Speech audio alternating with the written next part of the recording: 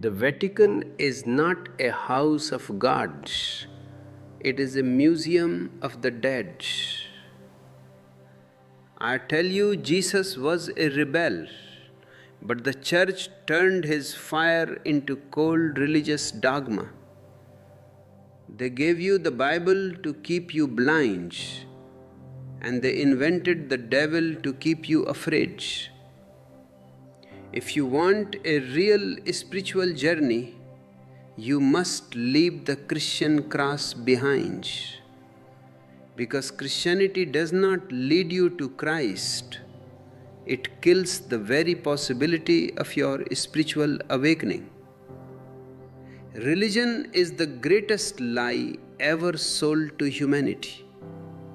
It is a deliberate poison that kills the very thing it claims to protect, your own connection with the divine. I tell you, if you want to find God, you must first burn down the temples and the churches in your mind. The priest is not a man of God, he is a businessman of the soul, and his temple is a prison. God is not a person to be worshipped in a building, but a fragrance to be lived in your heart. Stop being a Christian, a Hindu, or a Muslim. Only then and only then can you finally become a human being. My beloved ones, I see you. And I see your struggle. For thousands of years, you have been told that to find God, you must go to a temple, a mosque, or a church. You have been told that you need a priest, a mediator, a book, or a set of rules to reach the ultimate. But I am here to tell you something that might set the very foundation of everything you have been taught. Religion is the greatest enemy of God. This might sound like a paradox, even a blasphemy to some. But if you look closely, if you look with eyes that are not clouded by the dust of tradition, you will see the simple truth. The God that the religions talk about is a manufactured product. It is a fiction created by the most sophisticated mafia the world has ever known. The mafia of the soul, consisting of the priest and the politician. For 5,000 years, these two have been in the same business. The politician wants to rule your body and your social life, and the priest wants to rule your very soul. They have made a pact. The politician protects the priest, and the priest blesses the politician. Together, they have reduced humanity to a herd of sheep. Before we dive deeper into this conspiracy against human consciousness, I want to ask you a favor. If these words touch something deep within you, if you feel a flicker of recognition in your heart, please hit the like button. It is not for my ego, for I have none. It is so that this algorithm of the digital world can understand that people are hungry for the truth, allowing this message to reach more searching souls. And if you haven't already, subscribe to this channel and turn on the notifications. We are creating a commune of consciousness here, and your presence is vital. The organized religions have killed the living God. Why? Because a living God, a living experience of the divine, is dangerous to the establishment. A man who knows God directly cannot be enslaved. A man who has tasted his own inner truth becomes a rebel. He cannot be forced to follow stupid rituals. He cannot be manipulated by fear of hell or greed for heaven. The priest needs you to be afraid. He needs you to feel guilty. He needs you to feel like a sinner who can only be saved through his intervention. Think about it. What is your God? For most people, God is just a word, a concept, a cold statue. You have been given a God that is a puppeteer, someone sitting in the clouds, pulling the strings of your life. This God is a dictator, the ultimate tyrant. If such a God existed, man could never be free. This is why Friedrich Nietzsche said, God is dead. And I say, thank God he is dead. Because only with the death of that tyrannical, fictional God can the true godliness be born within you. When you hear me speak, don't just listen to the words. Words are just the container. Try to feel the silence between the words. That silence is where the truth resides. If you find value in this silence, consider supporting our work through the Super Thanks button or by choosing to join our membership program. Your support helps us continue to share these insights and reach those who are still trapped in the dark corridors of organized belief. Also, for those who wish to go even deeper, my ebooks are available in the links below, providing a roadmap for your inward journey. Religion gives you a belief system, but belief is not knowledge. Belief is a cover-up for your ignorance.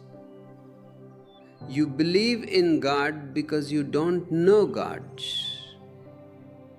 If you knew Him, there would be no need for belief. Do you believe in the sun? Do you believe in the trees? No, you know they are there. Knowledge is an experience. Belief is a substitute. And the priest is very happy to provide you with substitutes, because as long as you are satisfied with the plastic flowers of belief, you will never go looking for the real rose of experience. The priest and the politician have a vested interest in keeping you miserable and divided. They divide you into Christians, Hindus, Muslims and Buddhists, they create walls between brothers. They tell you that your God is the only true God and that everyone else is going to hell. This is not religion. This is a pathology. It is a soul-crushing mechanism designed to keep you small, to keep you asking for permission to breathe, to love and to be. Look at the history of humanity. More blood has been shed in the name of God and religion than for any other reason. Is this what the divine looks like? Is this the love they preach? No. This is the result of turning a living truth into a dead organization. When truth is organized, it becomes a lie. Truth is an individual fragrance. It cannot be institutionalized. I want you to understand that I am not here to give you a new religion. I am here to take away all the garbage that has been piled upon you. I want to leave you in a state of not knowing, because only in that state is there wonder. Only in that state can you truly look at the stars, the flowers, and your own inner being without the interference of a priest's interpretation. If you are enjoying this journey so far, share this video with someone who is questioning, someone who is tired of the old dogmas. Let us spread this fire of rebellion. And please leave a comment below. Tell me, what was the first lie you were told about God? I want to read your stories, for they are the stories of humanity's awakening. The religions have taught you that you are separate from the divine. They have placed God at a distance, making him unreachable without their help. But the truth is, you are the divine. There is no distance. You are not a seeker. You are that which is being sought. The ocean is not looking for the water. It is the water. But the priest has convinced you that you are a thirsty beggar in the middle of an ocean. This is the mafia of the soul I speak of. They have crippled your vision. They have told you that to be spiritual, you must be anti-life, anti-joy, anti-love. They have praised poverty, they have praised suffering, and they have made you feel guilty about your natural instincts. They have turned your life into a desert and then offered you a drop of holy water to keep you coming back. But the time has come for a new kind of human being, a human being who is both materialist and spiritualist, the Jorba, the Buddha, a human being who can enjoy the world, the food, the music, the love-making, and yet remain as silent and meditative as a mountain peak. We don't need more religious people. We need more meditative people. We need people who can see through the lies of the politicians and the illusions of the priests. As we continue, I want you to remember that your support is what allows us to keep this flame burning. Whether it is through a super thanks, by clicking the join button to become a member, or by exploring our collection of ebooks, every gesture helps us in this mission of deprogramming the human mind. The old God is dead, and it is a great relief. Now, for the first time, you are truly responsible for yourself. There is no puppeteer to blame for your misery. There is no one to plead to for your salvation. You are the master of your own destiny. This might be scary at first, but it is the only way to true freedom. Freedom and responsibility are two sides of the same coin. The priests want you to remain a child, always looking for a father figure in the sky. I want you to grow up. I want you to become an adult, spiritually speaking. I want you to stand on your own 2 feet and look existence in the eye. You will find that existence is not a person but a presence. It is a godliness that vibrates in every atom, in every leaf, in every heartbeat. You don't need a temple to find this. This body is your temple. This moment is your eternity. But to realize this, you must first drop the burden of your religion. You must drop your holy books and start reading the book of life. You must drop the prayers you have memorized and start listening to the prayer of your own breath. Look at the trees. They don't go to church. Look at the birds. They don't read the Bible. Yet, do you see any bird that is not in a state of grace?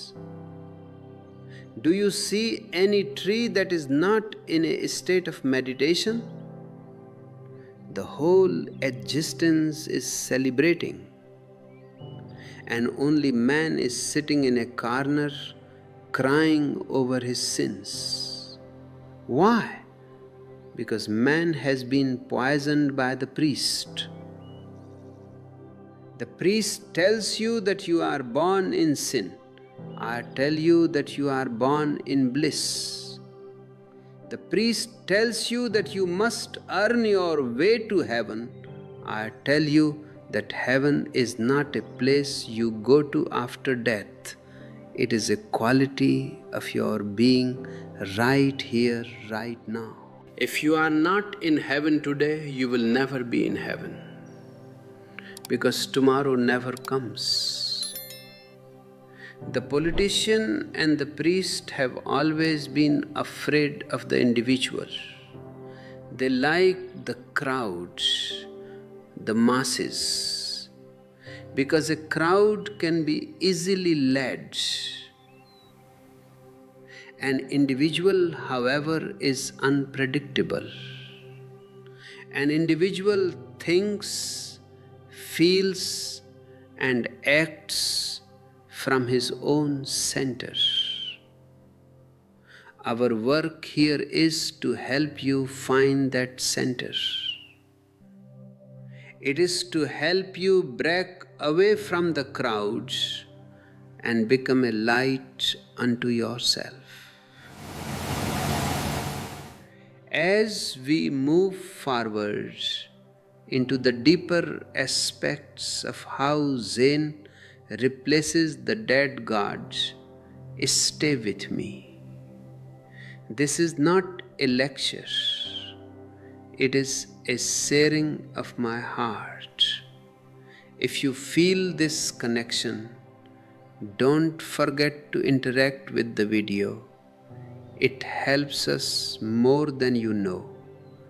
Your comments, your likes, and your subscriptions are the fuel for this vehicle of transformation. Let us go deeper into the silence.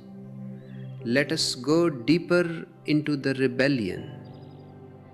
Because the only way to find the truth is to lose the lies. And the greatest lie of all is that you are anything less than the divine itself. This conspiracy between the priest and the politician is not a simple matter of historical coincidence. It is a deep-rooted, calculated strategy to keep you in a state of perpetual spiritual infancy. The politician cannot rule over people who are intelligent, alert, and self-sufficient. Intelligence is dangerous to the state, and the priest cannot dominate a soul that has found its own light. Thus, they have created a psychological cage for you, and the bars of this cage are made of your own beliefs. For centuries, they have taught you that this world is just a waiting room, a vale of tears. They tell you that your real life begins only after you are dead. Can you see the sheer absurdity of it? They have turned you against the only life you have, the only reality you can touch and feel, in favor of a beyond for which there is no evidence.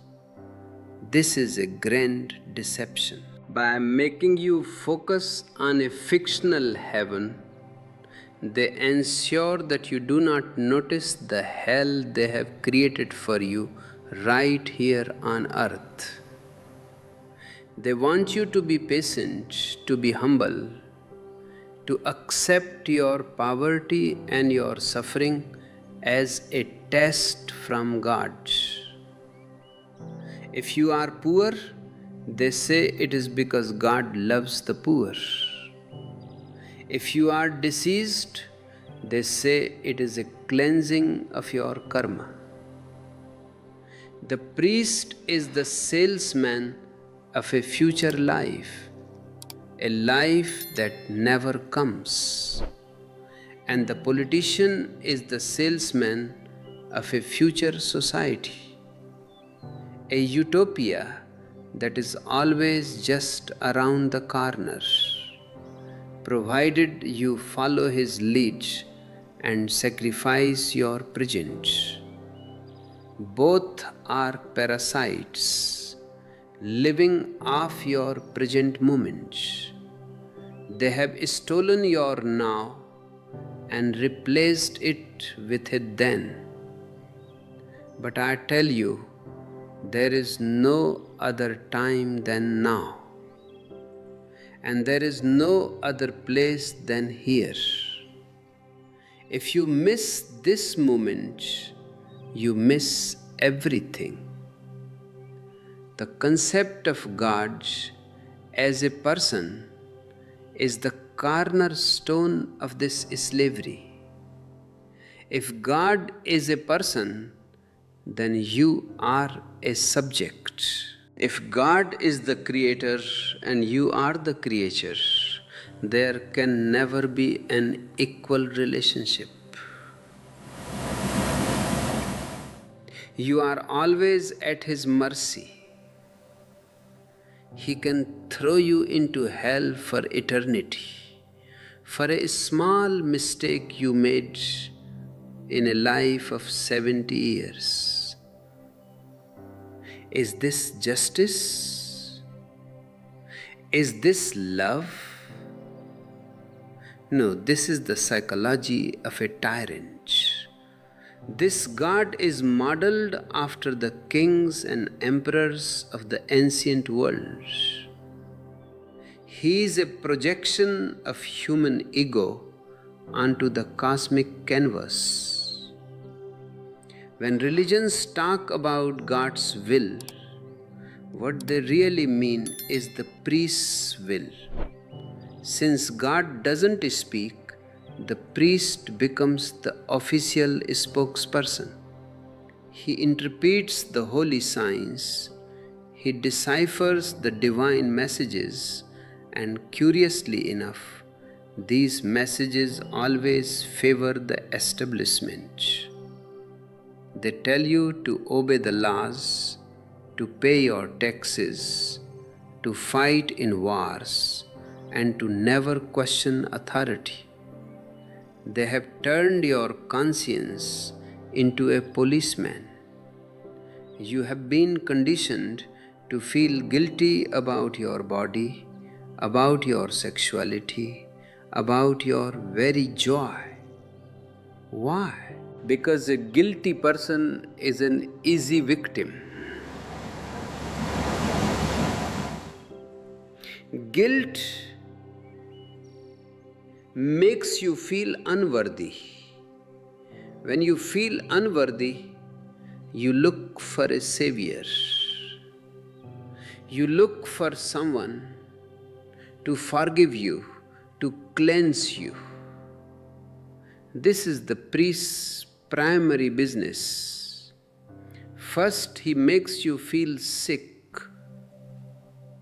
and then he sells you the medicine. But the medicine is a placebo, and the sickness was a lie to begin with. I want you to understand that your natural instincts are not sins. They are the very energy of life.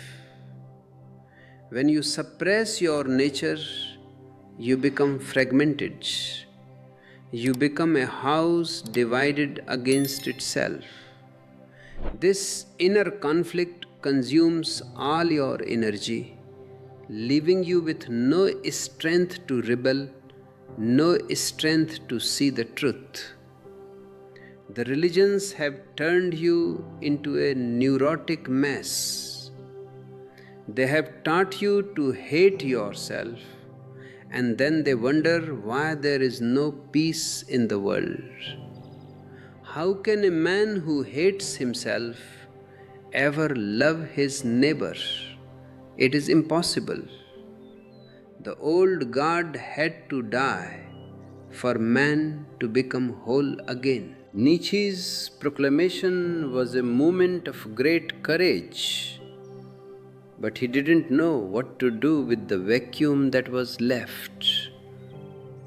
When the old God dies, people often fall into nihilism or despair. They feel like orphans in a cold, indifferent universe. But I bring you a different message. The death of the puppeteer gods is not the end of the divine. It is the beginning of a true living godliness. This is where Zen enters the picture. Zen is not a religion in the sense of a creed or a dogma. Zen is a direct pointing to the human heart. It does not ask you to believe in anything. It asks you to experiment. It is the only living truth because it doesn't rely on dead scriptures. It relies on your own awareness. Zen says that you are already the Buddha. You don't have to become one, you only have to recognize it. You are like a king who has fallen asleep and is dreaming that he is a beggar. The beggar doesn't need to work hard to become a king. He only needs to wake up. Organized religion is like a map, but the map is not the territory. People are so busy worshipping the map that they never look at the mountains and the valleys around them. Zen tells you to throw away the map and walk into the forest. Zen is an encounter with reality without any mediators.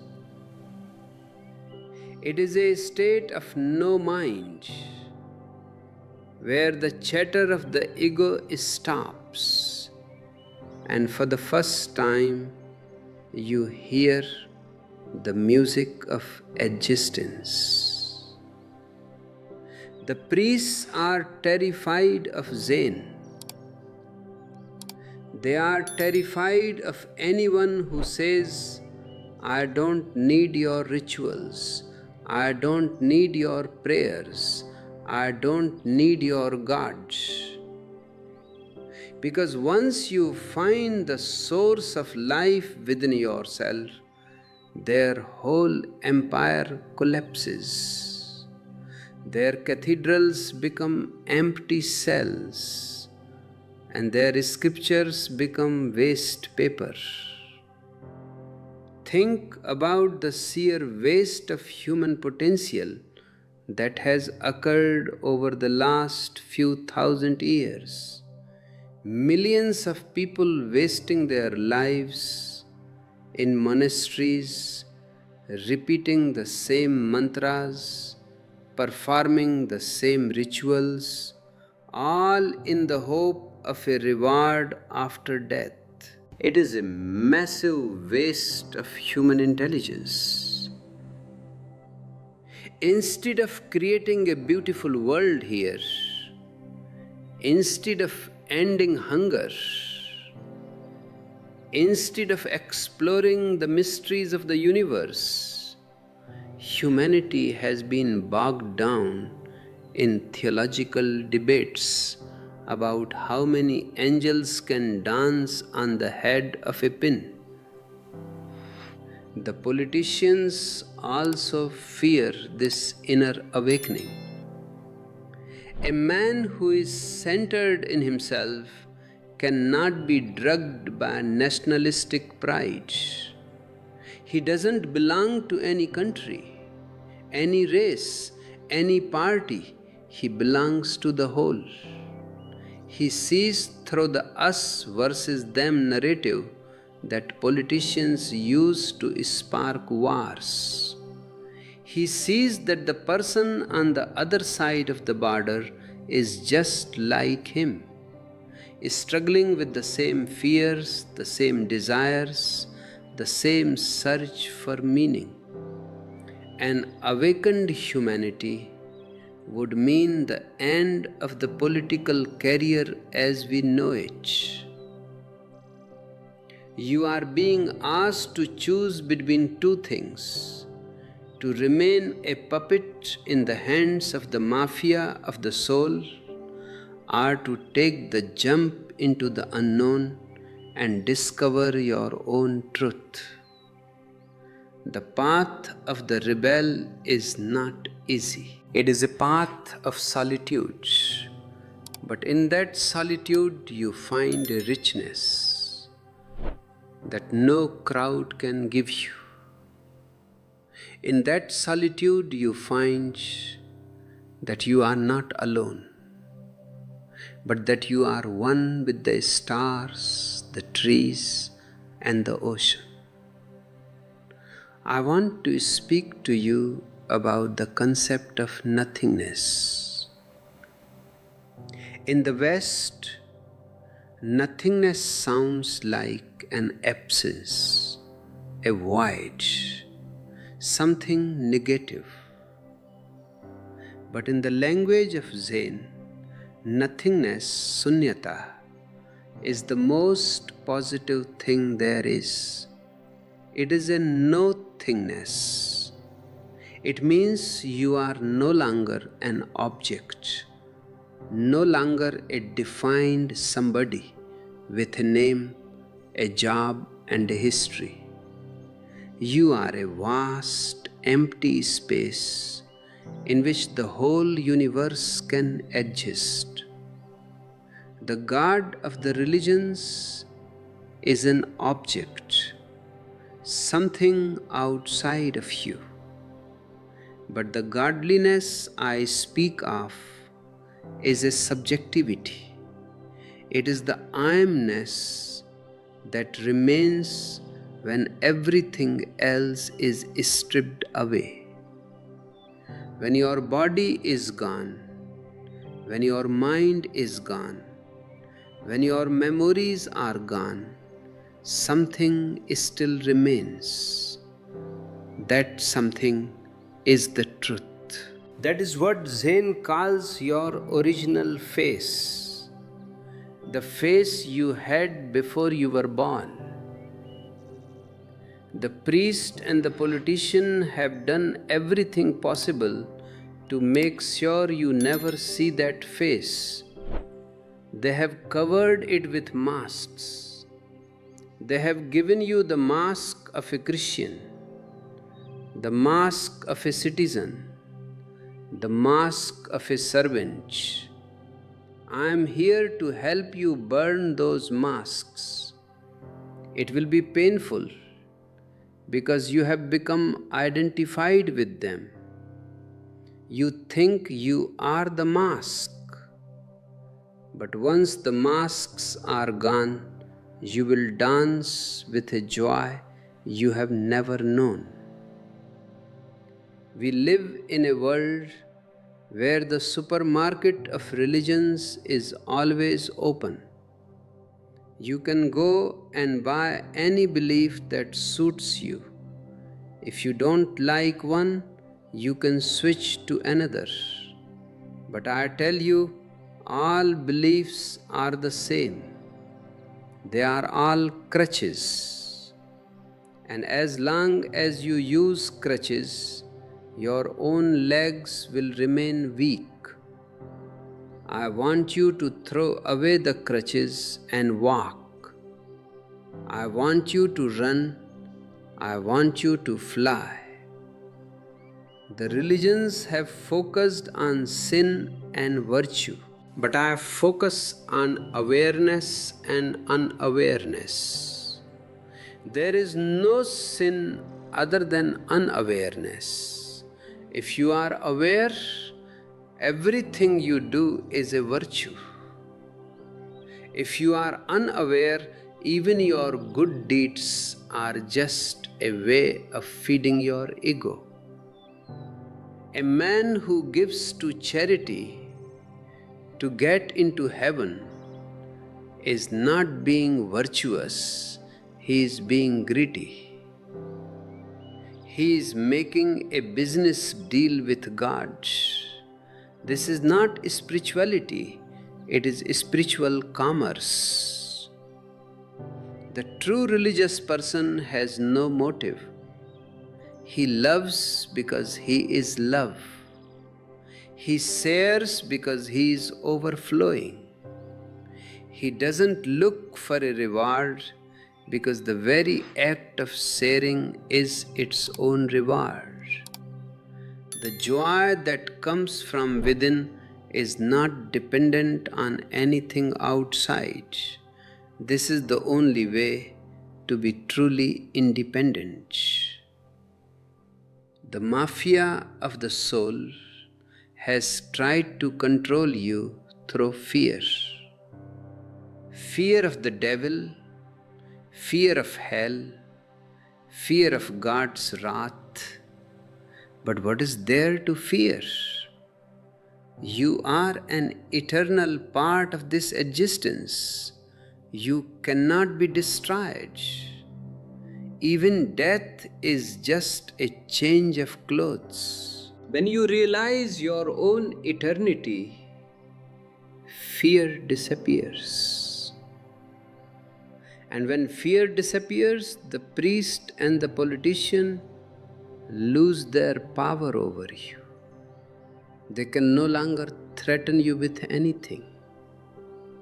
You become a free agent in the universe. This freedom is what I call the only living truth. It is living because it is not a conclusion reached through logic. It is a pulse felt in the heart. It is living because it changes every moment. It is like a river, fresh, moving, alive. The religions are like stagnant ponds, full of moss and old ideas. They are dead. They smell of the past. I invite you to leave the stagnant pond and join the river. It might be dangerous. The river might go through uncharted territories. It might fall into a deep abyss. But that is the beauty of it. That is the adventure of life. To live without security. To live without a map, to live by your own light. This is the only way to live. The priest will tell you that you are being arrogant. He will say, "Who are you to think you can find the truth without the help of the Holy Church?" But I ask you, who are they to stand between you and the sun? Who are they to claim a monopoly on the divine?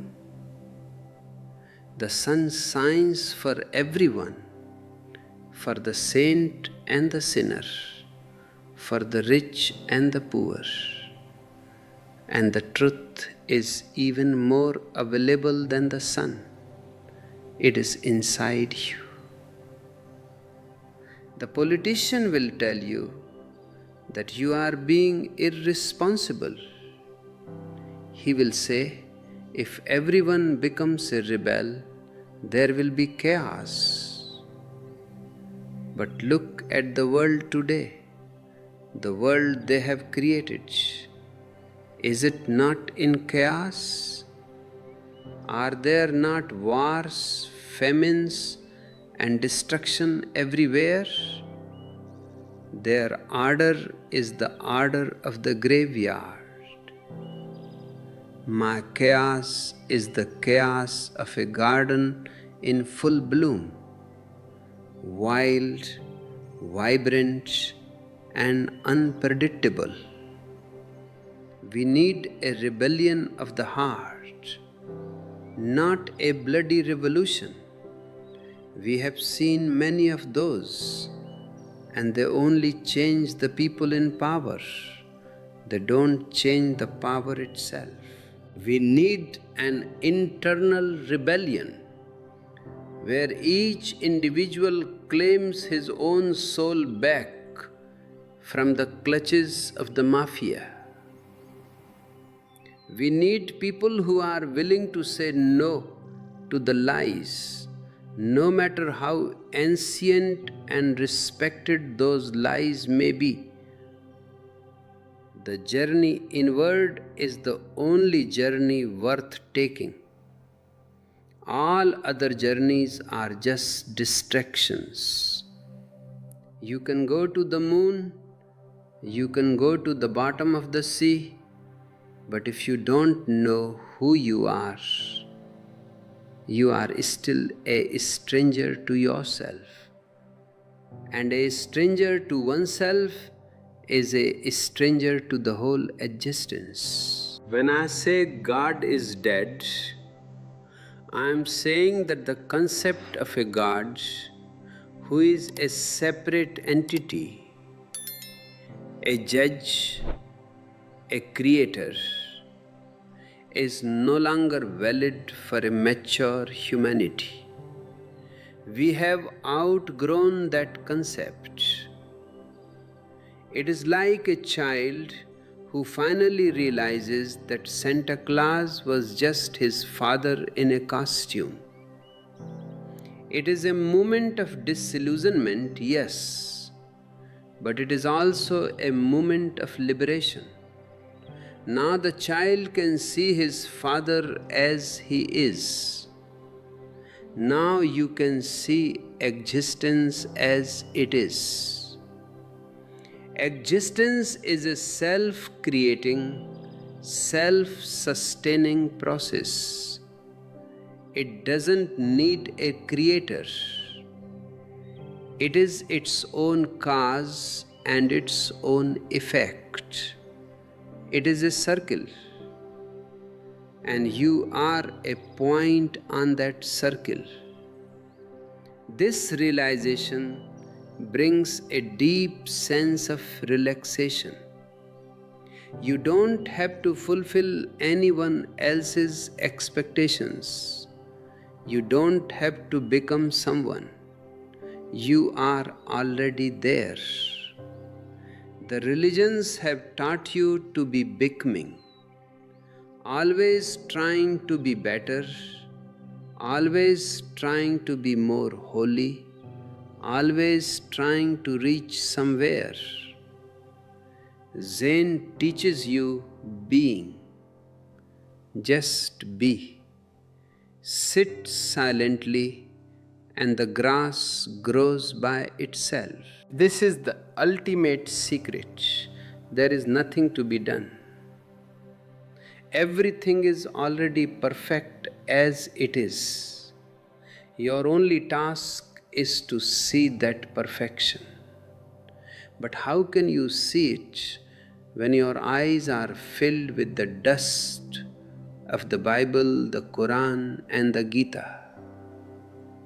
How can you see it when your ears are filled with the sermons of the priests? You have to clean your senses. You have to unlearn everything you have been taught. Meditation is nothing but a process of unlearning. It is a process of cleaning the mirror of your consciousness so that it can reflect the truth as it is without any distortion. The priest wants to be your mediator, but in reality, he is a barrier. He stands between you and the truth. I am not here to be a mediator. I am not here to tell you what the truth is. I am here to tell you that there is a truth and that you are capable of finding it. I am just a finger pointing at the moon. Don't worship the finger. Look where it is pointing. And when you see the moon, you will forget the finger. You will forget me, and that will be my greatest success. I don't want followers. I want fellow travelers. I don't want believers. I want people who have the courage to see. This is the message of Zen. And this is why I say it is the only living truth. It is the only path that respects your individuality. It is the only path that doesn't try to mold you into a certain shape. It allows you to be yourself. It celebrates your uniqueness. In a world of carbon copies, Zen wants you to be an original. The mafia of the soul has tried to standardize humanity. They want everyone to think the same, pray the same, and act the same. This makes their job easier. But existence loves variety. Look at the millions of species of plants and animals. Not two leaves are exactly the same. Then why should two human beings be the same? Why should there be only one true religion? The very idea of a true religion is a political one. It is a tool for conquest. It is a way of saying we are right and you are wrong. This leads to conflict, to crusades, to jihads. A truly spiritual person knows that truth has no name and no label. It is like the air. It belongs to everyone and no one. Let us drop these labels. Let us drop being Christians or Hindus. Let us just be human beings. Even human being is a label, but at least it is a more inclusive one. Let us be consciousness. When you are just consciousness, you are the whole universe. This is the shift from the old God to the new godliness. It is a shift from a dead object to a living experience. It is a shift from fear to love. The old God was a God to be feared. The new godliness is a state to be lived, to be danced, to be celebrated. The priest and the politician will continue their games. They will continue to try and distract you with new ideologies, new promises, new threats. But once you have tasted even a single drop of your own inner nectar, their games will seem like child's play. You will smile at their foolishness, and you will continue your walk towards the ultimate. The path is long, but every step is a destination. You don't have to wait for the end to be happy. You can be happy right now in this very step, because the destination is not somewhere else. It is hidden in the traveler himself. The seeker is the sought. As we continue to explore the intricate webs spun by the mafia of the soul, keep your heart open. Don't let your mind jump to conclusions. Just listen. Let the words sink in. Let them act like a fire that burns away the dross, leaving only the pure gold of your being. The world is at a crossroads. We can either continue on the path of the old religions and the old politics, which will lead to the destruction of the planet, or we can take a leap into a new consciousness. We can choose life over death. We can choose the living truth of Zen, over the dead god of the priests. The choice is yours. It has always been yours. You have just been told otherwise. You have been told that you are a helpless victim of fate or God's will. I tell you, you are the creator. You are the master. Wake up and claim your inheritance. The whole existence is waiting for you to open your eyes. Remember, the priest and the politician are only powerful as long as you are asleep. Your sleep is their strength. Your awakening is their end. This is why they have invested so much in keeping you distracted, keeping you entertained, keeping you worried about 1,000 things that don't matter. But you are here. You are listening. That means something in you is already stirring. Something in you is tired of the lies. Something in you is hungry for the truth. Trust that hunger. It is the most sacred thing you have. It is the compass that will lead you home.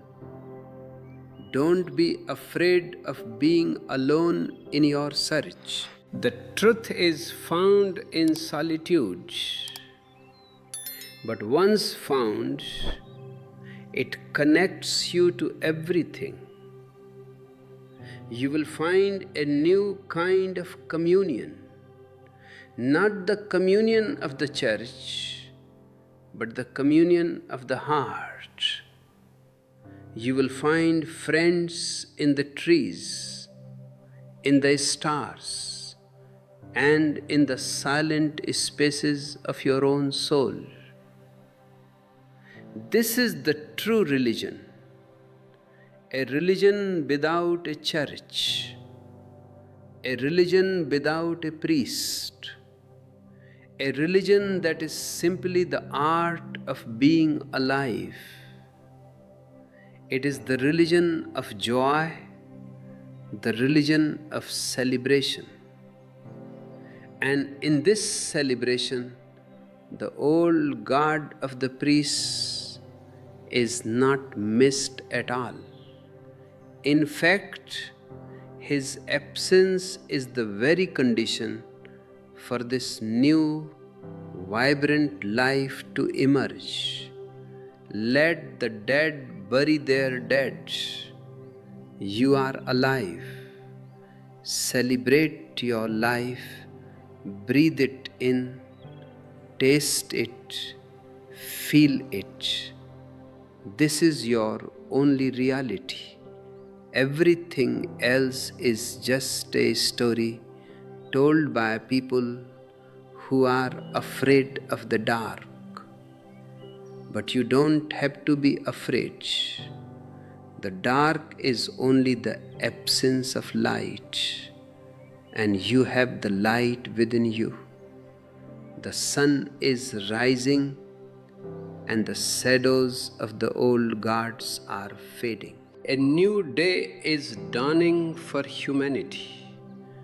A day of intelligence, a day of freedom, a day of love. Let us walk into this day together, not as followers, but as free souls, ready to discover the wonders of existence.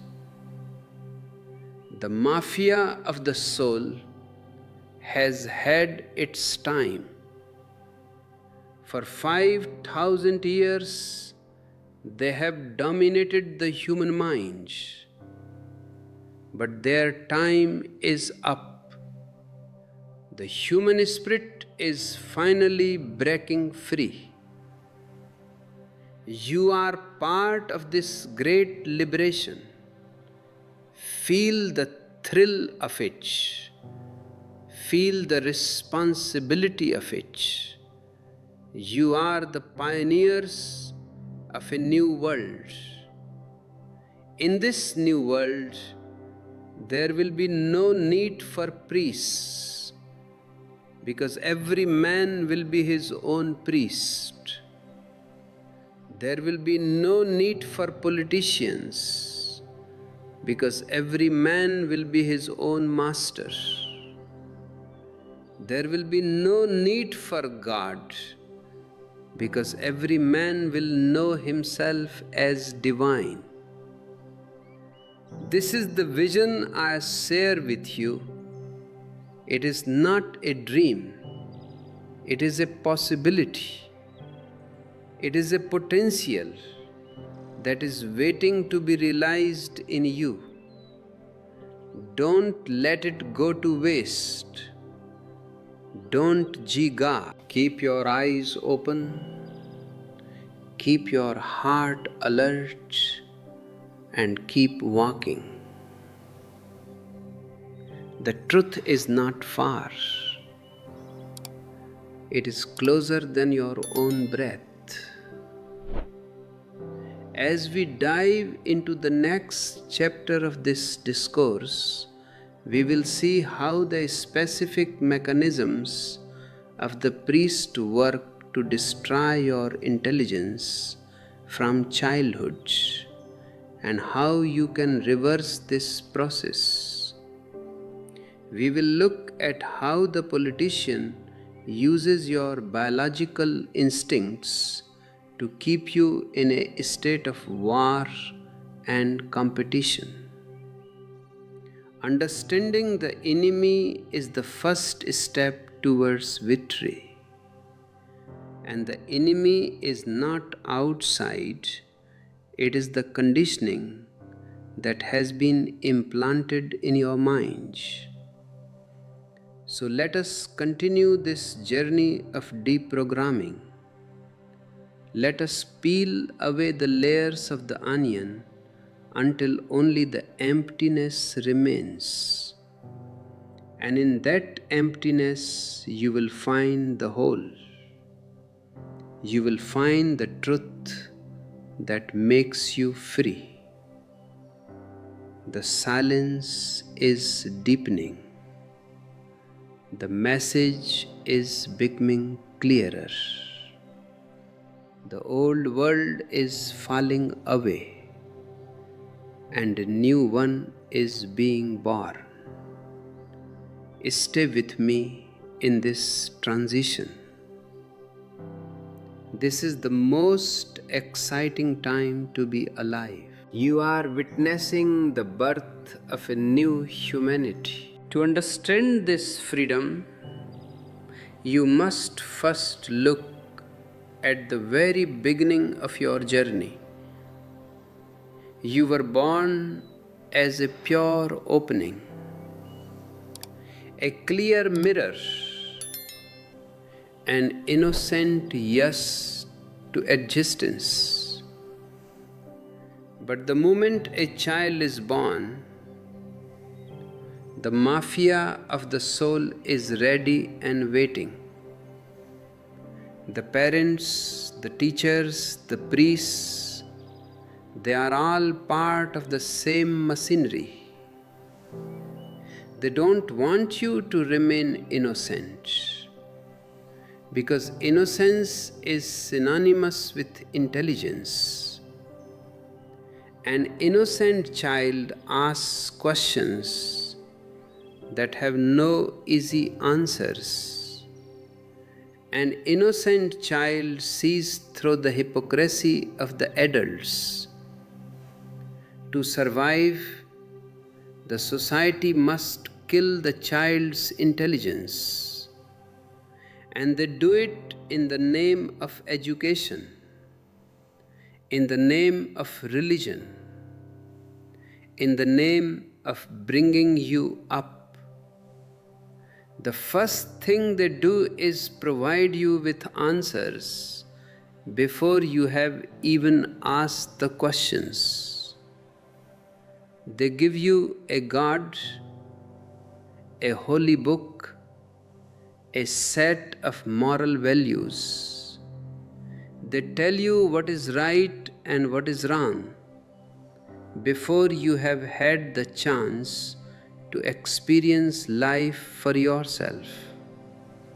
This is a crime against humanity. By giving you borrowed knowledge, they destroy your capacity to know. Your mind becomes a junkyard of other people's opinions. You become a believer, and a believer is someone who has agreed to remain blind. Doubt is the most precious thing you have. Doubt is the sign of an active, healthy intelligence. But the religions tell you that doubt is a sin. They tell you that if you doubt, you will go to hell. This is the greatest fear they use to cripple you. I tell you, doubt everything until you come to a point that cannot be doubted. Doubt is the method of science, and it is also the method of the true seeker. If you don't doubt, you can never discover. You will only accumulate. You will become a walking encyclopedia, but you will not have a single drop of your own wisdom.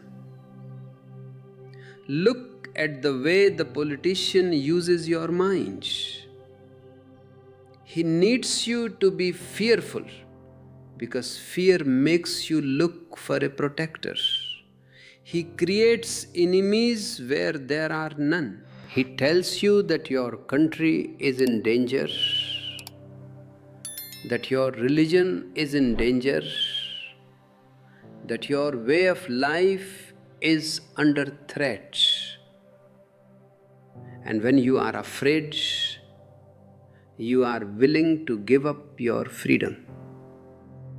You are willing to follow any leader who promises you security.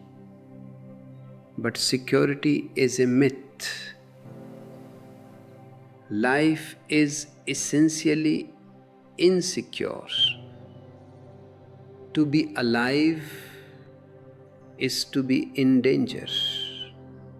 Only the dead are secure in their graves.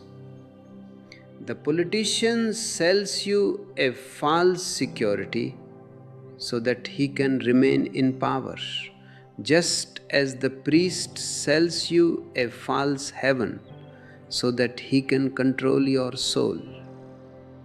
They have also poisoned your relationship with your own body. This is a very subtle and dangerous strategy. The priest knows that the most powerful energy in the human being is sexual energy. If he can control your sex, he can control you. By making sex sinful, he creates an inner war within you. You are constantly fighting your own nature. You feel guilty about your natural desires. This guilt makes you weak. It makes you feel like a criminal in the eyes of God. And when you feel like a criminal, you are always looking for a priest to grant you absolution. I want you to see the sheer ugliness of this. They have turned the most beautiful, life-affirming energy into something dirty. They have made you ashamed of the very source of life. Why? because a man who is sexually satisfied is a peaceful man. He is a man who is happy in his own skin. He cannot be easily provoked into a war. He doesn't want to kill anyone. But a man who is sexually repressed is full of rage. He is a volcano ready to erupt. This rage is what the politician needs for his wars. This frustration is what the priest needs for his crusades. Repressed sex is the foundation of all the violence in the world. If you want to be free, you must reclaim your body.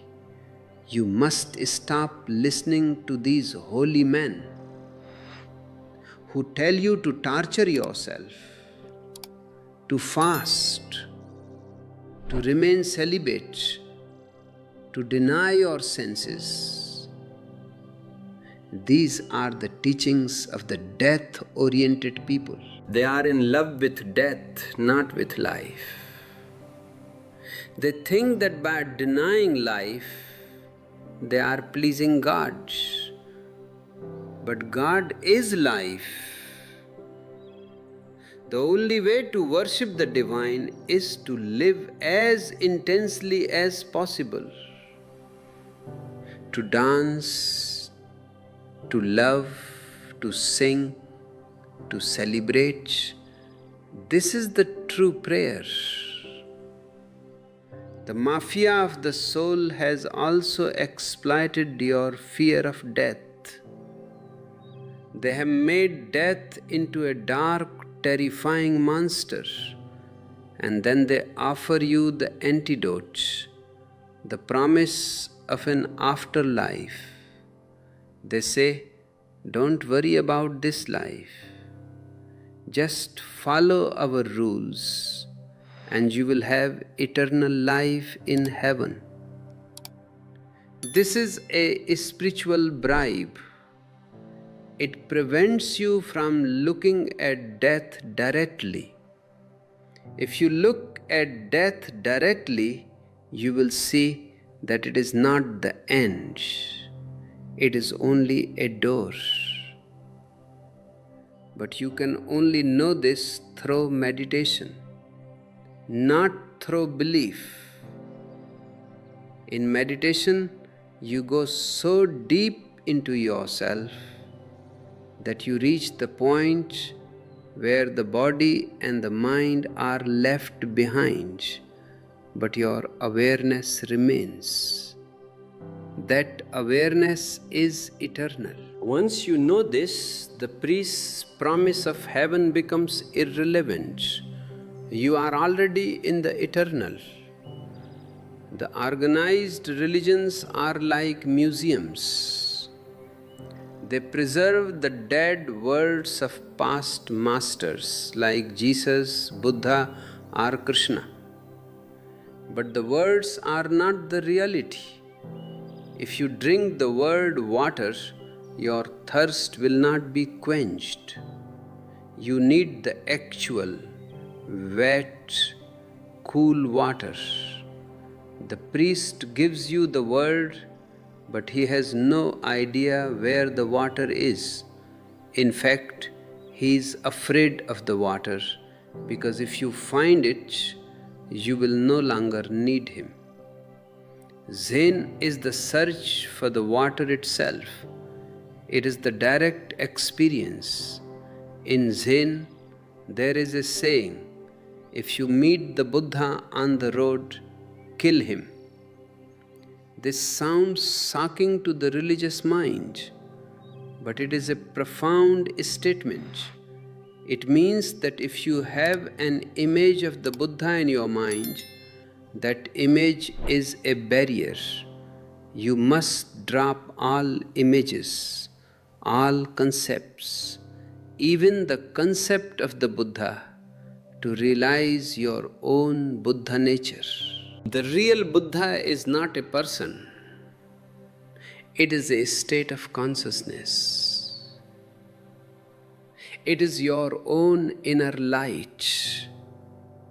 The priest wants to give you a character, but I want to give you consciousness. Character is just a social mask. It is a set of habits that you have been trained to follow.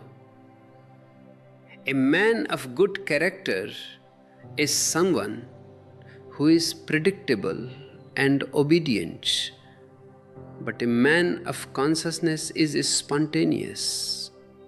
He acts out of his own awareness in each moment. He doesn't follow a code of conduct. He follows his own heart. This spontaneity is what the mafia of the soul fears most. They cannot control a spontaneous man. He is a rebel by his very existence. Think about the millions of people who have been killed in the name of God. Think about the inquisitions, the jihads, the religious wars that have plagued humanity. These were not committed by evil people. They were committed by believers, people who thought they were doing God's work. This is the danger of organized religion. It takes away your individual responsibility and gives it to an organization. It allows you to commit the most heinous crimes while feeling holy. I am here to tell you that you are responsible. You cannot hide behind a book or a priest. Whatever you do it. If you hate, it is your hate. If you love, it is your love. Don't let anyone take away your responsibility, because along with that responsibility, they take away your freedom. We need to create a new vision of humanity.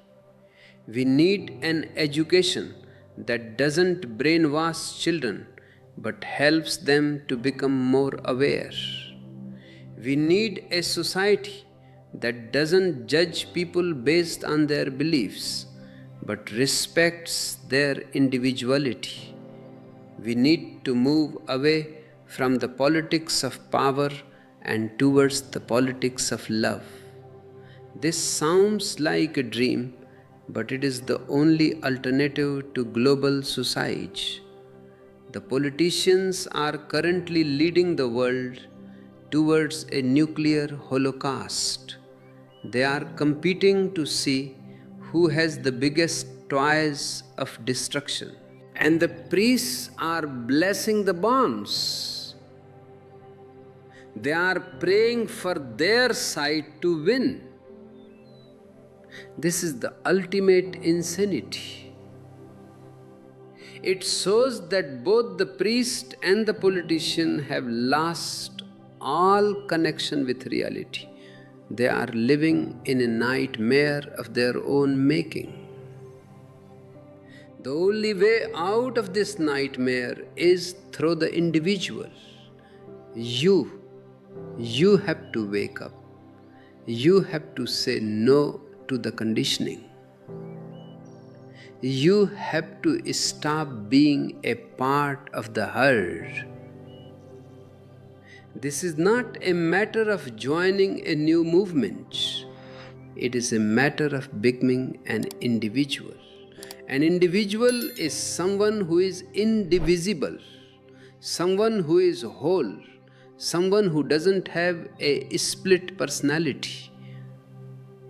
The religions have created a split in you. The higher self versus the lower self. The spirit versus the flesh. This split is the cause of all your misery. I say there is no such split. You are a whole. Your body is the outer cell of your soul, and your soul is the inner part of your body. They are one energy. To be spiritual is not to be against the body, it is to be fully in the body with awareness. Look at the flowers. Are they trying to be spiritual? Look at the stars. Are they sinners? Existence is innocent. Only man has lost his innocence. Because of the interference of the priest, we need to reclaim that innocence. We need to become like children again, but with the awareness of an adult.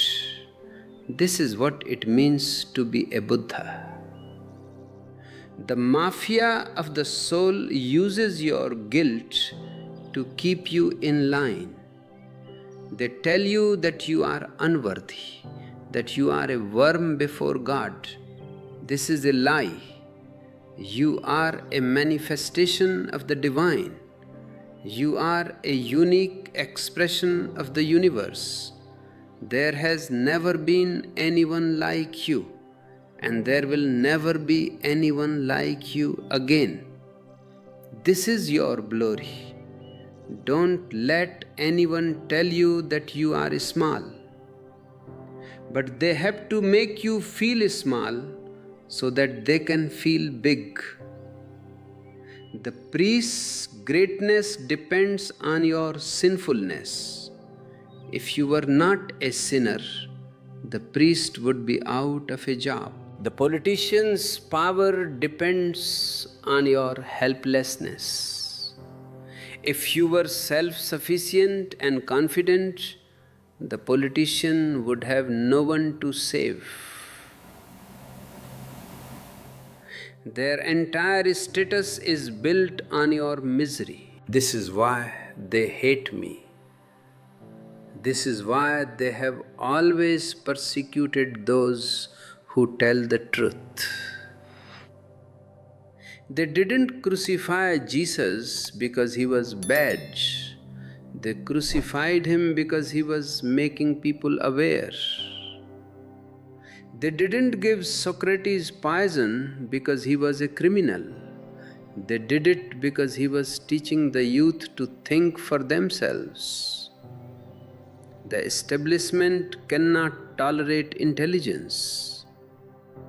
I am not here to give you a new belief in your own divinity. I want you to realize it. And the first step to realization is to clear away the rubbish. Stop identifying yourself as a sinner, a Christian, a Hindu, or even a human being. Just be a witness. Watch your thoughts, watch your emotions, watch your actions. In that watching, a distance is created between you and your conditioning. You are the watcher, not the watched. In this distance lies your freedom. The mafia of the soul can only control your mind and your body. They cannot control the watcher. The watcher is beyond their reach. The watcher is your own inner Zen. Imagine a world where there are no churches, no mosques, no temples. A world where there are no borders and no nations. A world where everyone is encouraged to explore their own consciousness. A world where life is lived as a celebration, not as a duty. This is the world of the new man. This is the world I am working for. But the old world will not give up without a fight. The priests and politicians will try every trick in the book to keep you in their grip. They will call you names. They will spread lies about you. They will try to make you feel afraid. But if you are centered in your own awareness, their efforts will be in vain. A candle is enough to dispel the darkness of 1,000 years. You are that candle.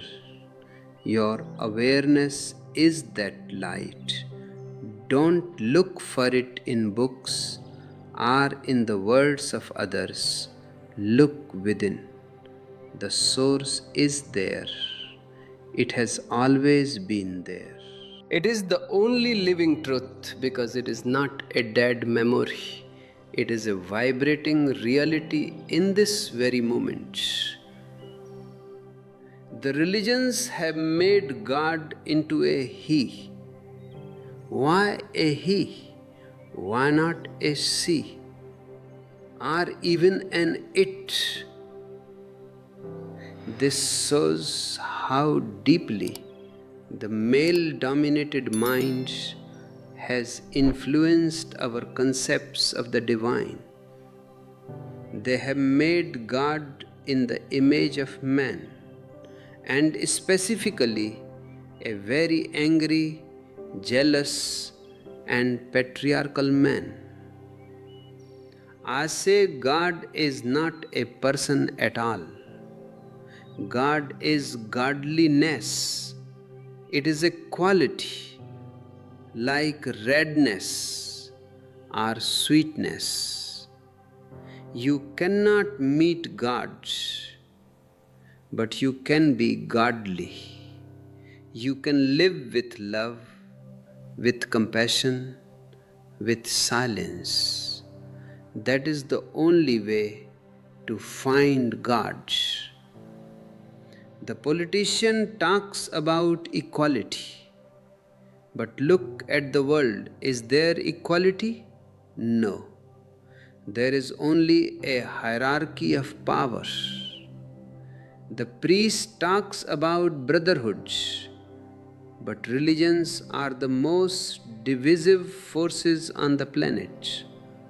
They talk one thing and do the opposite. This is because their very structure is built on a lie.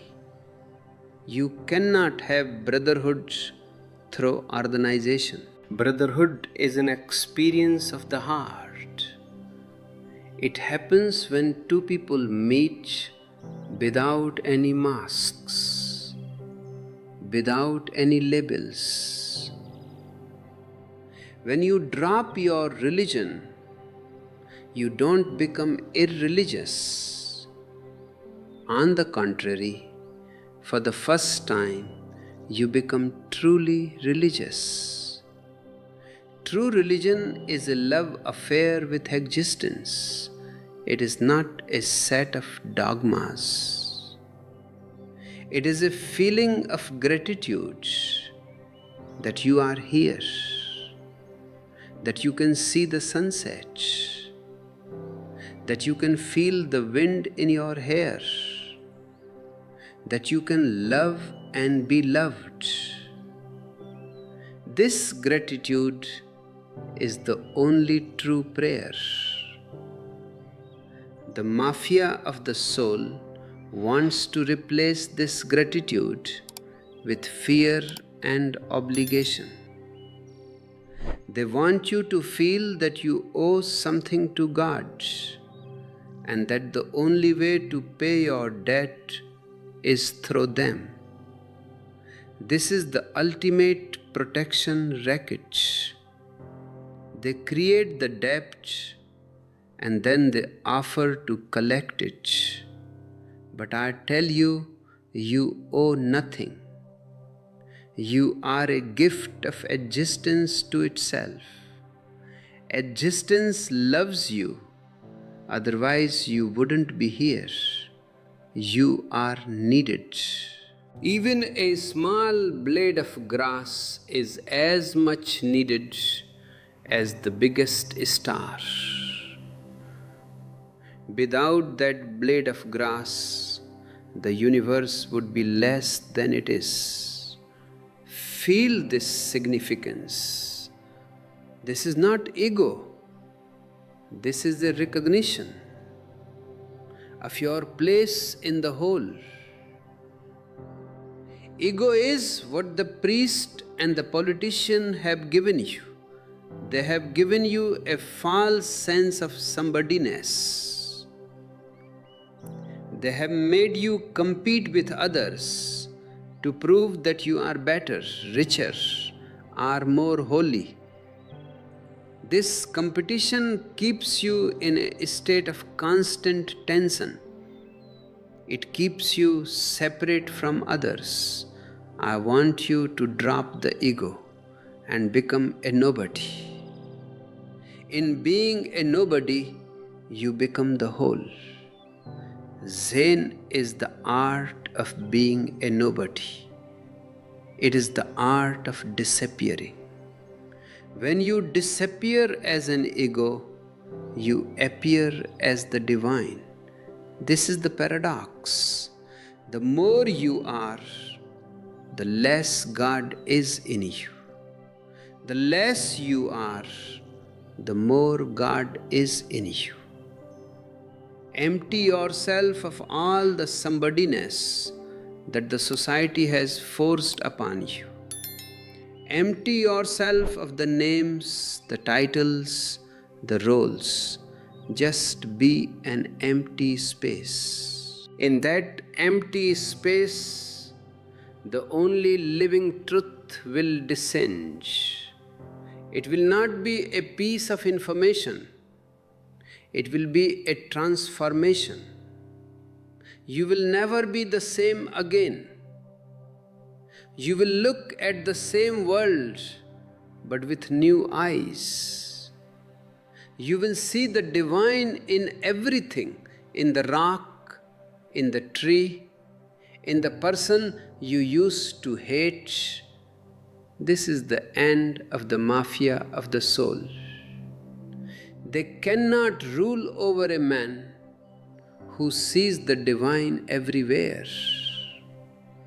They cannot rule over a man who has no ego to be manipulated. They cannot rule over a man who is not afraid to die because he has found the deathless. The politicians are very busy trying to fix the world. They have been trying for thousands of years, and the world is only getting worse. This is because they are trying to fix the symptoms without looking at the cause. The cause is the human mind and its conditioning. You cannot have a peaceful world with greedy, fearful, and divided people. The world can only be changed when the individual changes. My work is not about social reform. It is about individual transformation. I am not interested in changing the government. I am interested in changing you. If you change, your world changes. If enough individuals change, the whole society will change. This is the only way for a real revolution to happen. The priest will tell you that this is a dangerous path, and he is right. It is dangerous for him. It is dangerous for his business. It is dangerous for the whole structure of lies that he has built. But for you, it is the only path to life. Everything else is just a slow death. you have been living a second-hand life. You have been living according to the scripts written by others. It is time to burn those scripts and start living your own life. It is time to trust your own intelligence. It is time to listen to your own heart. The heart is the gateway to the divine. The mind is the tool of the priest and the politician. The mind can be easily brainwashed. The mind can be taught to believe any nonsense. But the heart cannot be brainwashed. The heart knows what is true. The heart knows what is love. That is why the establishment has always tried to suppress the heart and promote the mind. They want you to be rational and logical according to their logic. They want you to ignore your intuition. But I say, trust your intuition. Trust those moments of feeling that don't always make sense to the mind. Those are the moments when the divine is whispering to you. Those are the moments when you are breaking free from the mafia of the soul. When you listen to me, don't try to analyze my words with your mind. If you do, you will only compare what I say with what you already know. You will say, this agrees with my Bible, or this contradicts my political party. This is not listening. This is just reinforcing your old conditioning. Listen with your heart. Don't ask if it is right or wrong. Ask if it rings true. Truth has a certain vibration. When you hear it, something deep within you says yes. That yes is the most important thing. It is the beginning of your rebellion. It is the beginning of your journey towards the only living truth. As we continue, we will look at how the concept of God has been used to justify the most horrific crimes against women, against nature, and against human intelligence. We will see how the mafia of the soul has specifically targeted the feminine energy, because the feminine represents the heart, and the heart is the enemy of the establishment. We will see how we can bring back the feminine, not just in women, but in men as well, to balance the world. This is a deep cleaning of the human psyche.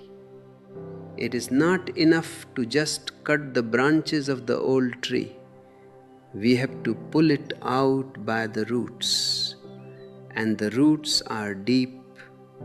They are 5,000 years old. But the fire of awareness is stronger than any roots. It can burn away the past in a single moment. Let us be that fire. Let us be the light that reveals the truth.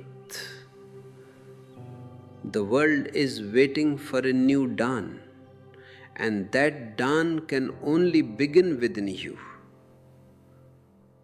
The silence is the container for this fire. In the silence, the words disappear, and only the essence remains. Feel that essence. It is who you are. It is the truth. that needs no book, no priest, and no God. It is the only living truth. Look at what they have done to the woman. For thousands of years, the woman has been the primary target of the priest. Why? Because the woman represents the heart and the priest represents the head. The woman is intuitive, emotional, and closer to nature. She is more grounded in the body, in the cycle of life, in the mystery of birth and nurturing. To the dry, intellectual, and logical priest, the woman was a threat. She could not be easily convinced by abstract dogmas and complex theological arguments. She lived by her feelings.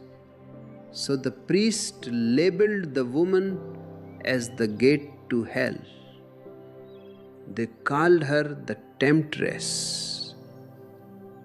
In the story of Adam and Eve, who is the one who listens to the serpent? It is Eve. The priest framed her as the one who brought about the fall of man. But if you look at that story with clear eyes, you will see that the serpent was the first teacher of humanity. The serpent told Eve to eat from the tree of knowledge. He told her that God was afraid they would become like him if they knew the truth. The serpent was promoting rebellion, curiosity, and the search for knowledge. But the mafia of the soul turned that curiosity into a sin. They made the search for truth the original crime, and they blamed it on the woman. By suppressing the woman, they suppressed the feminine qualities in every human being. They suppressed sensitivity. They suppressed tears. They suppressed the capacity to be vulnerable.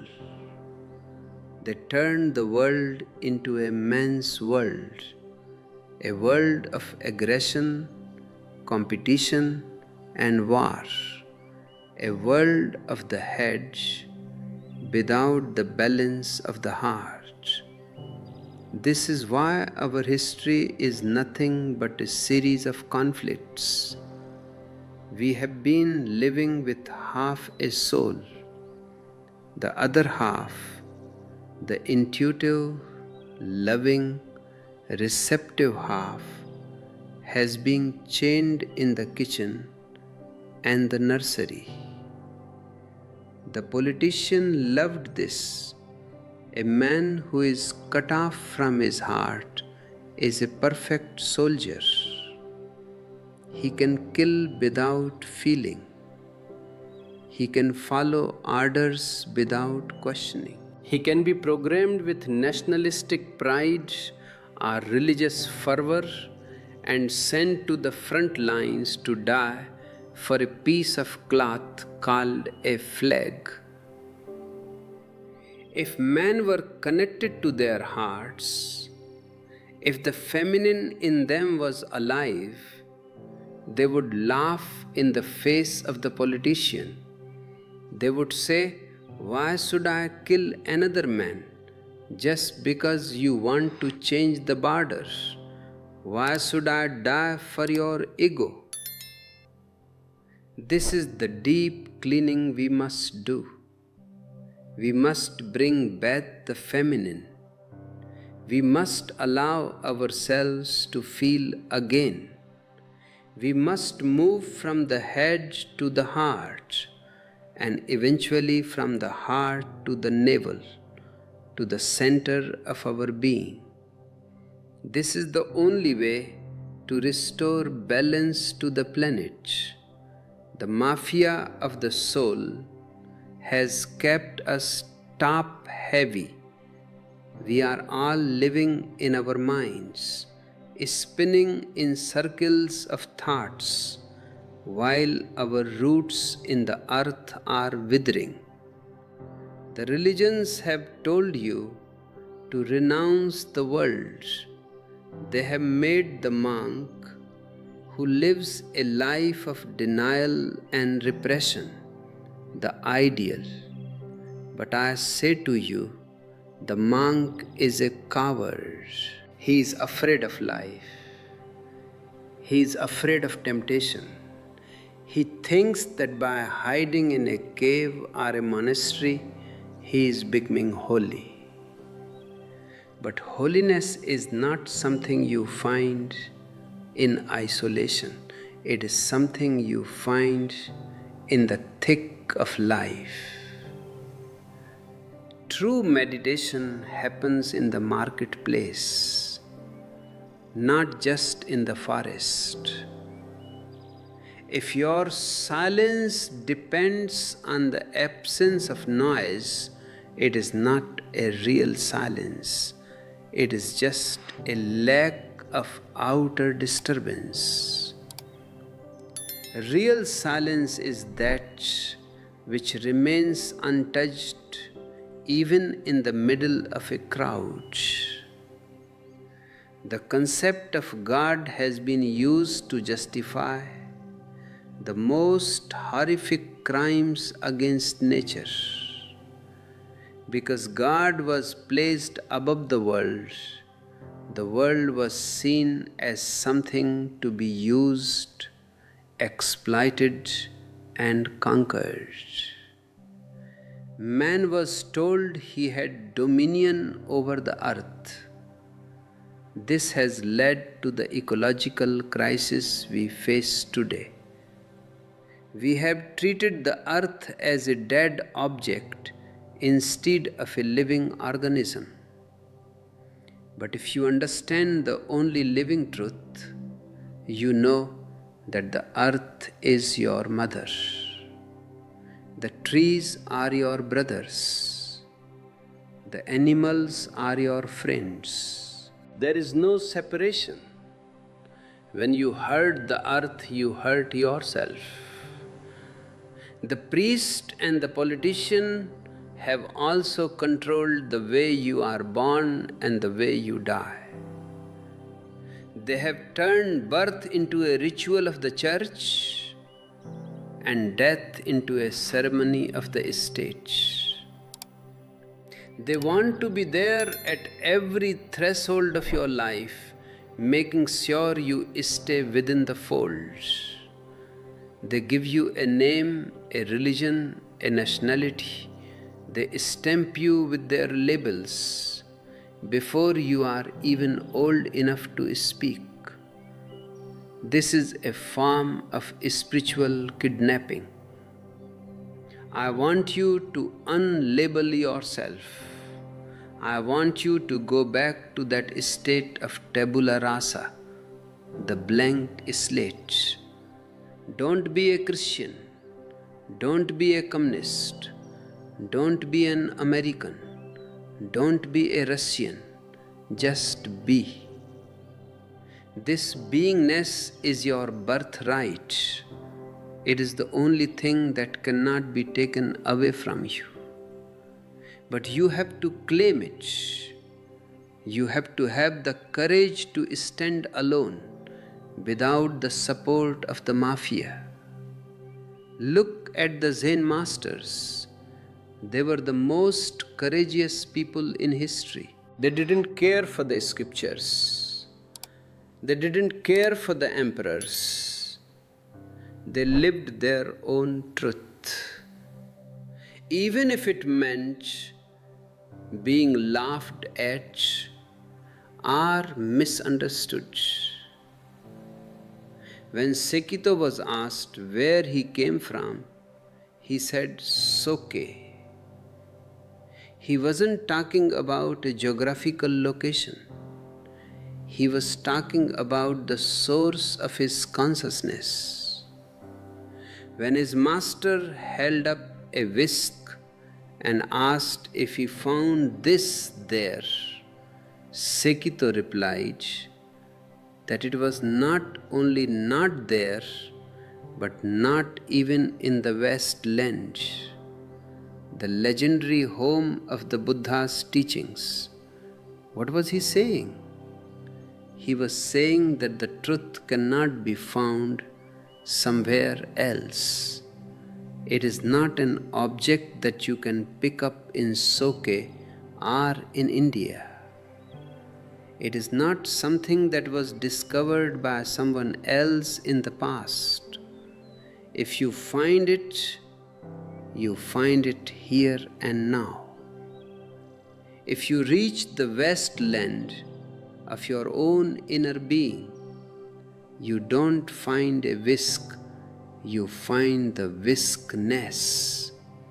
You find the essence of all things. This is the only living truth. It is not a set of answers, it is a way of seeing. The priest wants to give you the answer so that you stop looking. Zen wants to give you the eyes so that you can see for yourself. And once you see, you are free. You no longer need to ask anyone, what is the meaning of life? The question itself disappears because you are living the meaning. You are the meaning. The mafia of the soul has made you obsessed with meaning. They want you to believe that life has some great hidden purpose that only they can explain. But life has no purpose. This is the most beautiful thing about it. A purpose would make life a business, a task, a burden. Does a flower have a purpose? Does the sunrise have a purpose? No. They are just overflowing with energy. Life is a lila, a play. It is a psalm to be sung, a dance to be danced for its own sake. The moment you look for a purpose, you step out of the present. You start looking at the end result, and in the search for the end, you miss the journey. The priest tells you the purpose of life is to serve God and go to heaven. The politician tells you the purpose of life is to serve the state and create a better world. Both are pulling you away from the joy of the present moment. I tell you, the purpose of life is life itself. There is nothing beyond it. There is no there. It is all here. When you understand this, the whole structure of guilt and ambition falls away. You stop trying to get somewhere. You stop trying to become someone. You simply settle into yourself. This settling into yourself is meditation. It is not a technique you do for 20 minutes a morning. It is a state of being you carry with you throughout the day. The priest will say, if life has no purpose, then people will become immoral. They will do whatever they want. This is their favorite argument. They think that without the fear of God and the rules of religion, man would become a beast. But look at the people who do follow the rules. Are they not the ones committing the crimes? Are they not the ones starting the wars? I tell you, a man who knows the joy of his own being cannot be immoral. He cannot hurt anyone because he sees himself in everyone.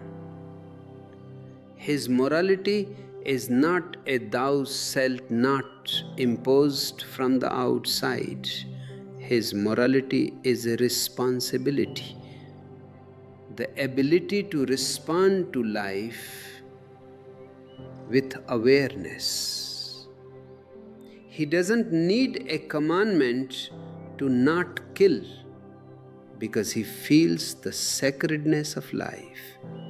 He doesn't need a commandment to not steal because he is so rich within that he has no greed.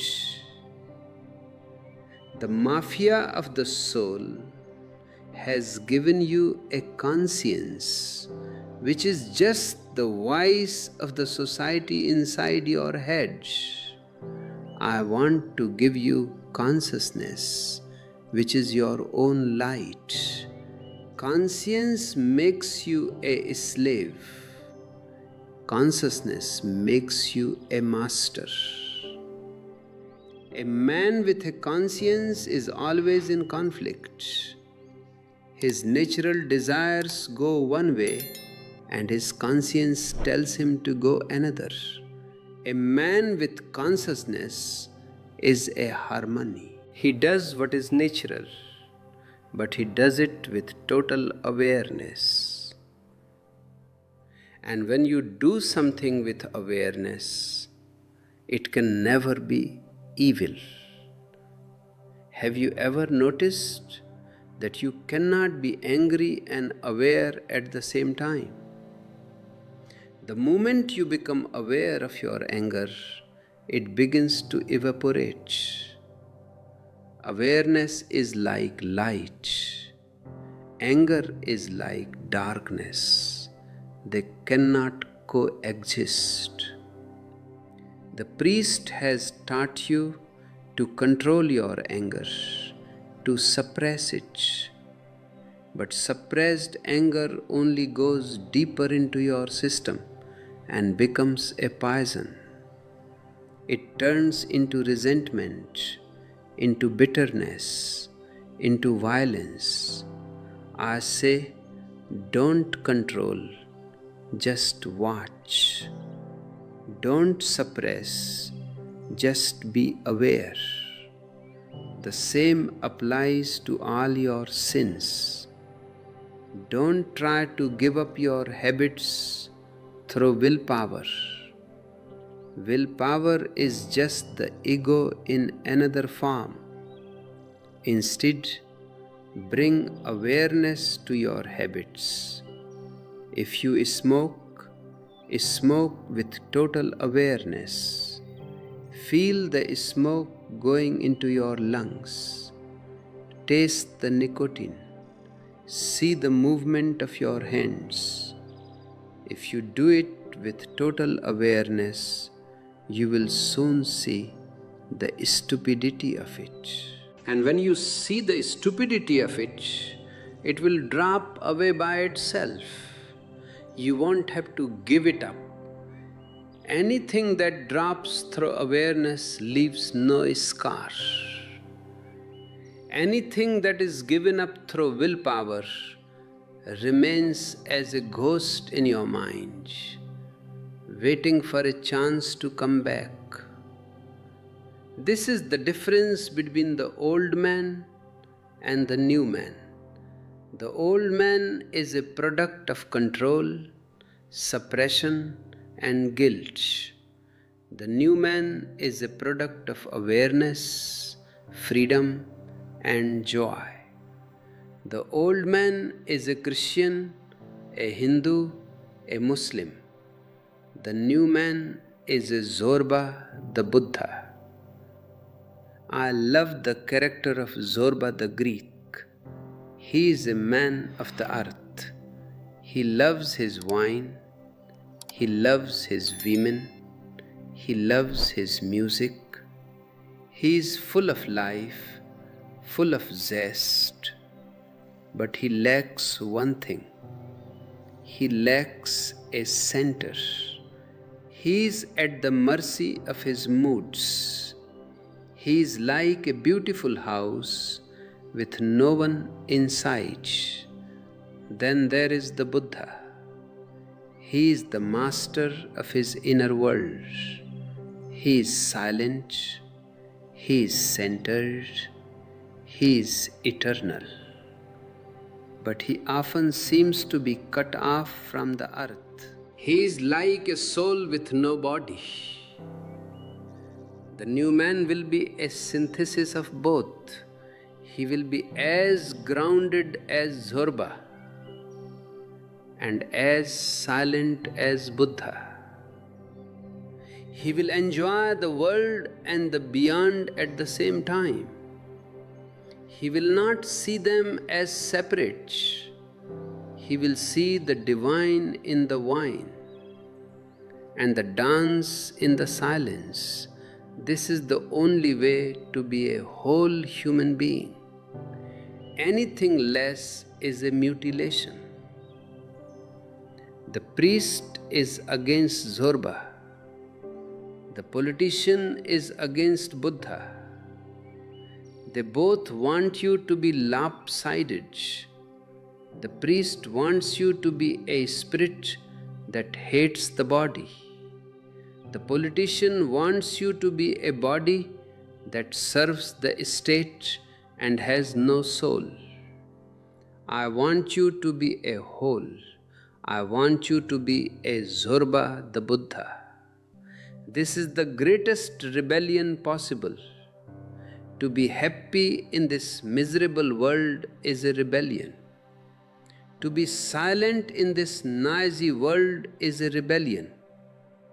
To be yourself in a world that wants you to be a copy is a rebellion. You don't need to pick up a gun to be a revolutionary. You just need to pick up your own consciousness. The mafia of the soul has tried to distract you with social service. They tell you that you should go and help the poor, the sick, and the needy. This sounds very noble, doesn't it? But it is another trap. They want you to be so busy saving others that you never have time to save yourself. And how can you help anyone else when you are yourself in the dark? It is like the blind leading the blind. I say, first find your own light. First become a light unto yourself. Then your very presence will be a help to others. You won't have to do social service. Your existence will be a service. A flower doesn't do service to the world. It just blooms, and its fragrance spreads to all. A lamp doesn't do service. It just burns, and the darkness disappears. Be a flower, be a lamp. Don't be a do-gooder. The world has suffered enough from do-gooders. Most of the problems in the world are created by people who think they know what is best for others. Look at the politicians. They are always talking about the people. But they don't love people, they love power. The people is just an abstract concept they use to justify their greed. Look at the priests. They are always talking about God, but they don't know God, they know the scriptures. God is just a word they use to justify their authority. Stop being part of these abstractions. Be a real person. Connect with real people. Love the person sitting next to you, not the abstract humanity. Humanity is a trick to avoid loving the neighbor. It is easy to love humanity because humanity doesn't talk back, doesn't have bad breath, doesn't challenge your ego. But to love a real human being is a challenge. It requires you to drop your ego, to be patient, to be understanding. The religions have substituted love with compassion, but their compassion is often just a form of condescension. They look down on the sinner or the poor with a sense of superiority. True compassion is only possible when you see the other as yourself. It is not a feeling of pity, it is a feeling of oneness. And that oneness can only be found at the center, in the only living truth. We have been conditioned to believe that we are separate islands, but we are not. We are part of the same continent. We are like the waves of the same ocean. The wave might think it is separate, but it is just the ocean expressing itself for a moment. When the wave understands this, it is no longer afraid of disappearing. It knows that even when it dies as a wave, it remains as the ocean. This is what I mean by the deathless. You are not your body. You are not your mind, you are the ocean. The mafia of the soul has tried to keep you small, to make you believe that you are just a little wave that will soon be gone. They want you to be afraid of the end, so that you will buy their insurance policies for the afterlife. But when you know you are the ocean, the insurance policies become a joke.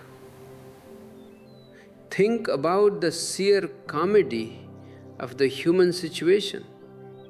We are the divine, dreaming that we are beggars.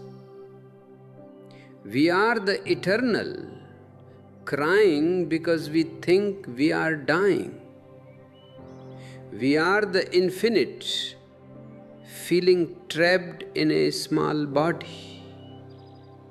And the priest and the politician are the ones who keep reminding us of our limitations.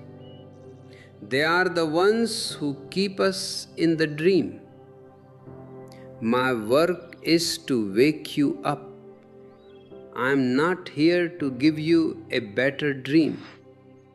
I am here to shake you until you open your eyes. It may be a rude awakening. You may be angry with me for disturbing your sleep. You may want to go back to the comforting illusions of your religion. But once you have caught a glimpse of the morning sun, you can never really go back to sleep. The dream will never be the same again. You are at a point where the old God is dead, but the new godliness has not yet been born in you. This is a period of transition, a period of chaos. Don't be afraid of it. Chaos is the womb of a star. In this chaos, all the old structures are breaking down. Your old identity is falling away. Your old beliefs are being exposed as lies. This is a great opportunity. It is a time of tabula rasa. Now you can start fresh. Now you can build your life on the foundation of your own experience. But don't replace the old temple with a new one. Don't replace the old priest with a new one. Be your own temple. Be your own priest. This is what Zen is all about. Zen is the only path that doesn't lead you to a God outside of yourself. It leads you to your own center. And at the center you will find that there is no you left. There is only a vast, silent, and luminous space. This space is what I call godliness. It is not a person, it is a presence. It is the quality of existence itself. When you are in this space, you are in a state of grace. You are in a state of prayer, even if you don't say a single word. The religions have taught you to pray to someone. This is a very childish way of communicating. It assumes that there is a God who is listening, who can be persuaded, who can be flattered. It is like a child asking his father for a toy. True prayer is not a petition. It is a meditation. It is a state of silent gratitude. You don't ask for anything. You just celebrate what is. You don't talk to God. You listen to the godliness that is already there. But to listen, you have to be silent. And your mind is so noisy. It is full of the voices of the past, the voices of your parents, your teachers, your priests. It is full of the propaganda of the politicians. You have to learn how to turn off the radio. You have to learn how to go beyond the mind. This is why I emphasize meditation. Meditation is the only way to escape the mafia of the soul. They can control your thoughts, but they cannot control your silence. They can manipulate your emotions, but they cannot manipulate your awareness. Silence is the only territory they cannot conquer. The more silent you become, the more powerful you become. Not power over others, but power over yourself. You become a master of your own destiny. You are no longer a victim of circumstances. You are no longer a puppet of the establishment. You are a free soul. The priest will tell you that silence is dangerous. He will say that if you sit in silence, the devil will come to you. This is a clever trick to keep you away from yourself. The devil they talk about is nothing but your own suppressed instincts, and the only way to deal with them is to bring them into the light of awareness. In silence, there is no devil. In silence, there is only you and the vastness of existence. The politician will tell you that silence is a waste of time. He will say that you should be doing something, that you should be productive. But I ask you, productive for what? To create more gadgets? To build more weapons? To make more money for the rich? What is the point of being productive if you are miserable? What is the point of having all the luxuries of the world if you are empty inside? The most productive thing you can do is to find yourself. Because once you find yourself, everything you do will be infused with your light. Your work will become your worship. Your relationships will become your meditation. Your life will become a masterpiece. We are living in a very critical time. The old world is dying, and it is trying to take us with it. The mafia of the soul is desperate. They are using every means possible to keep their grip on humanity. They are using technology. They are using the media. They are using the fear of death, but they cannot stop the awakening. The human spirit is too strong. You are part of this awakening. Each one of you who dares to question, who dares to doubt, who dares to seek the truth, is a threat to the establishment. You are the real revolutionaries.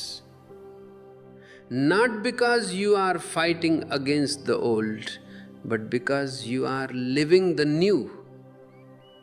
And the new is always more powerful than the old. Don't be discouraged by the state of the world. Yes, there is much darkness. Yes, there is much suffering. But remember, the darker the night, the closer the dawn. The very fact that the old structures are failing shows that a new consciousness is trying to emerge. It is like a chick breaking through the shell of an egg.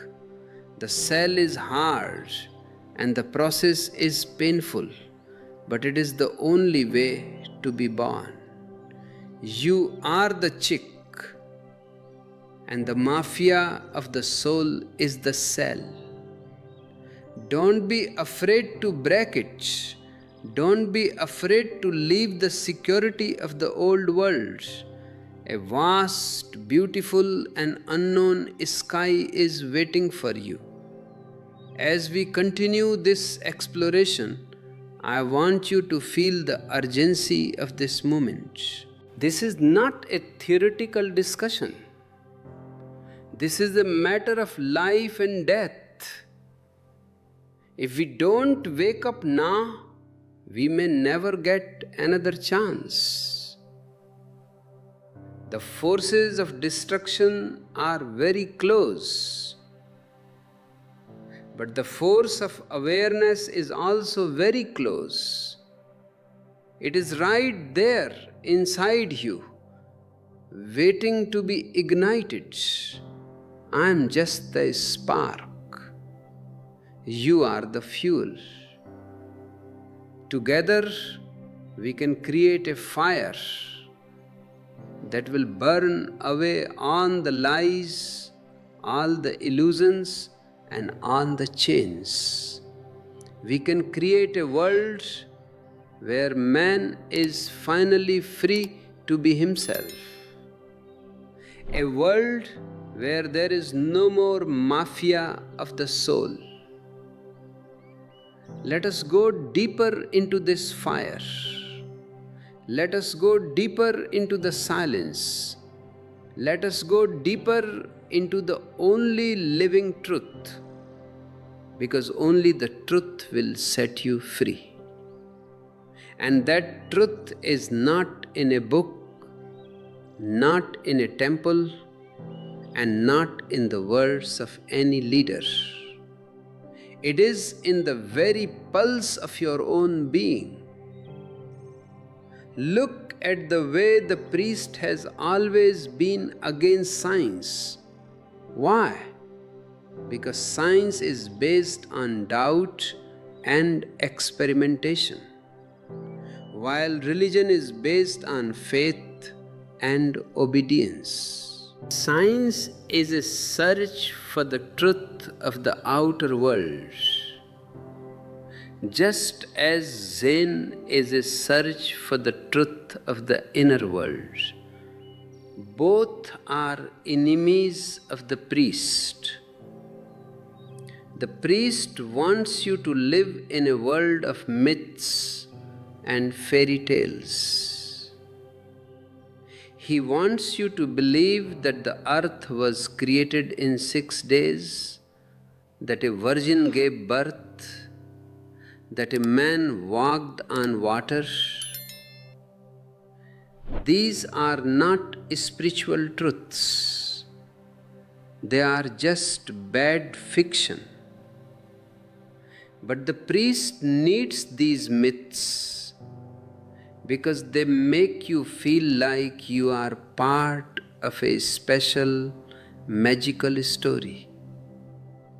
They give you a false sense of security. Science and Zen destroy these myths. They bring you back to the facts. And the facts are much more wonderful than the myths. To know that you are made of stardust, to know that your life is a continuation of a process that has been going on for billions of years, is that not more magical than any fairy tale? The politician also fears science, unless he can use it to create more powerful weapons. He fears the scientific temper, the spirit of questioning, the spirit of inquiry. He wants a public that is easy to manipulate through slogans and emotional appeals. He doesn't want people who can think logically and see through his lies. This is why I say we need a science of the soul. We need to apply the same rigor, the same honesty, and the same passion for truth that science applies to the outer world, to our inner world. This is what meditation is. It is an inner science. It is an experiment with your own consciousness.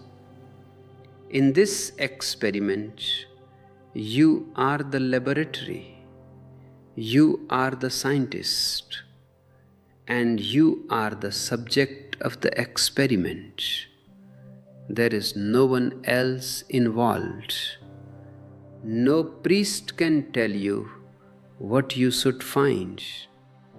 No politician can tell you what the result should be. You are totally on your own.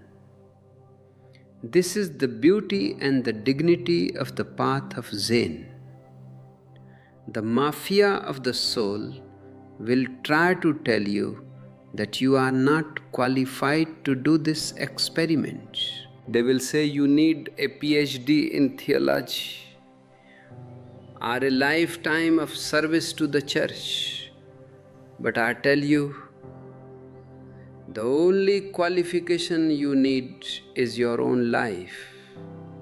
If you are alive, you are qualified. If you have a heart that beats and a mind that thinks, you have all the equipment you need.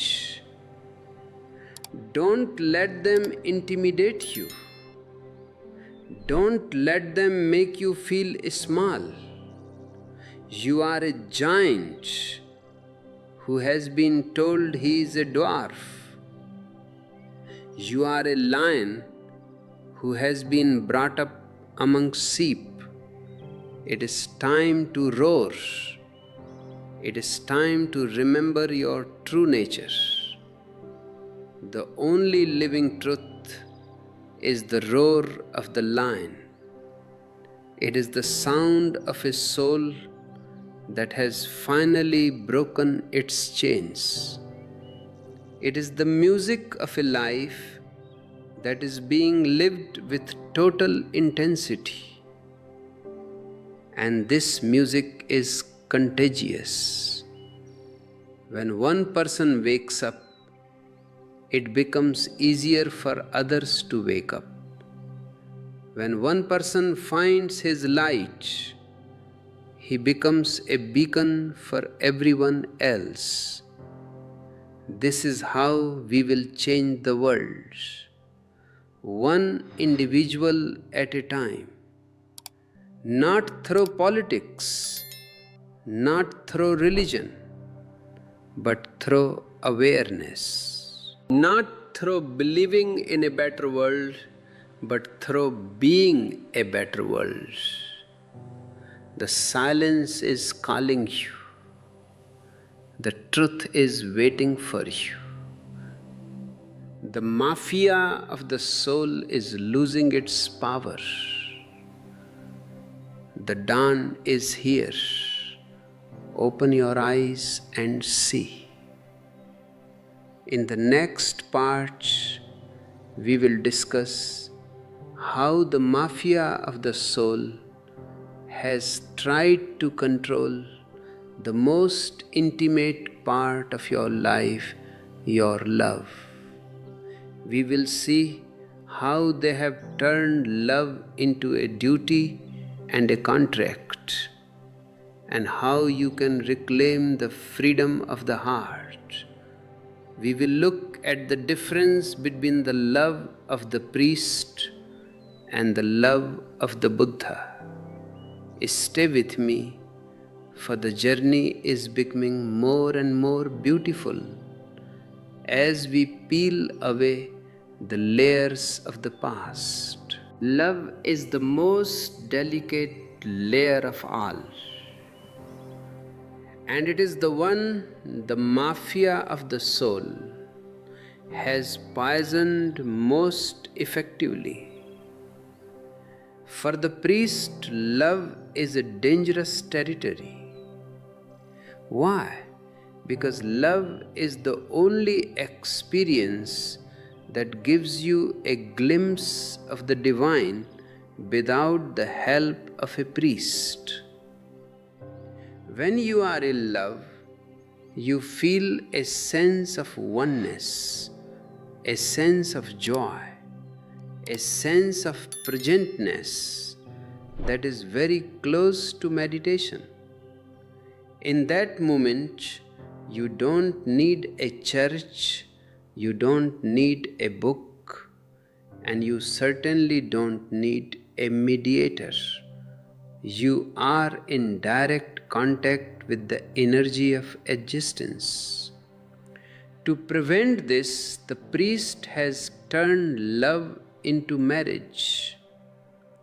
Love is a living, breathing, and changing phenomenon. Marriage is a dead, legal, and social contract. Love is a flower. Marriage is a plastic substitute. By forcing love into the straitjacket of marriage, the priest has killed the spirit of love and replaced it with a duty. Once love becomes a duty, the joy disappears. You don't love your partner because your heart overflows. You love them because you promise to do so before an altar in front of a man in a black robe. This transition from love to marriage is one of the greatest crimes against human happiness. It creates a situation where two people live together not because they want to, but because they have to. It turns the home into a prison. And when people are frustrated in their love lives, when they are miserable in their homes, they become the perfect target for the politician and the priest. A man who is not satisfied in love will look for satisfaction in power, in money, or in the beyond. The mafia of the soul has a vested interest in your romantic misery. If you were happy, if your life was a constant celebration of love, you wouldn't be interested in their holy wars or their promises of a future paradise. Happiness is the greatest rebellion. But the society doesn't want rebels. It wants respectable citizens. People who are married, who have children, who have debts, and who are constantly worried about their reputation. The priest has also introduced the poison of jealousy. By making love a possession, he has created a sense of myness. My wife, my husband, my partner. The moment you use the word my, you have turned a living human being into a commodity, into a thing. And things can be owned, but people cannot. Love can only exist in freedom. The moment you try to chain love, it dies. But the priest tells you that jealousy is a sign of love. This is a total lie. Jealousy is a sign of possessiveness, of insecurity, and of a lack of love. In a truly religious world, not the world of organized religions, but a world of godliness, there would be no marriage. There would only be love. Two people would stay together as long as their hearts beat in harmony, and they would part with gratitude when the music stopped. There would be no guilt, no broken homes, and no legal battles. But this would mean the end of the family unit as we know it. And the family is the smallest cell of the state and the church. If the family breaks down, the authority of the priest and the politician breaks down. That is why they defend marriage so fiercely. The family is where the conditioning begins. It is where you are taught to be a good boy or a good girl, which really means an obedient boy or girl. It is where you are taught to respect authority, no matter how stupid that authority may be. The family prepares you to be a submissive subject for the state and a blind believer for the church. I am not saying you should hate your parents. I am saying you should see the system for what it is. You must break free from the psychological umbilical cord that keeps you tied to the past. The politician uses this same sense of myness on a larger scale. He tells you about my country, my race, my religion. This is just an expansion of the ego. And the ego is always in conflict with other egos. This is the root of all wars. If we could drop the word my, if we could see that we are all part of the same consciousness, the politician would have no one to lead. His leadership depends on your division. Zen offers a completely different approach. Zen says that you are enough unto yourself. You don't need another person to complete you. This doesn't mean you shouldn't love. It means your love should come from a state of aloneness, not from a state of loneliness. Loneliness is a beggar. Aloneness is a king.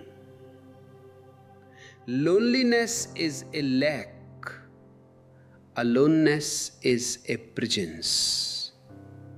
When you are centered in your own being, you are so full of joy that you want to share it. That sharing is true love. It is not a need, it is an overflow. But the priest has taught you to be afraid of being alone. He has filled your mind with the fear of solitude. He calls it loneliness and tells you that you must avoid it at all costs. He wants you to be part of a congregation, a flock, a crowd. Why? Because a man alone is difficult to control. A man alone starts thinking. A man alone starts feeling his own pulse. A man alone becomes an individual. The mafia of the soul thrives on the herd mentality. They want you to be a sheep so that they can be the shepherds. And they have the audacity to call themselves the good shepherds. But a shepherd only looks after the sheep so that he can eventually shear them or slaughter them. He is not interested in the sheep's soul.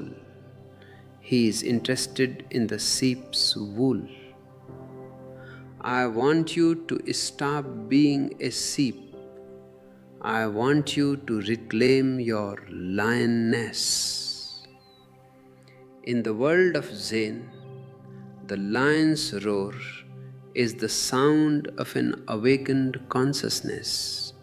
It is a roar that shatters all the illusions, all the dogmas, and all the fears that the priests have instilled in you.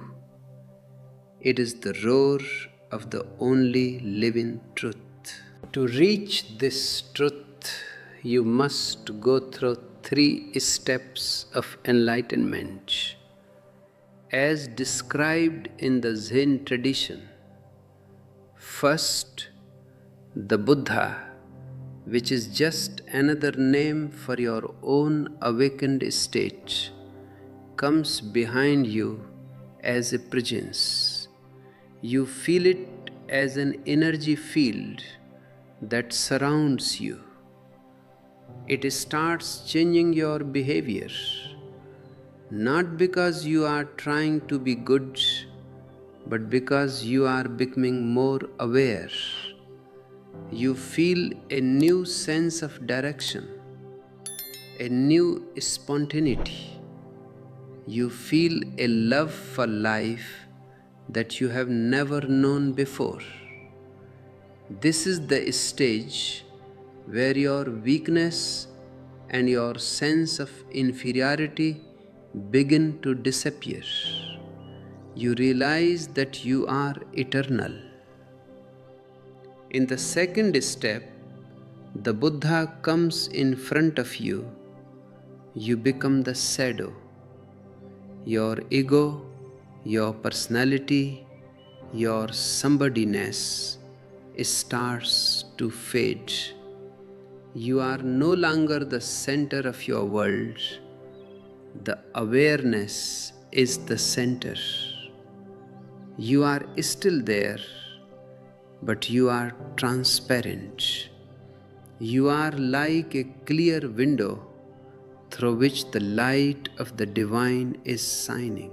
And in the third step, even the shadow withers away. You are no more, only the Buddha remains. This is what the mafia of the soul calls death, but it is actually the beginning of real life. It is the death of the small self and the birth of the universal self. You are no longer a drop in the ocean, you have become the ocean itself. This is your eternity, your beauty, and your godliness. The priest will tell you that this is nothingness, and he is right, but he uses the word in a negative sense. For Zen, this nothingness is sunyata, a plenum void. It is empty of the ego, but full of the divine. It is empty of the past, but full of the now. It is the most positive state of existence. But the priest cannot sell you nothingness. He can only sell you something, a heaven, a God, a ritual. He deals in products. Zen deals in pure being. Look at the history of the mafia of the soul. They have always been against the mystics. They killed Al-Hillaj Mansur because he said, Ana al-Haq, I am the truth. They killed Socrates because he made people aware. They persecuted me because I exposed their game. They are afraid of anyone who says that the truth is within. They want to keep the truth in their holy buildings, under their lock and key. But the truth is like the wind, it cannot be locked up. It is like the fragrance of a flower, it cannot be owned. It is the only living truth because it is happening right now in your very breath. If you are silent for a moment, you can feel it. It doesn't require any belief. It only requires a certain isness. The politician talks about the future, the revolution, the new order. He wants you to sacrifice your today for a tomorrow that never comes. The priest talks about the afterlife, the judgment day, the salvation. He wants you to sacrifice your life for a death that he has romanticized. I say, Don't sacrifice anything. Live your life now. Be happy now. Be aware now. The now is the only time there is. The concept of God has been the greatest tool of suppression. By placing God out there, the priest made you in here, limited, small, and dependent. He made God the master and you the slave. I want to tell you, there is no master and no slave. There is only one energy expressing itself in infinite forms. You are a form of the divine. The trees are a form of the divine. The stars are a form of the divine. This realization brings a tremendous sense of responsibility. Not the responsibility of the mafia, which is an obligation, but a responsibility. The ability to respond to existence with love and awareness. You are no longer a victim of fate. You are a co-creator of this universe. The priest and the politician have also used the concept of justice to keep you in line. They say, don't worry, even if you suffer now, God will give you justice in the end. This is a way of keeping you passive. It is a way of preventing you from demanding justice here and now. I tell you, there is no justice in the universe. In the human sense, there is only balance. Karma. Whatever you do, you experience the result of it instantly in your own consciousness. If you hate, you are the first victim of your hate. If you love, you are the first one to be soured by that love. The reward or punishment is not in the future. It is in the very quality of the act itself. This is the only living truth. It is a self-regulating reality. You don't need a judge in the sky. Your own awareness is the judge. When you are aware, you cannot do anything that brings misery to yourself or others. When you are unaware, you cannot help but create misery. It is as simple as that. The mafia of the soul has made religion very complicated. They have created thousands of dogmas, hundreds of holy books, and endless rituals. They want to make it so complicated that you feel you need an expert to guide you. But the truth is simple. It is the simplest thing in the world. It is so simple that you keep missing it. You are looking for it out there in the distance while it is sitting right in the center of your heart. To find it, you don't need to go to the Himalayas. You don't need to go to Mecca or Jerusalem. You just need to go in. And in is not a direction. It is a shift in your attention. It is moving from the object to the subject. It is moving from what you see to the one who is seeing. This one who is seeing, the witness, is the only thing that is real in you. Everything else is a dream. Your body is a dream that will one day end.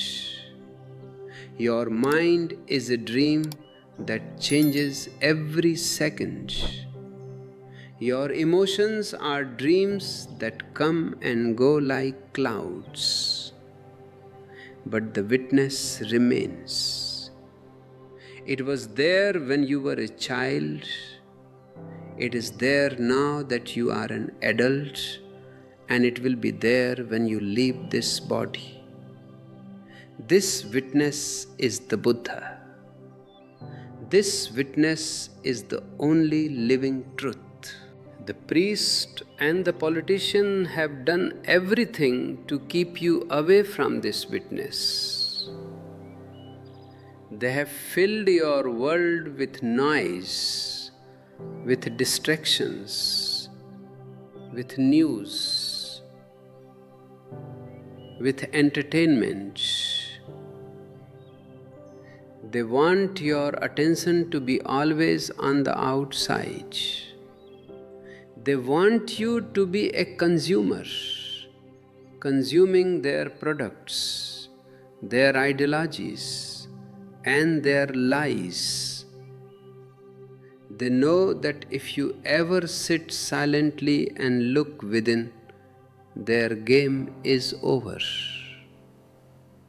I invite you to stop being a consumer and start being a creator of your own life. Stop looking at the screens and start looking at your own soul. The wealth you will find there is far greater than all the gold in all the banks of the world. And it is a wealth that no one can steal from you, not even death. The mafia of the soul has tried to make you afraid of ego death. They say it is the most terrible thing that can happen. But I tell you, ego death is the most beautiful thing. It is like the seed dying so that the tree can be born. It is like the cocoon dying so that the butterfly can fly. The ego is just a cell, a protective layer that was necessary when you were unaware. But now that you are seeking the truth, the ego is a prison. Let it die. Don't try to save it. In its death, you will find your true life. This is the message of Zen. Zen is not about self-improvement. It is about self-destruction. The destruction of the false self so that the true can be revealed. The priest wants to improve you, to make you a better version of the same old slave. I want to dissolve you so that you can become the whole. Look at the way the politician talks about peace. He is always preparing for war in the name of peace. He is always building more bombs to ensure peace. This is the logic of the insane. True peace cannot be achieved through weapons. True peace can only happen when the individual is at peace within himself. And a man can only be at peace when he has dropped his internal mafia, the priest and the politician, that he has internalized. You have a priest inside you, the voice that says you should and you shouldn't. You have a politician inside you, the voice that says you must be successful and you must be better than others. These are the voices of your conditioning. You must learn to ignore them. You must learn to listen to the voice of the silence. In the silence, there are no shoulds. There is only isness. There is no competition. There is only celebration. In the silence, you find that you are already what you have been looking for. You don't need to reach the divine. You are already breathing in it.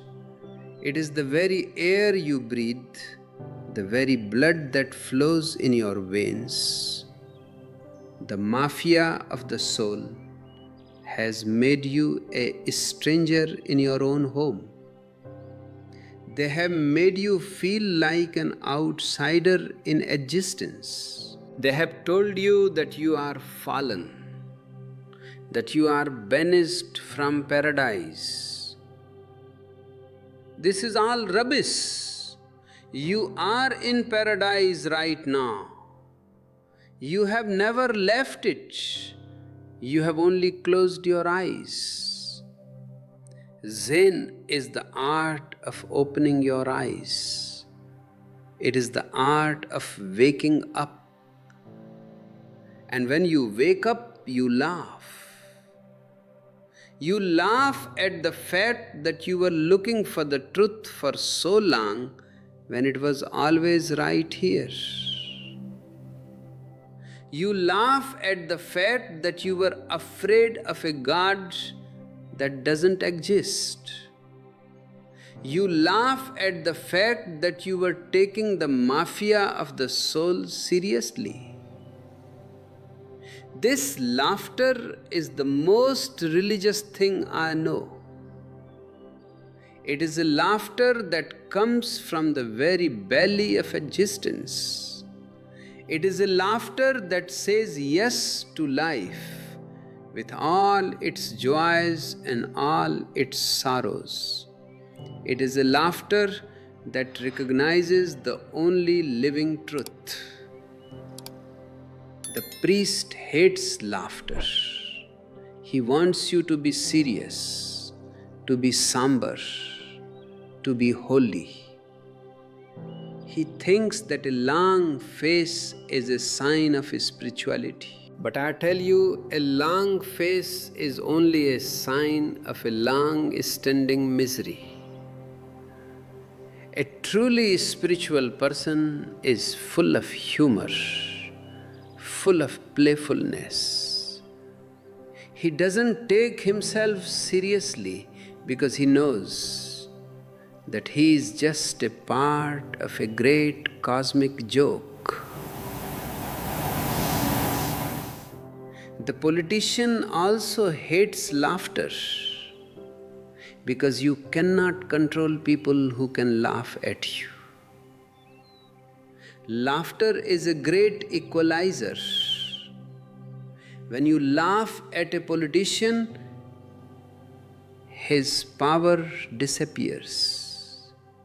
When you laugh at a priest, his authority vanishes. Laughter is a weapon of the soul. Use this weapon. Don't let them make you serious. Don't let them turn your life into a duty. Keep your sense of humor alive. Dance, sing, and be merry. This is the only way to defeat the mafia of the soul. They want you to be a victim, but you are a celebrator. The only living truth is a celebration. It is the festival of life, and everyone is invited. There are no entrance fees, no memberships, and no requirements. You just have to be yourself. You just have to be authentic. But authenticity is a rare thing in this world. Most people are just performers. They are playing the roles that the society has given them. They are wearing the masks that the mafia has provided. I say, throw away the masks, even if it is scary, even if people judge you. Be real. To be real for even a single moment is worth more than 100 years of being a perfect copy. When you are real, you connect with the real in others. You create a commune of consciousness. This is what we are doing here. We are not creating a new organization. We are creating a space where individuals can meet in their authenticity.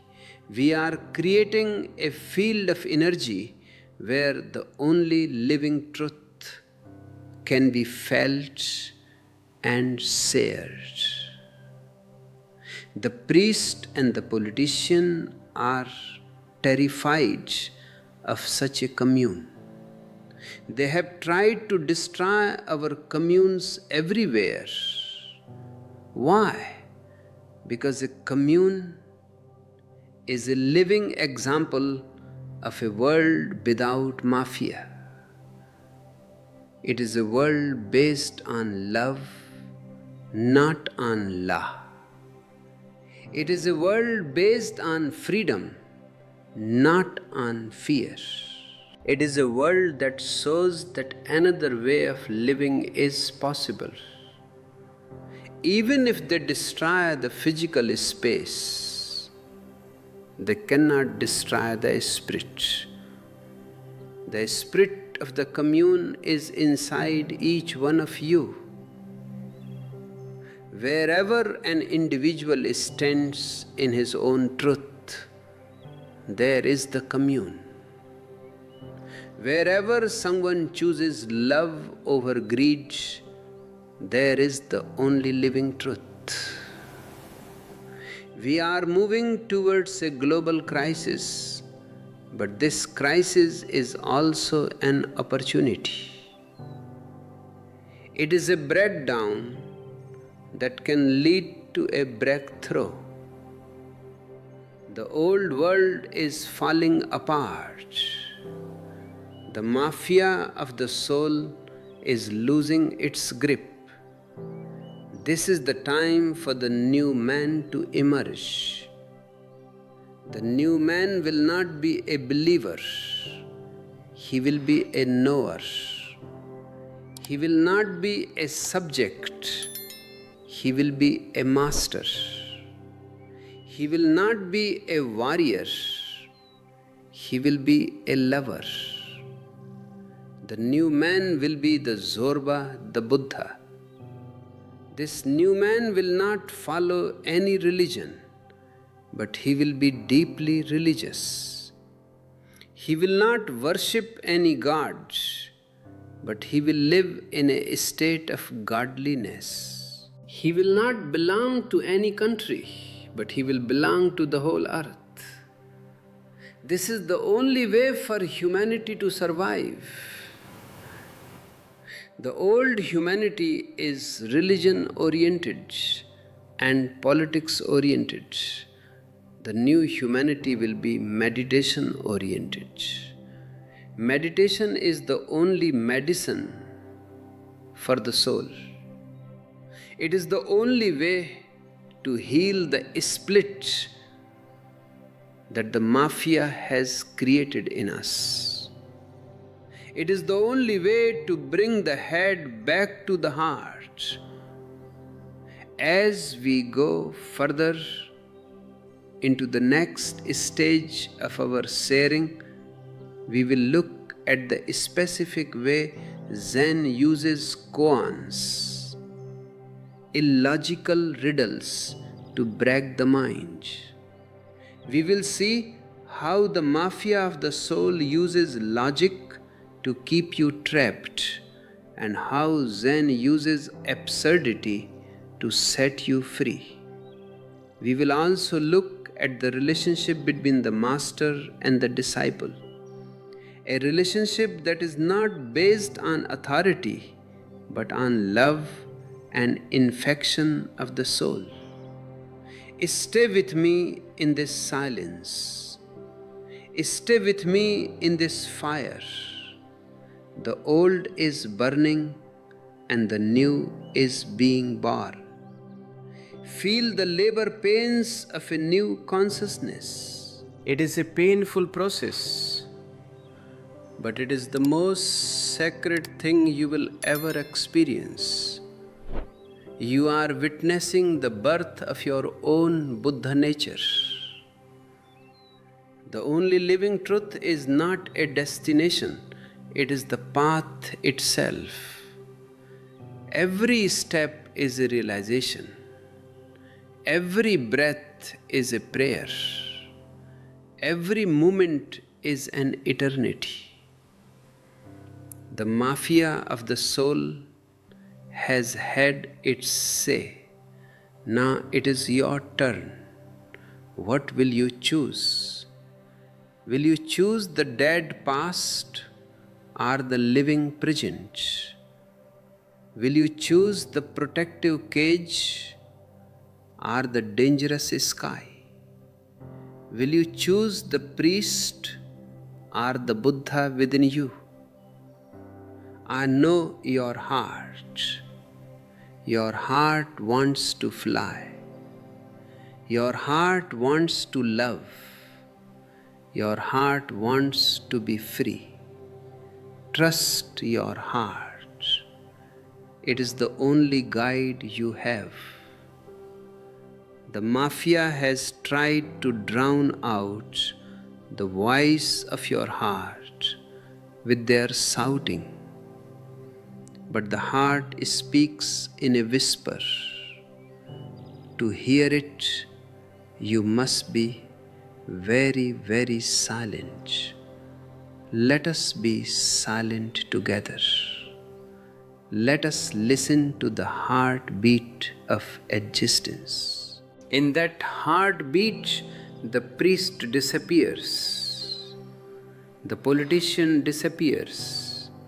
The mafia disappears. Only the truth remains, and that truth is you. The sun is setting on the old world, and for some it is a time of fear, but for us it is a time of twilight, the bridge between the day of the mind and the night of the soul. In this twilight, the only living truth shines brightest. It is the star of the morning that announces the dawn of a new consciousness. The journey continues. The layers are being peeled away. The truth is being revealed, and the truth is more beautiful, more radical, and more joyful than anything the mafia of the soul could ever imagine. Breathe it in. Let it saturate your being. You are the truth. You are the divine. You are the only living truth. The mafia of the soul is built on the foundation of logic. This may surprise you because religions often seem so illogical, with their virgin births and walking on water. But if you look closely, they use a very specific, rigid logic to keep you trapped. They start with a premise, for example, God created the world, and then they build a perfectly logical system on top of that lie. Once you accept the first lie, the rest follows logically. This logic is a net. It is a way of categorizing, labeling, and boxing existence so that it can be managed by the priest and the politician. They want everything to be reasonable according to their reasons. But life is not logical. Life is absurd. Life is a mystery that cannot be reduced to a syllogism.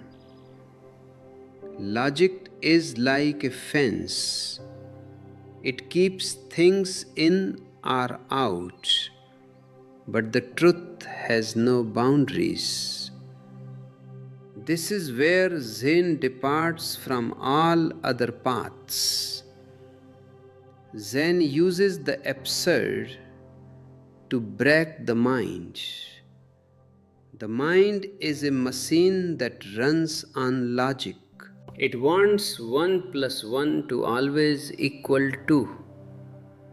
Zen comes along and says 1 plus 1 equals a sunrise or a flight of birds or the silence of a mountain. This shocks the mind. It creates a short circuit. The most powerful tool Zen uses for this is the koan. A koan is a riddle that has no logical answer. For instance, the master asks the disciple, "What is the sound of one hand clapping?" Now the mind goes crazy. It knows that clapping requires 2 hands. It searches through all its files, all its memories, all its logic, but it finds nothing. It tries to imagine a sound. It tries to invent a philosophy, but the master rejects everything. "No," the master says, "that is just a thought. Show me the sound." The disciple sits for days, weeks, months. He is pushed to the very limit of his intellectual capacity. This is a deliberate strategy. Zen wants to exhaust your mind. It wants to bring your logic to a point of total collapse. Because only when the mind gives up, only when the logic machine stops, can the truth enter. In that moment of total frustration, when you realize that the mind cannot answer the question, a gap is created. And in that gap you hear the sound of one hand, which is not a sound at all, but the silence of the eternal. The priest is terrified of this silence. He wants to keep you busy with holy words, with prayers, with mantras. He wants your mind to be always occupied. He knows that if your mind stops, his power over you stops. The politician also fears the short circuit of the mind. He wants you to follow his logic, the logic of national interest, the logic of us versus them, the logic of the economy. A man who has seen the absurdity of a koan can see through the absurdity of a political slogan in a heartbeat. He becomes unmanipulatable. This is why the relationship between a master and a disciple in Zen is so different from the relationship between a priest and a follower. A priest wants you to believe him. A master wants to kill your ego. The priest wants to give you information. The master wants to give you an infection. This is a very special kind of infection, the infection of the soul. It is a transmission of fire. When you sit with a master, you are not there to learn. You are there to unlearn. You are there to catch his silence, to catch his vibration. It is like one candle lighting another. The first candle loses nothing, but the second candle is transformed. This is not a matter of words, it is a matter of presence. This is what happened when Sekito met Sagan. Sagan didn't give him a lecture. He didn't ask him to recite scriptures. He asked him, "Where do you come from?" And when Sekito said he came from Soke, the master held up a whisk. A whisk, a simple object used to brush away flies. It was a test. He was asking, did you find this ultimate truth there in Soke? Sekito's answer was brilliant. He said, no, not only was it not over there, but it was also not in the West Land. The West Land is India, the birthplace of Buddha. Sekito was saying that the truth is not geographical. It is not in Soke. It is not in India. It is not in the past. It is not in the master's whisk. It is nowhere and everywhere. Sagan then said, you reached the West Land, didn't you? He was pushing him further. And Sekito replied, if I had reached, I could have found it. This is the ultimate humility and the ultimate realization. He is saying that I, the ego, can never reach the West Land. If I reach, then the West Land is just another object, another destination, another dream. To truly reach the West Land means that the I must disappear. And if the I disappears, who is there to find anything? There is only the finding, there is only the truth. This is the only living truth. It is living because it is not a thing you can possess. It is a state of being you can only be. The mafia of the soul wants to turn the truth into a thing so they can sell it. They have turned the Buddha into a statue, Jesus into a cross, and the truth into a book. They want to give you a vast land that you can travel to, provided you pay the fare. But Zen says the vast land is right where you are standing. You just have to not be there to see it. The master-disciple relationship is a love affair, but it is a ruthless love. The master loves you enough to destroy your illusions. He loves you enough to take away your crutches. He is not a comforter. The priest is a comforter. He pats you on the head and tells you everything will be okay if you just believe.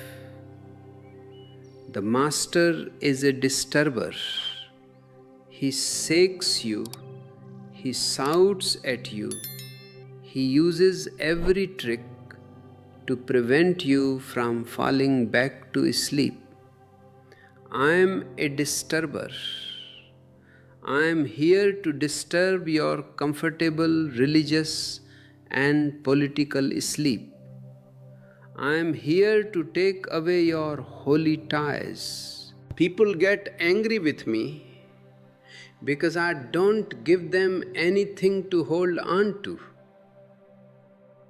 They come to me looking for a new belief, and I take away their old ones. They come looking for answers, and I give them questions. They come looking for a God, and I show them their own emptiness.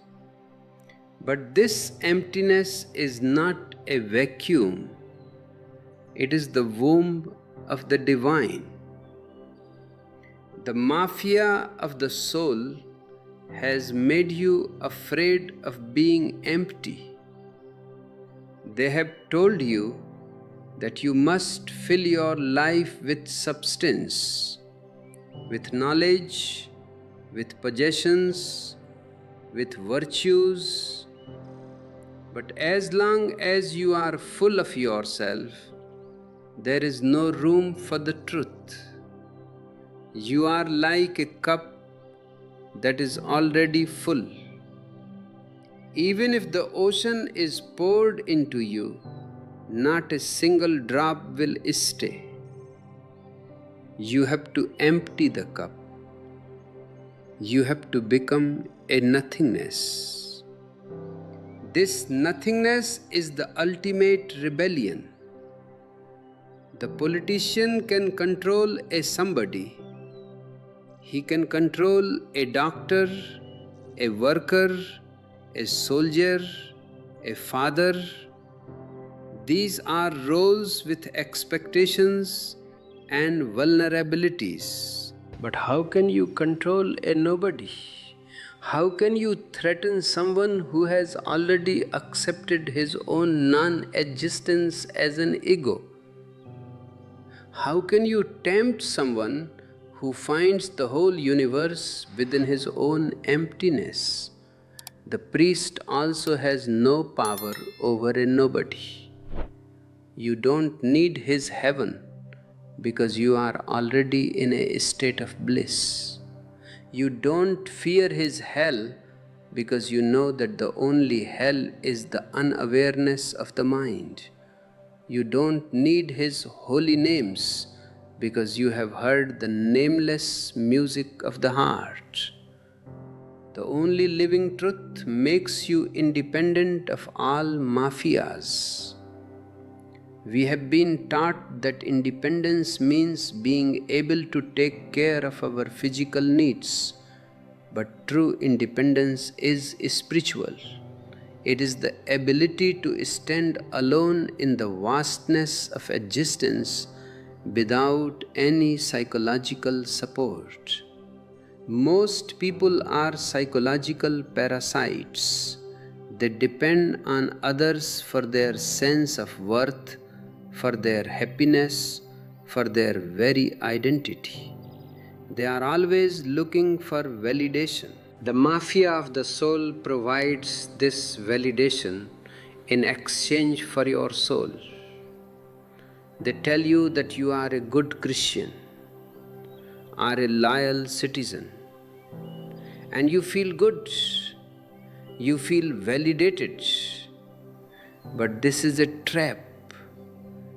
Zen wants to make you invalid in the eyes of the society. It wants to make you a failure in the eyes of the mafia, because only a failure in their world can be a success in the world of the spirit. A man who has found himself is a total failure as a sheep.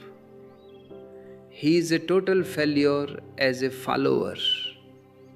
He is a total failure as a consumer. But he is a triumph of life.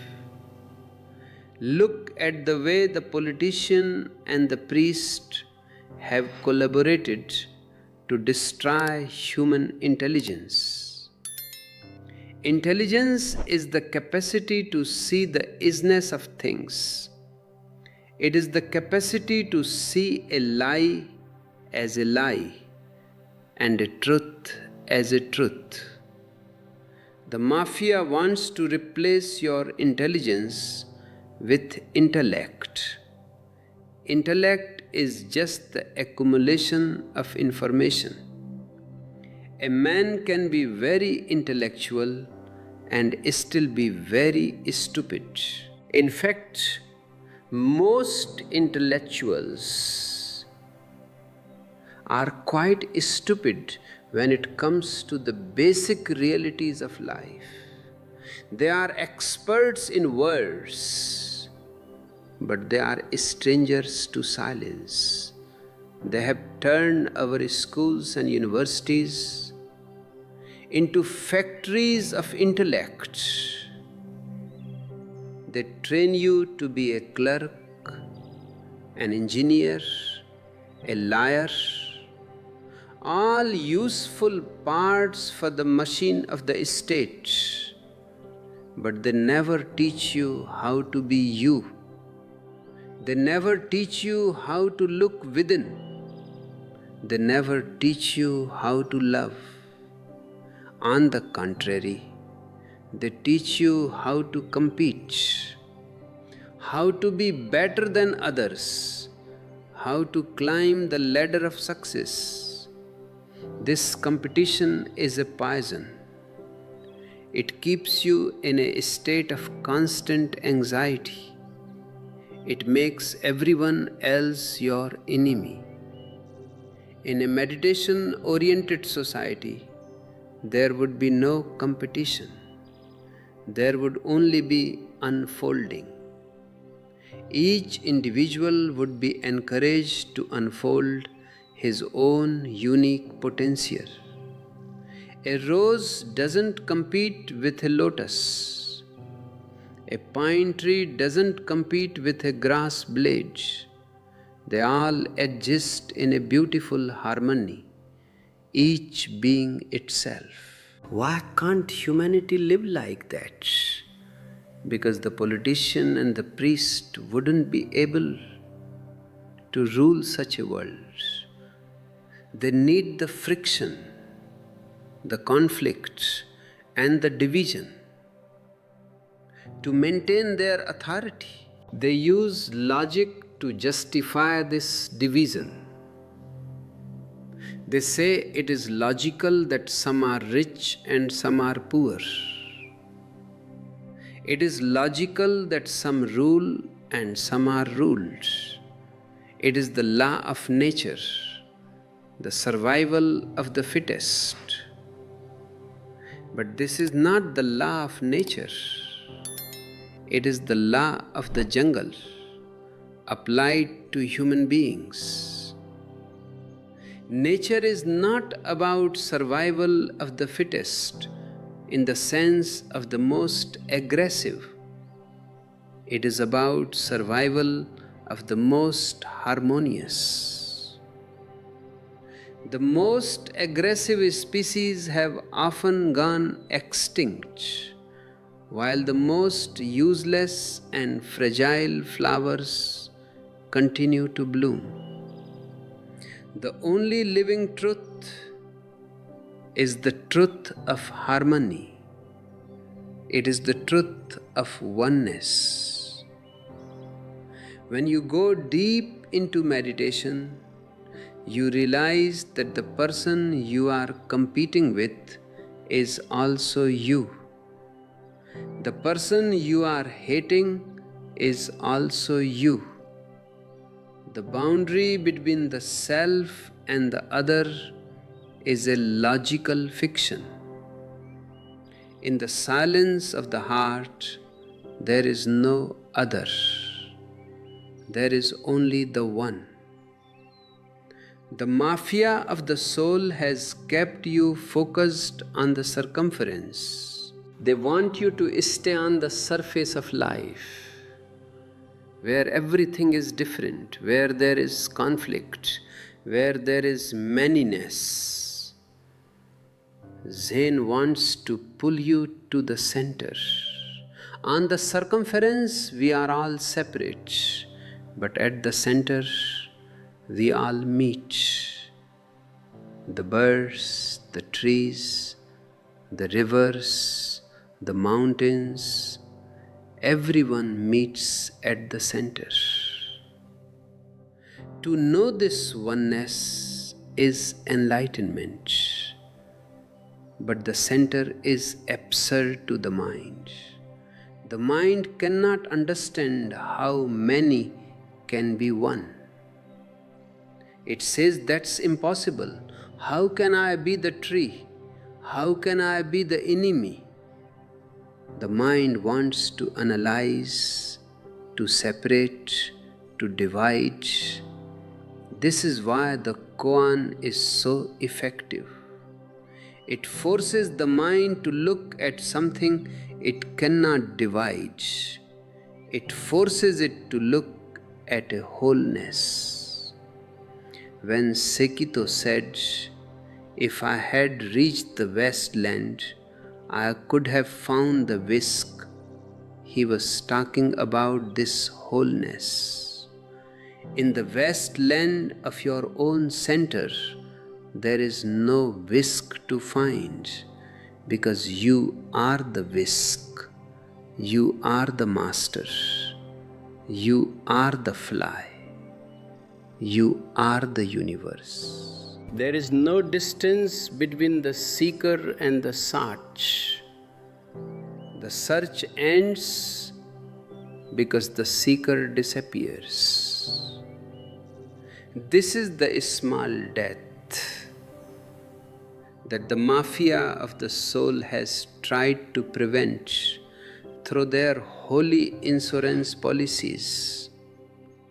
They tell you that you must preserve your soul, your individuality, your ego. They want you to stay a separate entity for all eternity. This is the greatest nightmare. Can you imagine being you with all your fears, your memories, and your limitations for eternity? That would be the real hell. True salvation is not the preservation of the I, but the dissolution of the I. It is the drop falling into the ocean and becoming the ocean. This is the ultimate relaxation. You no longer have to maintain yourself. You no longer have to defend yourself. You are the whole. This is what it means to be a Buddha. The word Buddha simply means one who has awakened from the dream of the eye. The politician and the priest are the guardians of the dream. They want to keep you dreaming because they are the dream merchants. They sell you the dreams of greatness, the dreams of power, and the dreams of holiness. I am here to tell you, stop dreaming. Wake up and see the reality as it is. Reality is far more beautiful than any dream. Reality is godliness without a god. Reality is religion without a priest. Reality is the only living truth. Think about the sheer courage it takes to live without a dream, to live without a future, to live without a God to blame or to pray to. This is the courage of the new man. And this courage is what the mafia of the soul has tried to crush for 5,000 years. They have tried to make you weak in the knees. They have tried to make you broken in the spirit. They have tried to make you a sinner who is always looking for a savior. I tell you, you are your own savior. No one can save you but you. And you don't save yourself through doing something. You save yourself through seeing something. You save yourself through awareness. The moment you are aware of the mafia inside you, their power is gone. The moment you are aware of your own Buddha nature, the search is over. The only living truth is not a truth in the sense of a statement. It is a truth in the sense of a vibration. When you hear me, don't try to agree or disagree. Just see if your being resonates with what I am saying. If it resonates, then it is your truth. If it doesn't, then it is just words. Throw them away. I am not here to convince you. I am not here to argue with you. I am here to share my infection with you. This infection is the only thing that matters. It is the only thing that will survive the coming global crisis. The old world is based on intellect and ego, and it is headed for a collapse. The new world will be based on intelligence and meditation. And this new world is being born right now in the hearts of those who are willing to wake up. The mafia of the soul is also part of this transition. In a way, they are the compost for the new flower. Their lies are the fertilizer for our truth. Their darkness is the background for our light. Don't hate them. Hate is a form of attachment. If you hate the priest, you are still tied to him. If you hate the politician, you are still under his influence. Just understand them, see through them, and then laugh at them. Laughter is the ultimate cutting of the cars. When you can laugh at the mafia of the soul, you are free. When you can laugh at your own ego, you are enlightened. This is the laughter of Zen. It is the laughter that says, "What a fool I was to believe in those lies. What a fool I was to look for the truth in books and temples. What a fool I was to be afraid of my own divinity."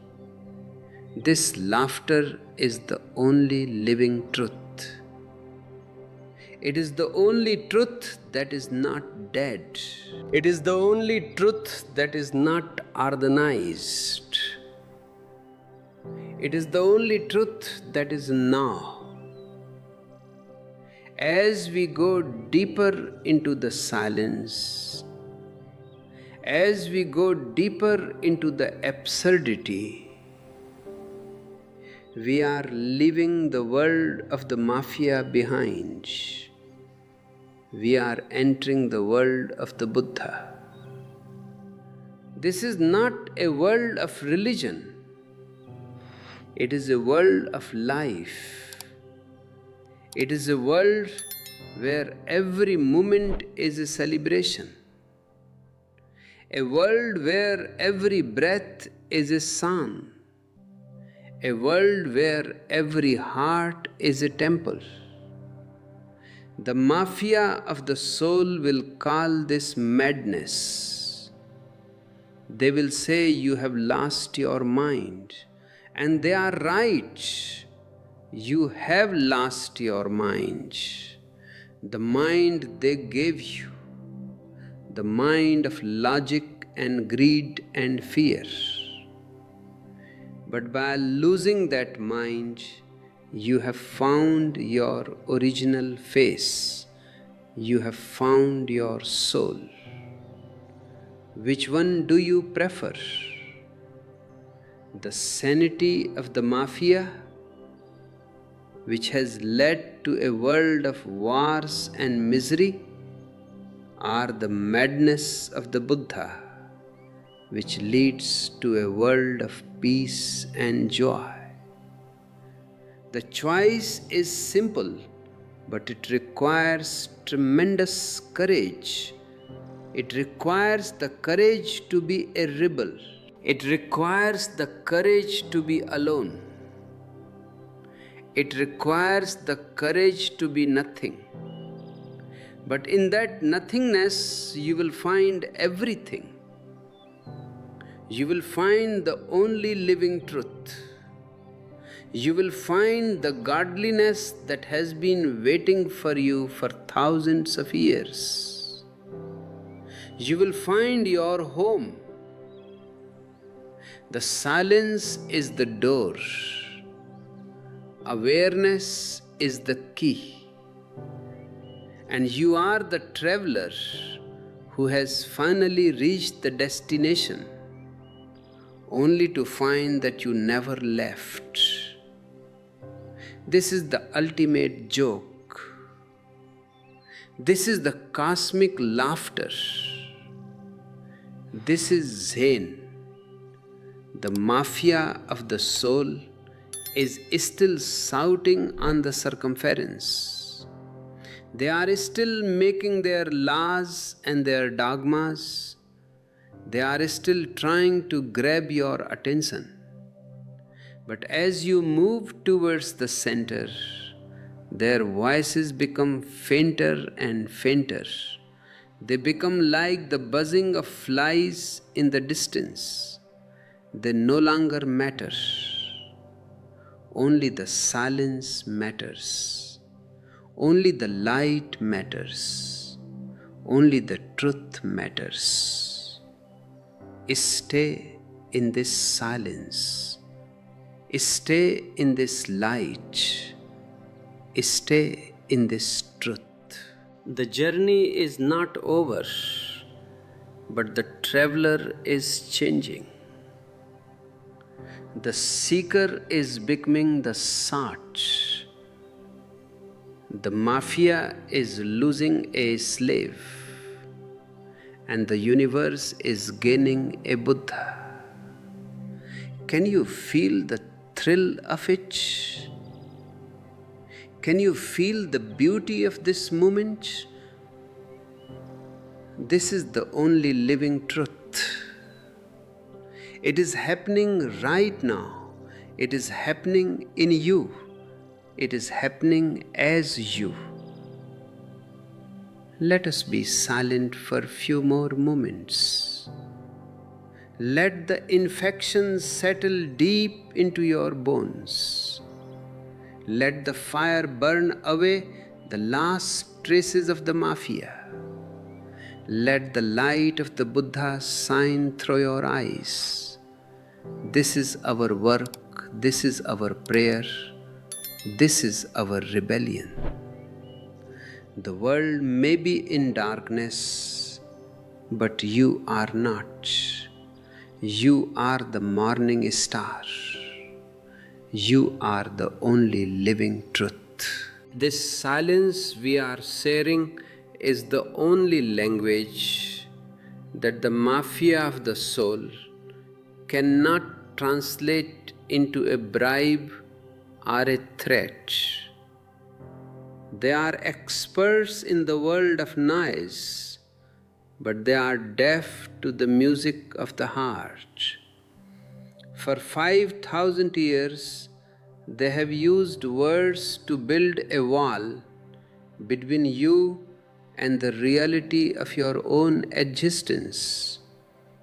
They have used the word God to hide the godliness that is within you. They have used the word morality to suppress your natural intelligence. They have used the word duty to crush your joy. But here, in this space, we are dismantling that wall, brick by brick. We are seeing through the linguistic games of the priest and the rhetorical traps of the politician. The politician and the priest are essentially merchants of hope, and hope is a very dangerous thing. Hope means that your fulfillment is always in the future. Hope means that you are willing to tolerate a miserable present for a golden tomorrow. The politician promises you a utopia, a classless society, a powerful nation, a prosperous future. The priest promises you a paradise, a heaven with golden streets and eternal rewards. Both are distracting you from the only thing that is real, the now. By keeping you focused on hope, they ensure that you never live. Because life is not a hope, it is a happening. Life is not a promise, it is a presence. I tell you, drop all hope. This sounds like a negative statement, but it is the most positive thing you can do. When you drop hope, you drop the tomorrow. And when the tomorrow is gone, you are left with the today in all its intensity. You are forced to look at your life as it is, without the anesthesia of future promises. This clarity is what the mafia of the soul fears most. A man who has no hope is a man who cannot be bribed.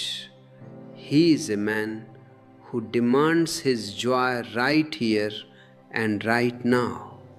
He is a man who sees that the emperor is naked.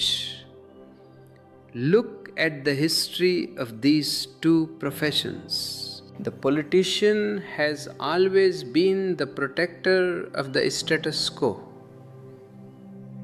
He wants to keep things as they are, with him at the top and you at the bottom. He uses the priest to provide a divine justification for his power. In return, the politician uses his laws and his police to enforce the priest's dogmas. It is a perfect circular conspiracy. They have created a society that is a mafia of the soul, because it is designed to kill the spirit and preserve the machine. They have turned you into a utility. You are judged by your usefulness to the state or the church. If you are a good soldier, you are a hero. If you are a good worker, you are an asset. If you are a good believer, you are a saint. But when do you get to be just you? When do you get to be a useless, beautiful, and joyous being like a flower or a bird? In the eyes of the mafia, a man who is just happy for no reason is a dangerous element. He doesn't fit in. He doesn't contribute to the gross national product. He doesn't participate in the holy war. Zen is the only path that celebrates your uselessness. Zen says that the most valuable thing in the world is your own awareness, and that awareness has no utility. You cannot sell it. You cannot use it to build a bomb, and you cannot use it to control others. It is an end in itself.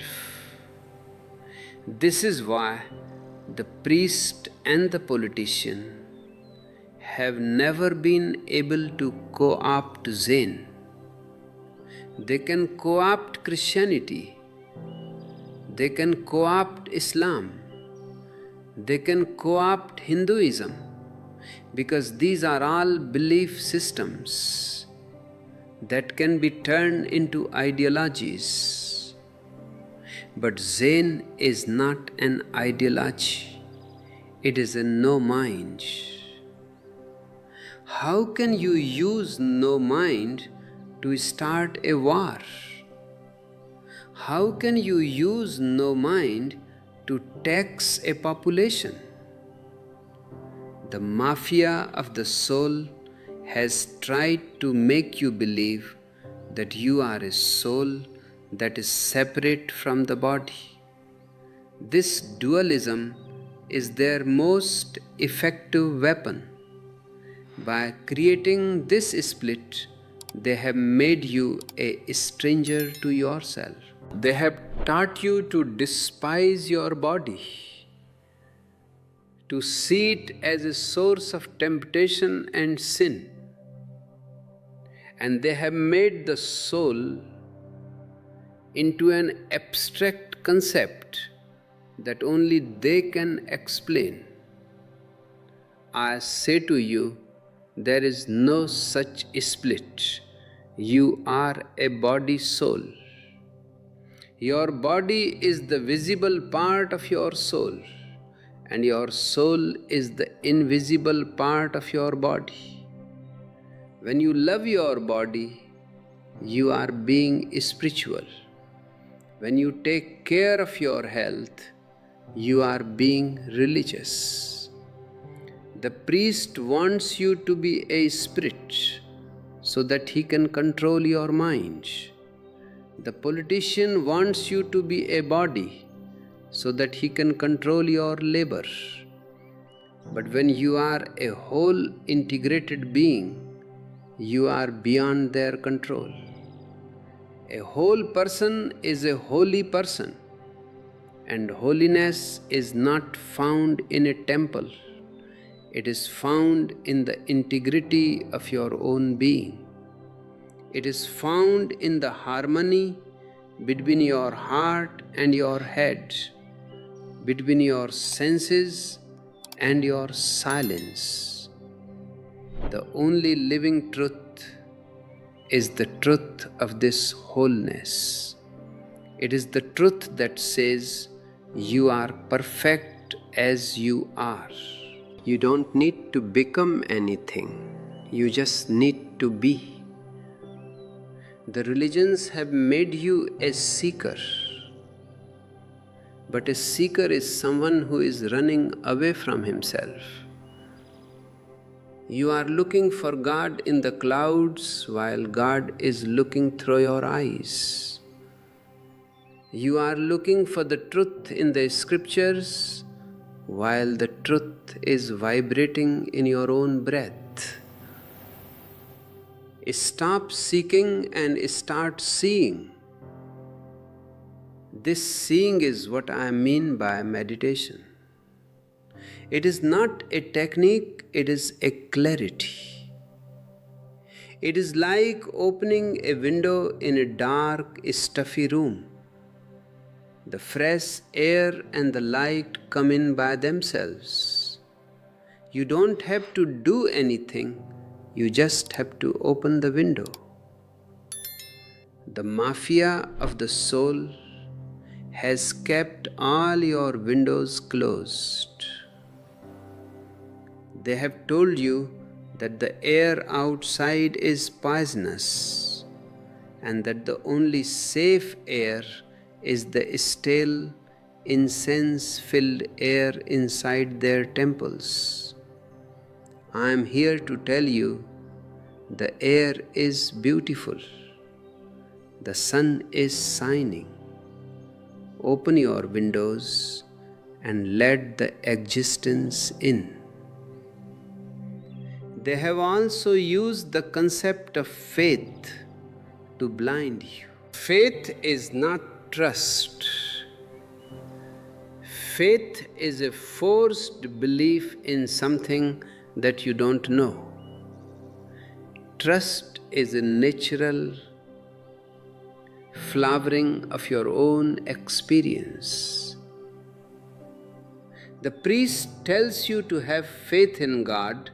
This really means don't ask questions, don't doubt, just follow. But trust is different. Trust happens when you feel the beauty of a sunset or the love of a friend or the silence of a master.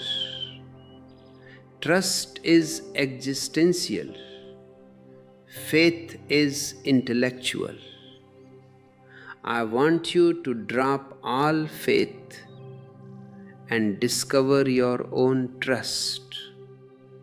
Trust your own heart, even if it leads you into danger, because the danger of the heart is far better than the security of the priest. The politician uses a similar tactic with patriotism. Patriotism is just another form of faith.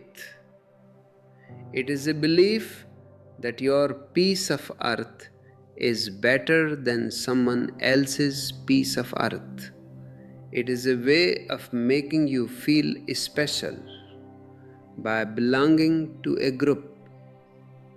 But this sense of belonging is a form of slavery. It requires you to hate others so that you can love your own. It requires you to be ready to kill and die for an imaginary line on a map. I say, the whole earth is my home. Every human being is my brother. Every tree is my family. When you belong to the whole, the mafia of the soul loses its power to divide you. They have also poisoned your intelligence by teaching you consistency. They tell you that you must be consistent, that you must always think the same and act the same. This turns you into a machine. A machine is consistent. A living being is contradictory. Life is a flow, and in that flow, things change. One day you are sad, another day you are happy. One day you love, another day you are indifferent. This is the beauty of life. But the mafia wants you to be predictable. They want you to be a reliable part of their system. I say, be inconsistent, be spontaneous, be a surprise to yourself every morning. This spontaneity is the only living truth. Think about the relationship between Sekito and Segun. When Segun asked him if he found this whisk in Soke, Sekito didn't give a consistent answer. He didn't say what he was supposed to say. He spoke from his own immediate realization. He was not afraid of sounding absurd. He was not afraid of challenging the master. This is the quality of a true seeker. He is not a yes man. He is a rebel who is looking for the source. The mafia of the soul has made rebellion a dirty word. They have associated it with violence and chaos. But the real rebellion is a silent one. It is the rebellion of the individual who refuses to be a part of the crowd. It is the rebellion of the heart against the head. It is the rebellion of the now against the then. This silent rebellion is the only hope for humanity. If we don't become rebels, we will remain slaves. And a world of slaves is a world that is headed for destruction. Look at the way they have used science to serve their interests. The politician uses science to create more efficient ways of killing. The priest uses science to prove his dogmas or to control the minds of the people through technology. But true science is a search for truth, and truth is always a rebel. True science and true meditation are two sides of the same coin. Science explores the outer reality, meditation explores the inner reality.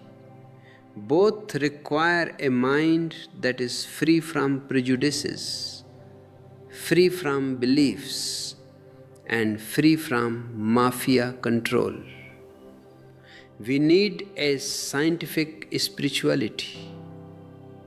We need a way of looking at ourselves that is as honest and as rigorous as a laboratory experiment. This is what I am doing here. I am not giving you a doctrine. I am giving you a methodology for self-discovery. I am asking you to experiment with your own consciousness. Don't believe me, test me. If what I say doesn't work in your own laboratory of life, then throw it away. But if it works, then it is your truth, and no priest and no politician can take it away from you. The mafia of the soul has made you afraid of ego death. They say it is the most terrible thing that can happen. But I tell you, ego death is the most beautiful thing. It is like the seed dying so that the tree can be born. It is like the cocoon dying so that the butterfly can fly. The ego is just a cell, a protective layer that was necessary when you were unaware. But now that you are seeking the truth, the ego is a prison. Let it die. Don't try to save it. In its death, you will find your true life. This is the message of Zen. Zen is not about self-improvement. It is about self-destruction. The destruction of the false self so that the true can be revealed. The priest wants to improve you, to make you a better version of the same old slave. I want to dissolve you so that you can become the whole. Look at the way the politician talks about peace. He is always preparing for war in the name of peace. He is always building more bombs to ensure peace. This is the logic of the insane. True peace cannot be achieved through weapons. True peace can only happen when the individual is at peace within himself. And a man can only be at peace when he has dropped his internal mafia, the priest and the politician, that he has internalized. You have a priest inside you, the voice that says you should and you shouldn't. You have a politician inside you, the voice that says you must be successful and you must be better than others. These are the voices of your conditioning. You must learn to ignore them. You must learn to listen to the voice of the silence. In the silence, there are no shoulds. There is only isness. There is no competition. There is only celebration. In the silence, you find that you are already what you have been looking for. You don't need to reach the divine. You are already breathing in it. It is the very air you breathe, the very blood that flows in your veins. The mafia of the soul has made you a stranger in your own home. They have made you feel like an outsider in existence. They have told you that you are fallen, that you are banished from paradise. This is all rubbish. You are in paradise right now. You have never left it. You have only closed your eyes. Zen is the art of opening your eyes. It is the art of waking up. And when you wake up, you laugh. You laugh at the fact that you were looking for the truth for so long when it was always right here. You laugh at the fact that you were afraid of a God that doesn't exist. You laugh at the fact that you were taking the mafia of the soul seriously. This laughter is the most religious thing I know. It is a laughter that comes from the very belly of existence. It is a laughter that says yes to life, with all its joys and all its sorrows. It is a laughter that recognizes the only living truth. The priest hates laughter. He wants you to be serious, to be somber, to be holy. He thinks that a long face is a sign of spirituality. But I tell you, a long face is only a sign of a long standing misery. A truly spiritual person is full of humor, full of playfulness. He doesn't take himself seriously because he knows that he is just a part of a great cosmic joke. The politician also hates laughter because you cannot control people who can laugh at you. Laughter is a great equalizer. When you laugh at a politician, his power disappears. When you laugh at a priest, his authority vanishes. Laughter is a weapon of the soul. Use this weapon. Don't let them make you serious. Don't let them turn your life into a duty. Keep your sense of humor alive. Dance, sing, and be merry. This is the only way to defeat the mafia of the soul. They want you to be a victim, but you are a celebrator. The only living truth is a celebration. It is the festival of life, and everyone is invited. There are no entrance fees, no memberships, and no requirements. You just have to be yourself. You just have to be authentic. But authenticity is a rare thing in this world. Most people are just performers.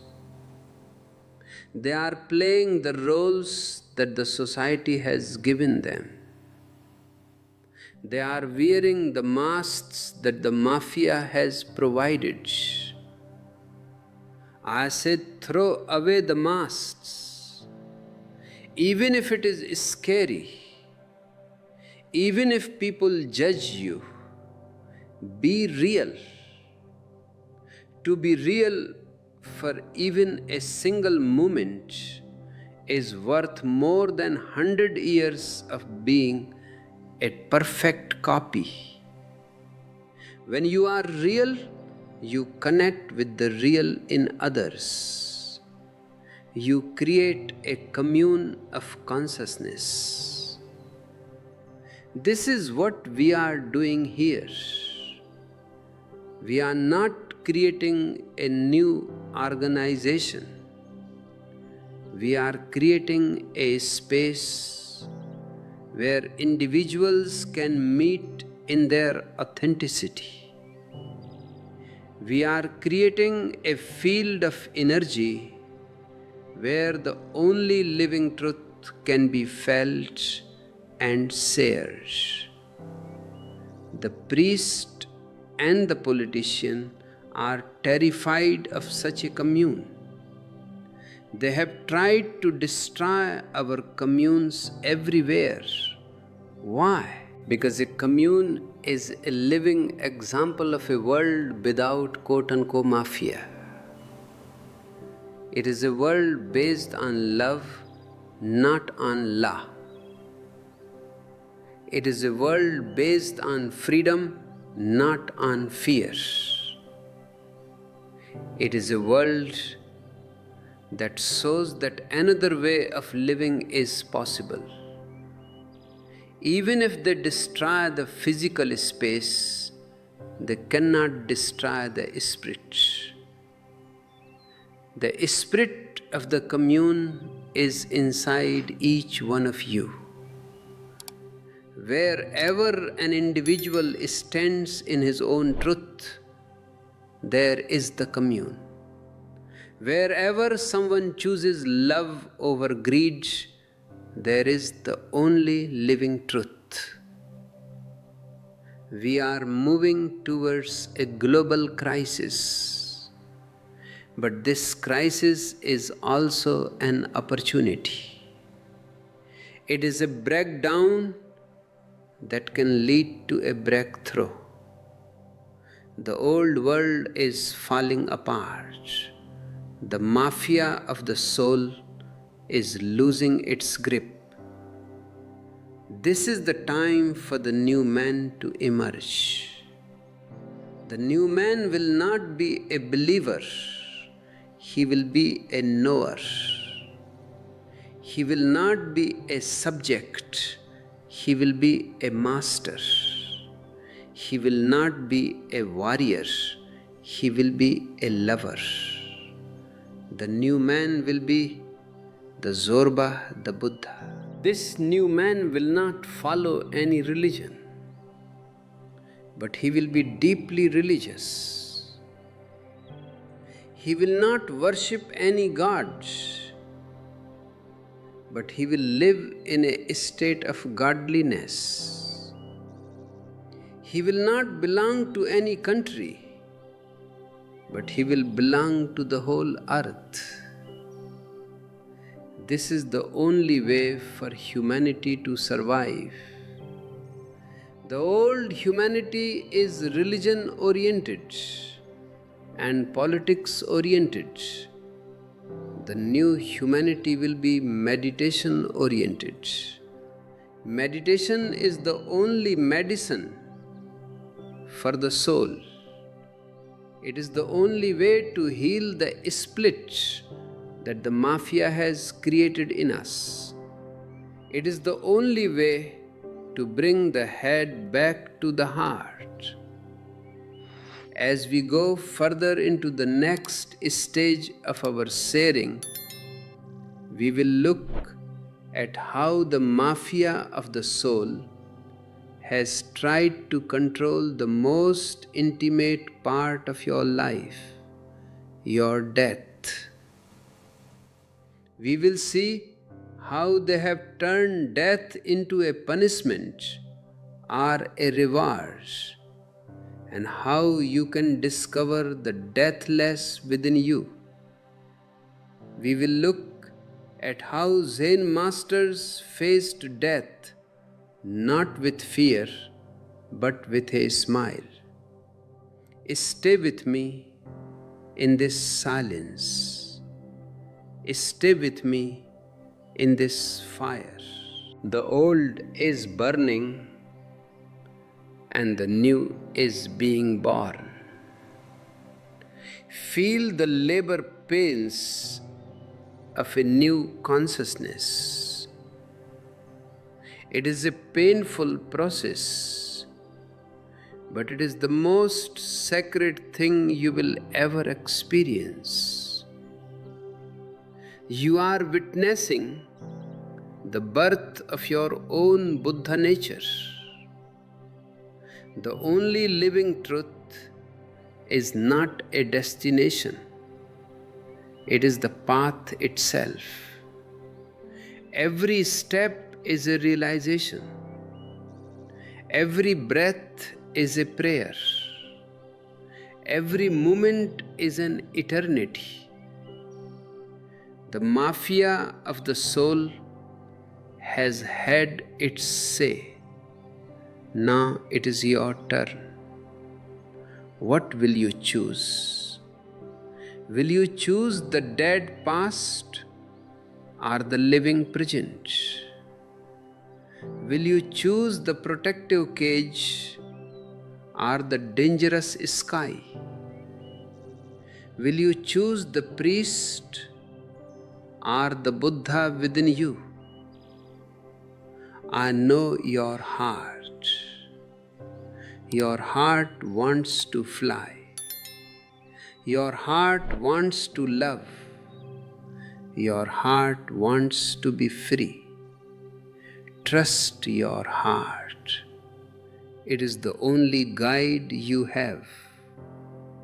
The mafia has tried to drown out the voice of your heart with their shouting. But the heart speaks in a whisper. To hear it, you must be very, very silent. Let us be silent together. Let us listen to the heartbeat of existence. In that heartbeat, the priest disappears, the politician disappears, the mafia disappears. Only the truth remains, and that truth is you. The sun is setting on the old world, and for some it is a time of fear, but for us it is a time of twilight, the bridge between the day of the mind and the night of the soul. In this twilight, the only living truth shines brightest. It is the star of the morning that announces the dawn of a new consciousness. The journey continues. The layers are being peeled away. The truth is being revealed, and the truth is more beautiful, more radical, and more joyful than anything the mafia of the soul could ever imagine. Breathe it in. Let it saturate your being. You are the truth. You are the divine. You are the only living truth. And the most beautiful expression of this truth is how you face the final mystery, death. The mafia of the soul has made death the ultimate boogeyman.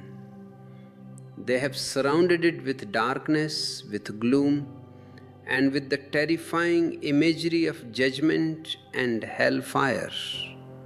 Why?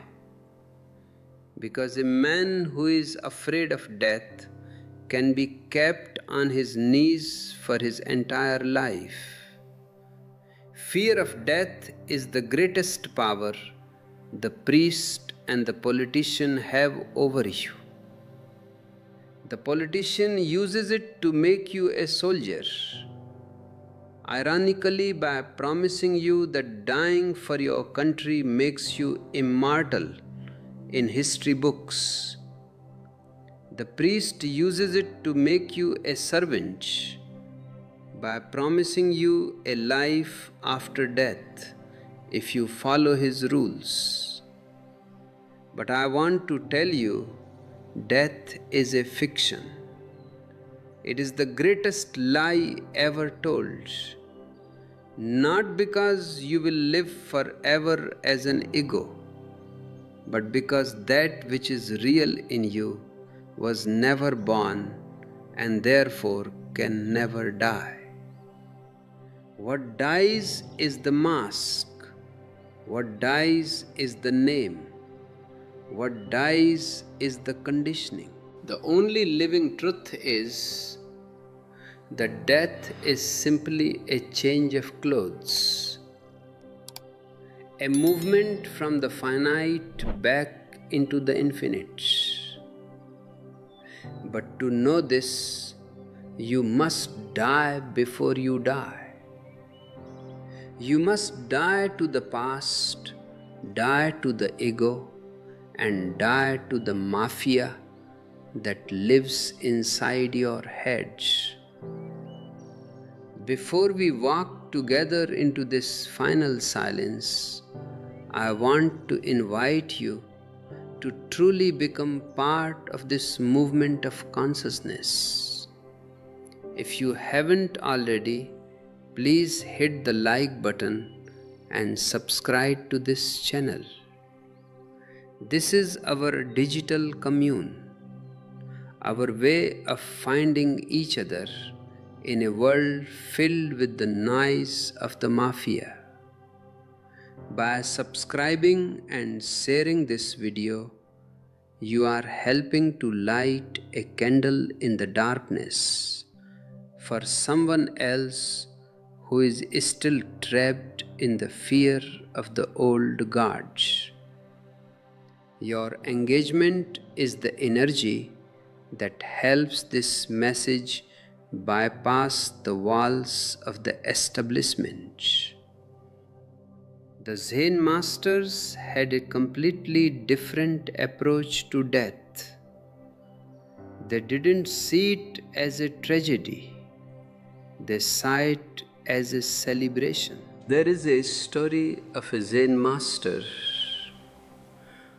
who, when he knew his time was coming, asked his disciples, "How should I die?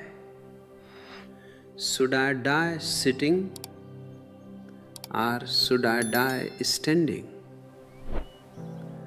One disciple said, "Master, dying sitting is common, but dying standing would be a great sign of your mastery." The master stood up and then he said, "What about dying upside down on my head?" The disciples were shocked. "Master, that has never been done." So the master stood on his head and died right there. His clothes didn't even fall down. They stayed perfectly in place, as if gravity itself was in awe of his freedom. This is the lion's roar at the moment of passing. This is a man who was so free that even death could not make him serious. He turned the ultimate end into a final joke. This is what it means to live the only living truth. When you are no longer an ego, death is just another dance. The mafia of the soul cannot understand this. They want to sell you expensive coffins, elaborate rituals, and prayers for the departed soul. They have turned death into a business. But for a man of Zen, the whole of existence is a departed soul and a born soul simultaneously. There is no separation. When the drop falls into the ocean, is it a death? For the drop, perhaps it feels like the end, But for the ocean, it is just a homecoming. You are that drop, and the ocean is waiting. As you feel this truth resonating in your heart, I encourage you to support the continuation of these discourses. You can do this by clicking the join button to become a member of our inner circle, or by using the super thanks feature to offer a gesture of gratitude.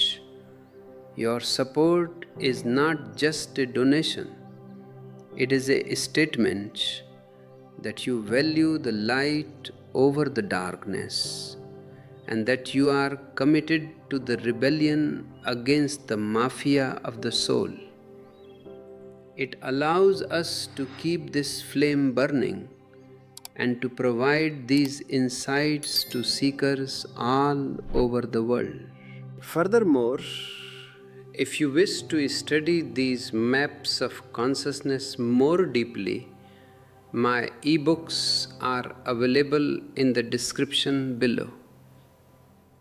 They are tools for your own individual deprogramming. The old God was a god of the dead. He was found in graveyards, in ancient scriptures, and in the memories of the past. But the new godliness is the God of the living. It is found in your laughter, in your love, and in your silence. Friedrich Nietzsche was right. God is dead. But he didn't have the answer for what comes next. I am giving you that answer. Zen is the only living truth. Zen is the way to live without the mafia. It is the way to be a light unto yourself. The politician wants a world of followers because followers are easy to lead to the slaughterhouse. The priest wants a world of believers because believers are easy to milk. But I want a world of Buddhas.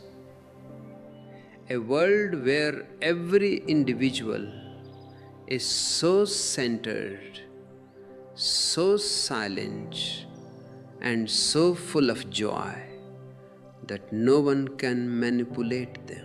A world where there are no leaders and no misled.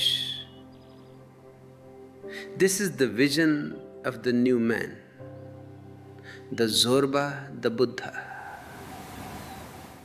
As we reach the end of this sharing, remember that the mafia is not just outside of you. It is the very structure of your borrowed mind. Every time you feel guilt, the priest is speaking. Every time you feel the need to compete and dominate, the politician is speaking. Every time you look for a security in the future, the mafia is winning. To be free, you must be alert. You must be a watchman on the hills. The silence is deepening now. The words have done their work. They were just a means to bring you to this moment of not knowing. In this not knowing, you are at your most beautiful. You are at your most innocent. You are at your most divine. Don't be in a hurry to fill this space with new thoughts. Stay in the emptiness. Let it wash over you. I want to thank you for being here, for having the courage to listen to things that go against everything you have been taught. It takes a rare soul to even hear these words, let alone to let them sink in. You are the chosen ones, not because some God chose you, but because you chose to be aware. You chose the only living truth. Please take a moment to comment below. Tell me, how does it feel to realize that you are your own master? How does it feel to know that the mafia has no power over your silence? I want to hear your voice, for your voice is the sound of the new humanity emerging. Share this video with those who are ready to wake up. Let us create a wave of consciousness that will wash away the old world.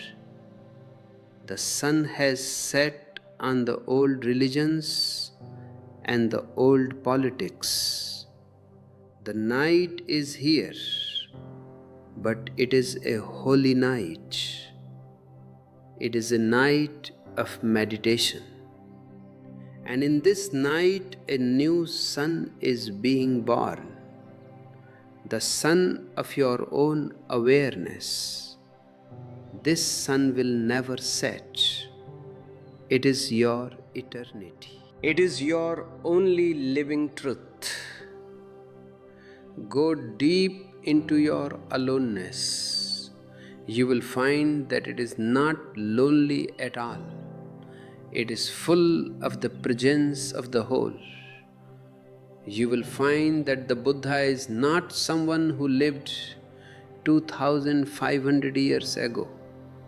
The Buddha is the very quality of your witnessing right now. You are the Buddha. You have always been. You just forgot. The mafia of the soul wanted you to forget. I am here to help you remember. And once you remember, the game is over. You can live in the world. You can do your work. You can love your family, but you will no longer be a slave. You will be a king in the kingdom of your own soul. You will be a Zorba the Buddha. I leave you with this silence. I leave you with this fire. I leave you with your own divinity. Don't look for me in the words. Look for me in your own heartbeat. We are one. We have always been one. The mafia was just a bad dream, and you are finally waking up. Goodbye for now, but not really. For in the only living truth, there is no such thing as goodbye. There is only hello, a constant, eternal hello to the mystery of existence. Keep walking, keep dancing, keep being aware. The whole universe is celebrating your homecoming. Thank you for your presence, your love, and your support through the join button, super thanks, and by exploring our ebooks. Together, we are the revolution. We are the only living truth. May you all become Buddhas. May you all find the courage to be nobody. May you all dance your way into the ultimate. Let us look even more closely at the mechanism of your education.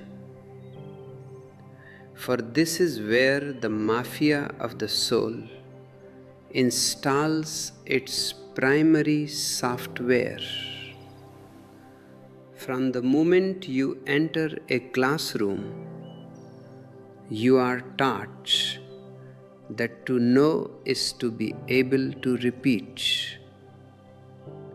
If you can repeat what is in the textbook, you are called intelligent. But this is not intelligence. This is just a good memory. A computer has a better memory than you, but a computer has no intelligence. Real intelligence is the ability to respond to a new situation with a new consciousness. The school, however, wants to give you old answers for new problems. They want to make you a clerk, a cog in the machine of the state.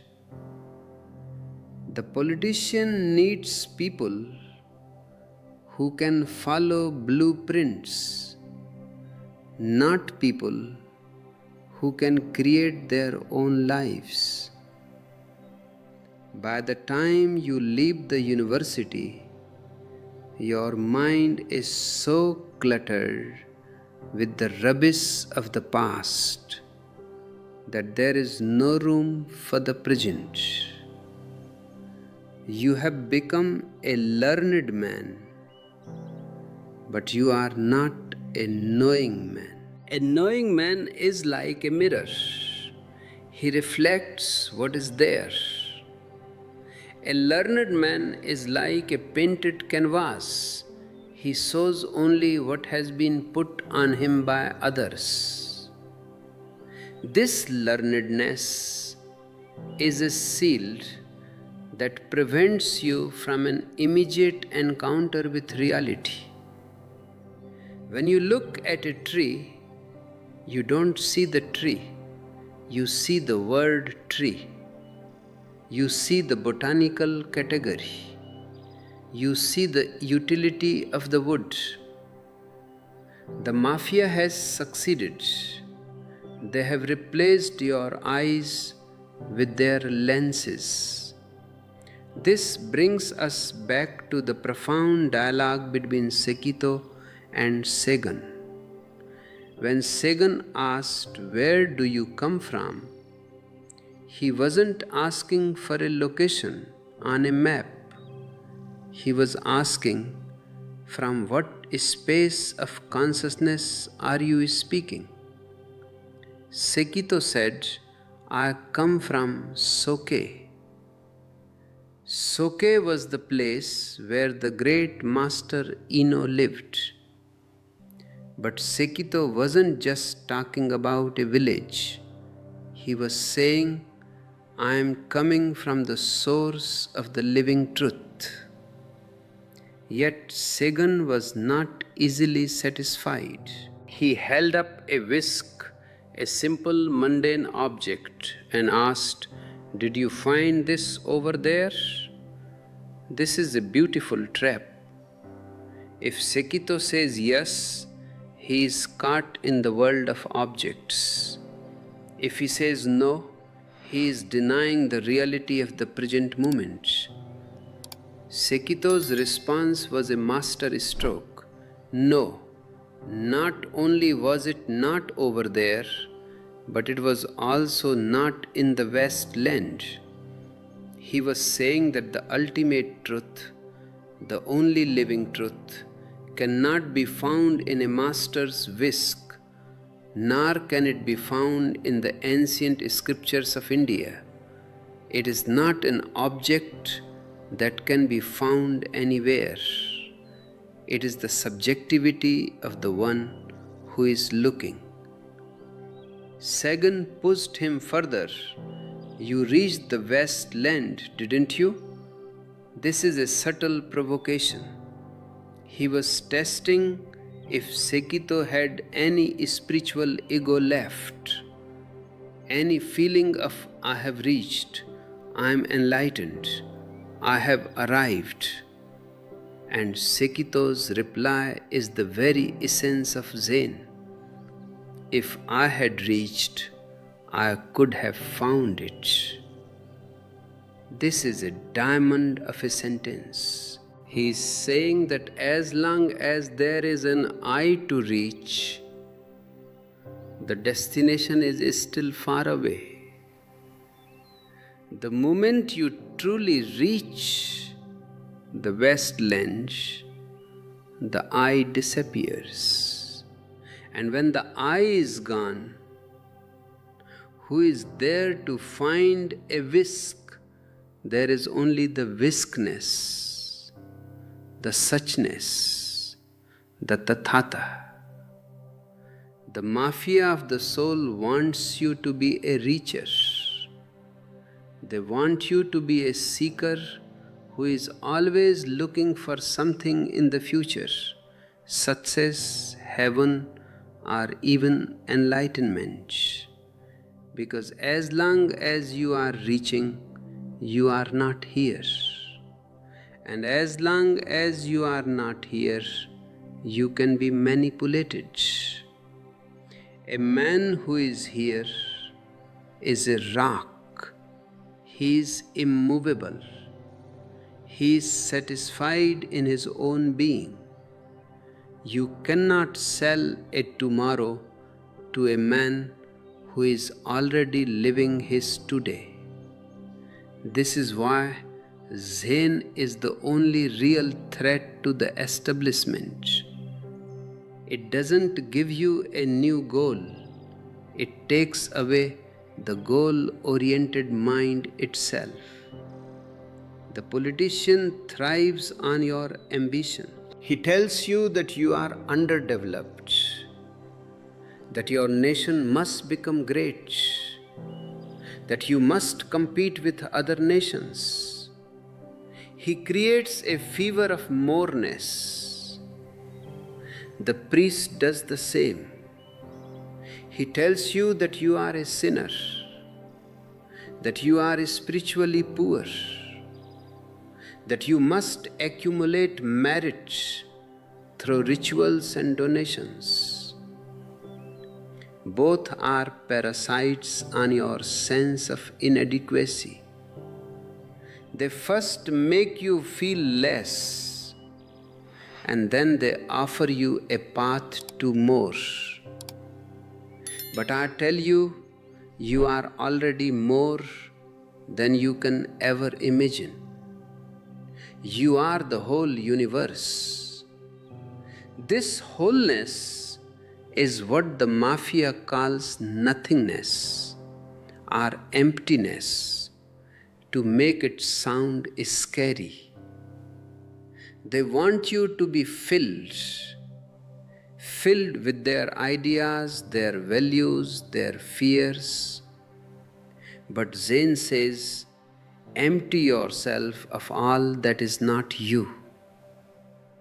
When you empty yourself of the Christian, the Hindu, the citizen, the ambitious ego, what remains? Is it a vacuum? No. What remains is the only living truth. It is a presence that is so vast that it includes the stars. It is a silence that is so deep that it contains all the music of existence. The concept of God was the biggest filling they ever gave you. It was a cosmic pacifier to keep you from crying. Don't worry, they said, there is a Father in the sky who is looking after you. This prevented you from growing up. It kept you in a state of psychological childhood. You never took responsibility for your own life because you could always blame God's will or pray for God's help. The death of this God is the birth of your adulthood. It is the moment you realize that there is no one to hold your hands. You have to walk alone. And in that walking alone, you discover a strange thing. The more alone you are, the more connected you feel. When you don't depend on a fictional God or a social organization for your identity, you find your identity in the trees, in the mountains, in the people around you. You move from belonging to a church to belonging to existence. This is the shift that the mafia of the soul has tried to block with their walls of dogma. They want you to belong to them, not to the universe. Look at the internalized priest, your conscience. This is the most sophisticated surveillance system ever devised. The mafia doesn't even need to watch you. They have installed a policeman inside your own head. Whenever you do something natural, something joyous, something that goes against the rules, the voice of the priest starts shouting inside you. This is wrong. This is a sin. What will people say? God is watching. This internal conflict is what makes you tired. It is what drains your energy. I want you to fire that internal policeman. He is not yours. He was put there by your parents, your teachers, and your priests. He is an agent of the mafia. Start listening to your consciousness instead of your conscience. Conscience is borrowed. Consciousness is yours. Conscience is about shoulds. Consciousness is about isness. When you act out of consciousness, you don't need a rule book. You act with love, with awareness, and with grace. You become a law unto yourself. The politician is terrified of a man who is a law unto himself. Such a man cannot be forced to fight in a war he doesn't believe in. He cannot be made to hate a person from another country. He cannot be bribed with titles or positions of power. He is truly free. The mafia of the soul has spent 5,000 years trying to prevent the arrival of such a man. But the time has come. The old structures are collapsing under the weight of their own lies. The old man is dying, and the new man is struggling to be ball. This new man is what I call Zorba the Buddha. He is a man who can enjoy the whisk, the material world, without being possessed by it. He can drink his wine, dance his dance, and love his woman, but he remains as silent and as detached as a mountain peak. He doesn't renounce the world like the old holy man, because he knows that the world is also divine. He doesn't get lost in the world like the materialists, because he knows his own inner silence. He is the bridge between the earth and the sky. The mafia of the soul has always tried to keep the earth and the sky separate. They told you that if you want the sky, you must give up the earth pleasure. And if you choose the earth, you lose the sky.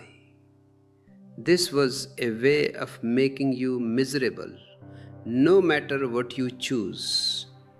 If you chose heaven, you lived a life of repression and boredom. If you chose pleasure, you lived a life of guilt and fear. Zen destroys this duality. Zen says the earth is the sky and the sky is the earth. The divine is not above the world, it is the indwelling reality of the world. When Sekito said the whisk was not in the Westland, he was saying that the divine is not in some far-off spiritual realm. It is right here, in the very act of holding the whisk. It is in the very act of breathing. It is in the very act of listening to these words. There is no spiritual versus material. There is only awareness versus unawareness. If you are unaware, even your prayer is material. It is just a transaction. If you are aware, even your eating is spiritual. It is a communion. This is the only living truth that can save humanity. We don't need more religions, more gods, or more politicians. We need a great cleaning. We need to sweep away the cobwebs of the past. We need to stop being followers and start being witnesses. The witness is the only part of you that the mafia cannot touch. They can torture your body, they can brainwash your mind, they can manipulate your emotions, but they cannot reach the witness. The witness is the unconquerable soul. In the Zen tradition, there is a great emphasis on no mind. This doesn't mean you become a vegetable. It means your mind becomes a servant instead of a master. Right now, your mind is the master, and it is a very poor master because it is controlled by the mafia.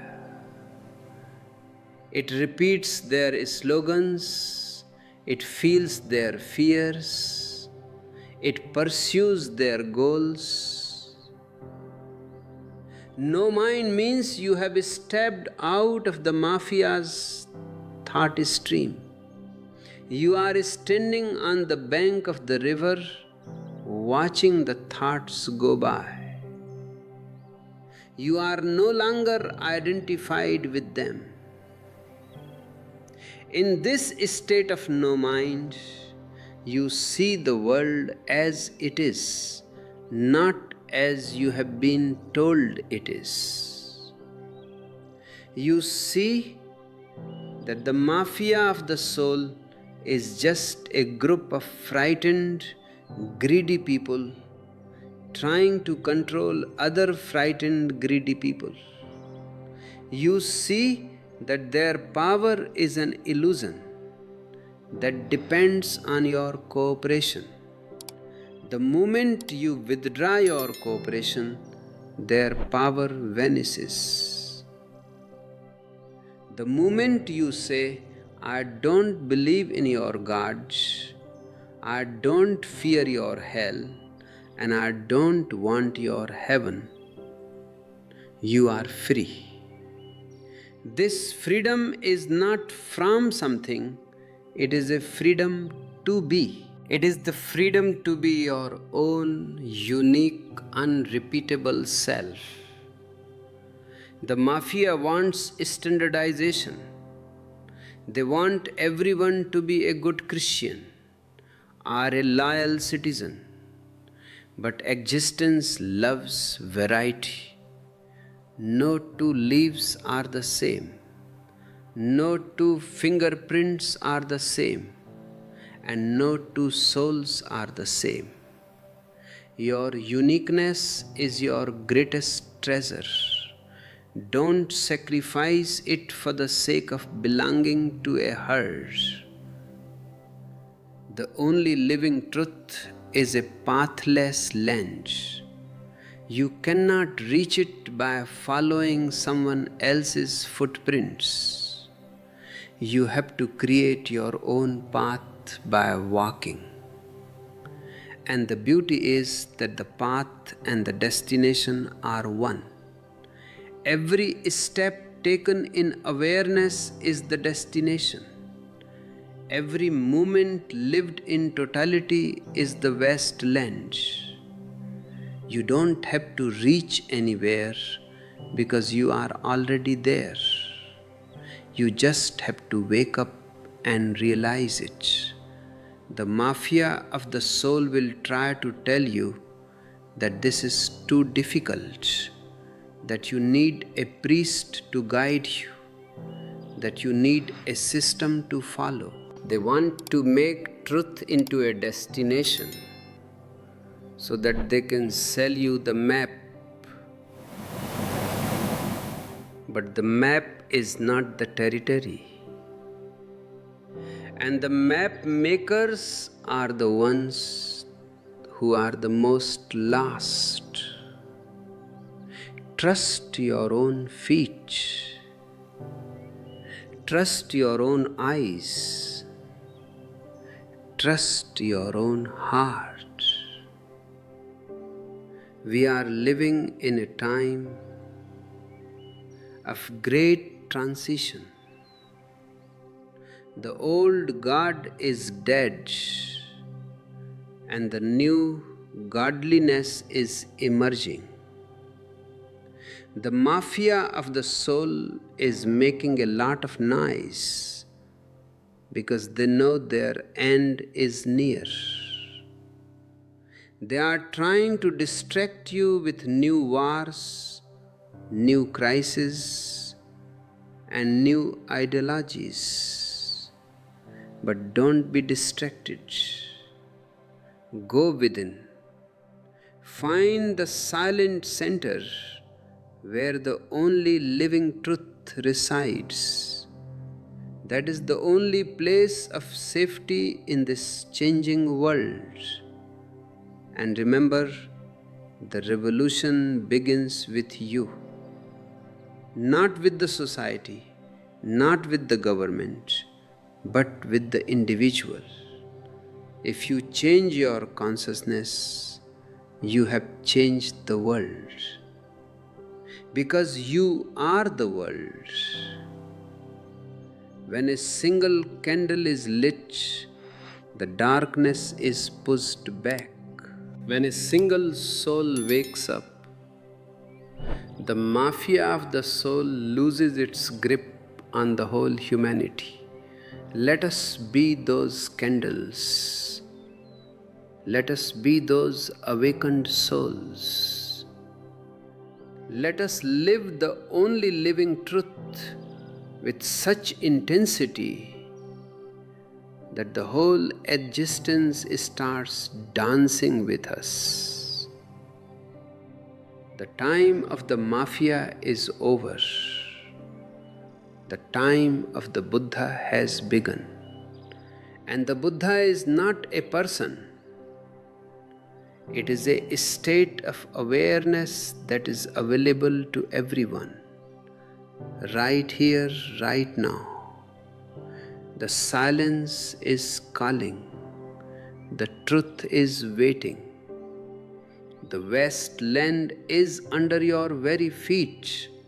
Walk into it with courage, with joy, and with a smile. The mafia cannot follow you there.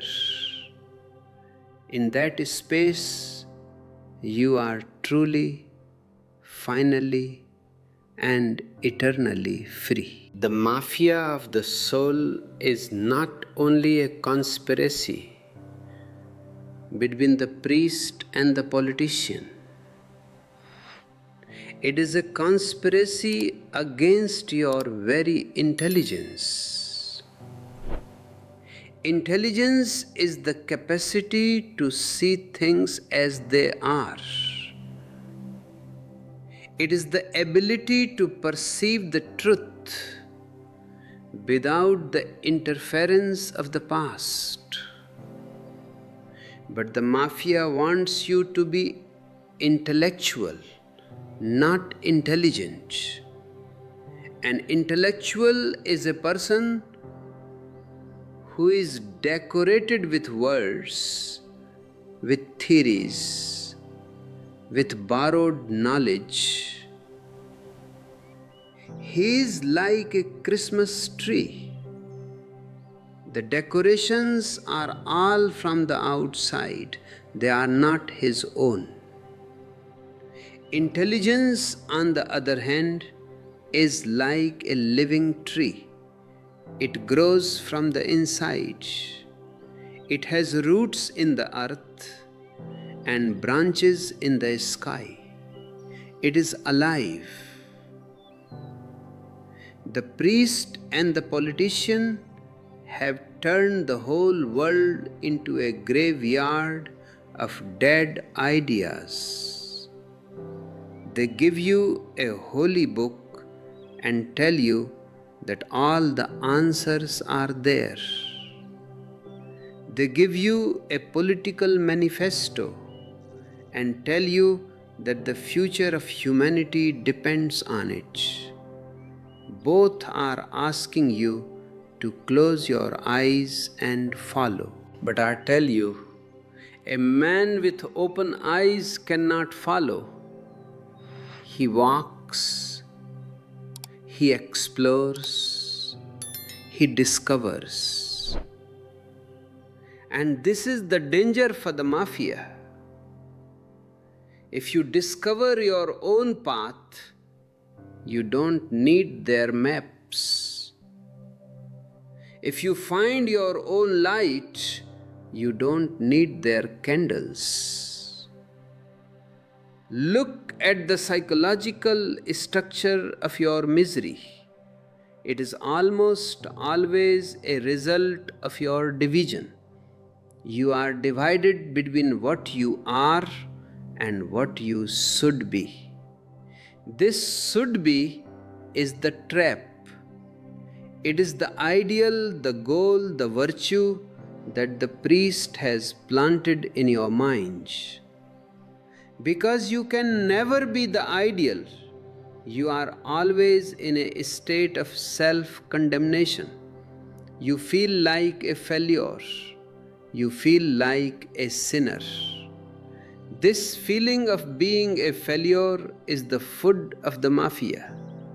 They want you to be a broken person, because a broken person is easy to repair according to their design. Zen says, drop all ideals. There is no should be, there is only is. This moment is all there is. You are already what you are looking for. You are the Buddha even if you are unaware of it. The only difference between me and you is that I am aware of my Buddhahood and you are still dreaming. But the stuff we are made of is the same. There is no hierarchy in existence. A blade of grass is as significant as a star. A small child is as divine as an old sage. But the priest has created a ladder of holiness to make you feel inferior. Sigan asked Sekito, "Speak further." He was not satisfied with Sekito's brilliant answer about the whisk. Why? Because in the world of Zen, even the most brilliant answer is still just an answer. It is still a collection of words. Sigan wanted Sekito to be the truth, not just to speak it. This is the difference between a theologian and a master. A theologian can talk about God for hours, but he has no fragrance. A master may remain silent, but his very presence is an invitation to the divine. The mafia of the soul has made you a word addict. You think that by knowing the name of something, you know the thing itself. You know the word love. But have you ever felt the heartbeat of love? You know the word God. But have you ever felt the presence of the infinite? You know the word meditation. But have you ever tasted the silence of no mind? The mafia gives you the menu, but they never give you the food. And you are so busy reading the menu that you have forgotten your hunger. I want you to throw away the menu and start eating. Experience is the only thing that counts, and experience is always individual.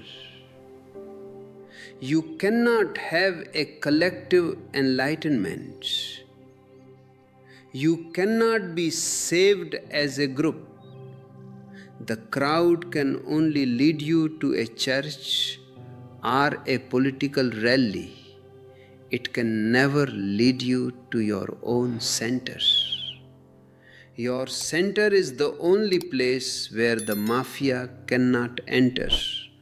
It is your sanctum sanctorum. The politician uses your fear of being alone to keep you in the crowd. He gives you an enemy to hate so that you feel a sense of brotherhood with your fellow citizens. This is a very cheap brotherhood. It is based on shared hatred, not on shared love. True brotherhood can only happen when two individuals who are both centered in their own aloneness meet. Then there is no us and them, there is only the one. The only living truth is the realization of this oneness. It is the realization that the other is just another me. When this realization happens, the whole foundation of the politician's power collapses.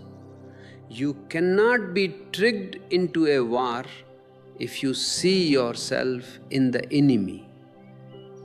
You cannot be tricked into greed if you see that by hoarding you are depriving yourself in another form. The mafia of the soul thrives on the illusion of separation. Zen destroys that illusion. They have also poisoned your intelligence by teaching you logic as the ultimate tool of understanding. Logic is a useful tool for the marketplace, for science, and for technology. But logic is useless when it comes to the mysteries of life. Logic is linear. Life is circular. Logic is either or. Life is both and. The mind says either you are a body or you are a soul.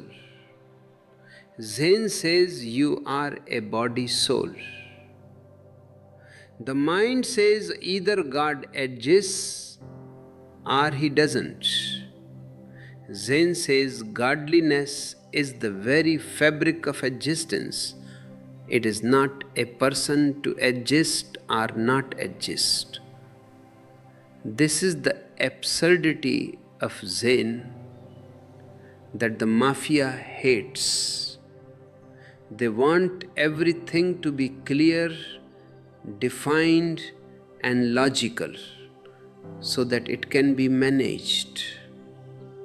They want a God gay who has a name, an address, and a set of rules. They want a truth that can be written in a book and memorized. But the truth is like the wind. It has no name and it belongs to no one. It is a living thing.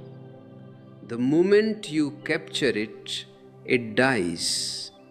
A captured truth is a lie.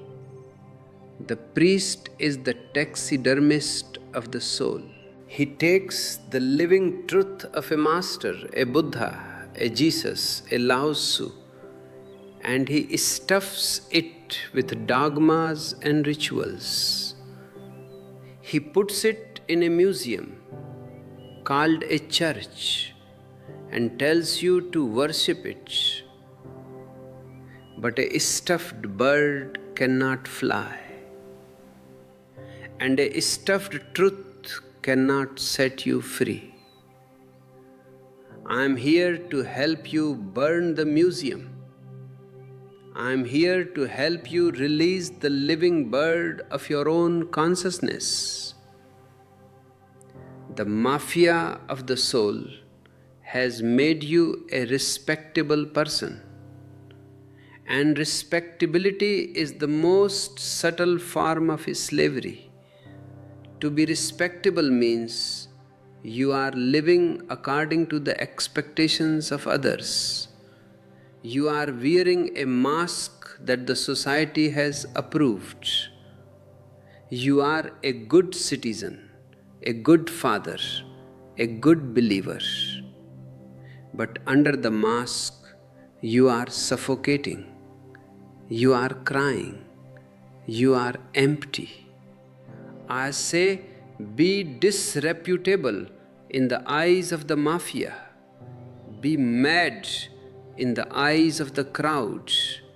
This madness is the only sanity in an insane world.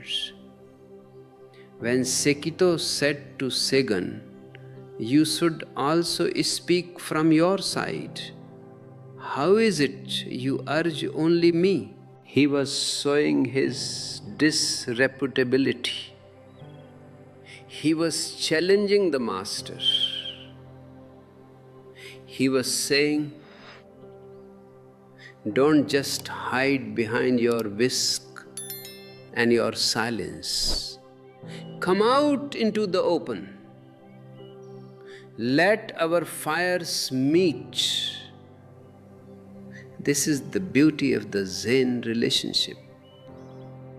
It is not a hierarchy, it is a mirroring. The master is a mirror in which the disciple can see his own original face. The mafia of the soul has made you a follower, and a follower is always a shadow. A shadow has no existence of its own. I don't want you to follow me. I want you to be a light unto yourself. I am not here to give you a path. I am here to take away all the paths that lead nowhere. I want to leave you in a state of pathlessness, because only in pathlessness can you find the truth that is right under your feet. The politician talks about revolution, but his revolution is only a change of masters. One mafia replaces another. The real revolution is the inward revolution. It is a change of consciousness. It is moving from the circumference of the ego to the center of the witness. This revolution doesn't require any blood. It doesn't require any organization.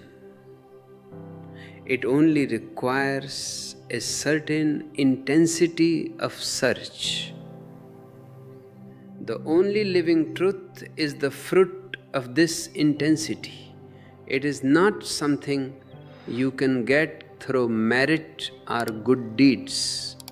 It is something that happens to you when you are totally present, totally aware, and totally relaxed. It is a grace. But the priest has turned grace into a reward for obedience. He tells you that if you do what he says, God will be gracious to you. This is another lie. Grace is not a reward. It is the very nature of existence. Existence is always showering its grace on you. In the sunlight, in the rain, in the heartbeat. You just have to be available to receive it. The mafia of the soul has made you unavailable. Your mind is so full of their garbage that you cannot hear the silence. Your heart is so full of their fears that you cannot feel the love. You are like a man standing in the rain with an umbrella, complaining that he is thirsty. I am here to take away your umbrella. I want you to get drenched in the only living truth. Think about the sheer waste of your life. You have been living according to scripts written by people who were themselves asleep. You have been pursuing goals that were designed to keep you in the mafia's grip. You have been afraid of things that don't exist, and you have been ignoring the only thing that is real. It is time to stop this comedy of errors. It is time to wake up. The mafia will tell you that you are selfish if you look after your own soul. They want you to sacrifice yourself for the greater good, which always turns out to be their good. But I tell you The only way to help the world is to be a light yourself. A dark candle cannot light other candles.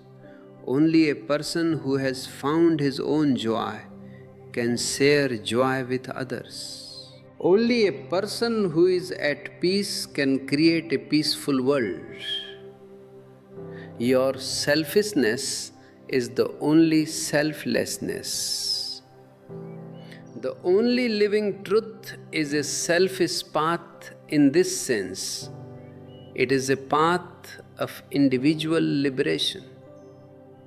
But once you are liberated, you are no longer an individual in the old sense. You are the whole. Your heart beats with the heartbeat of the universe. Your breath is the breath of the wind. Your love is the love of the stars. In this state, there is no self and no other. There is only godliness. The priest and the politician are the prisoners of the ego. They are trapped in their own games of power and greed. They want to keep you in the same prison because misery loves company. But you don't have to stay there. The door is not locked. It was never locked. You just have to turn the handle and walk out. The handle is your awareness.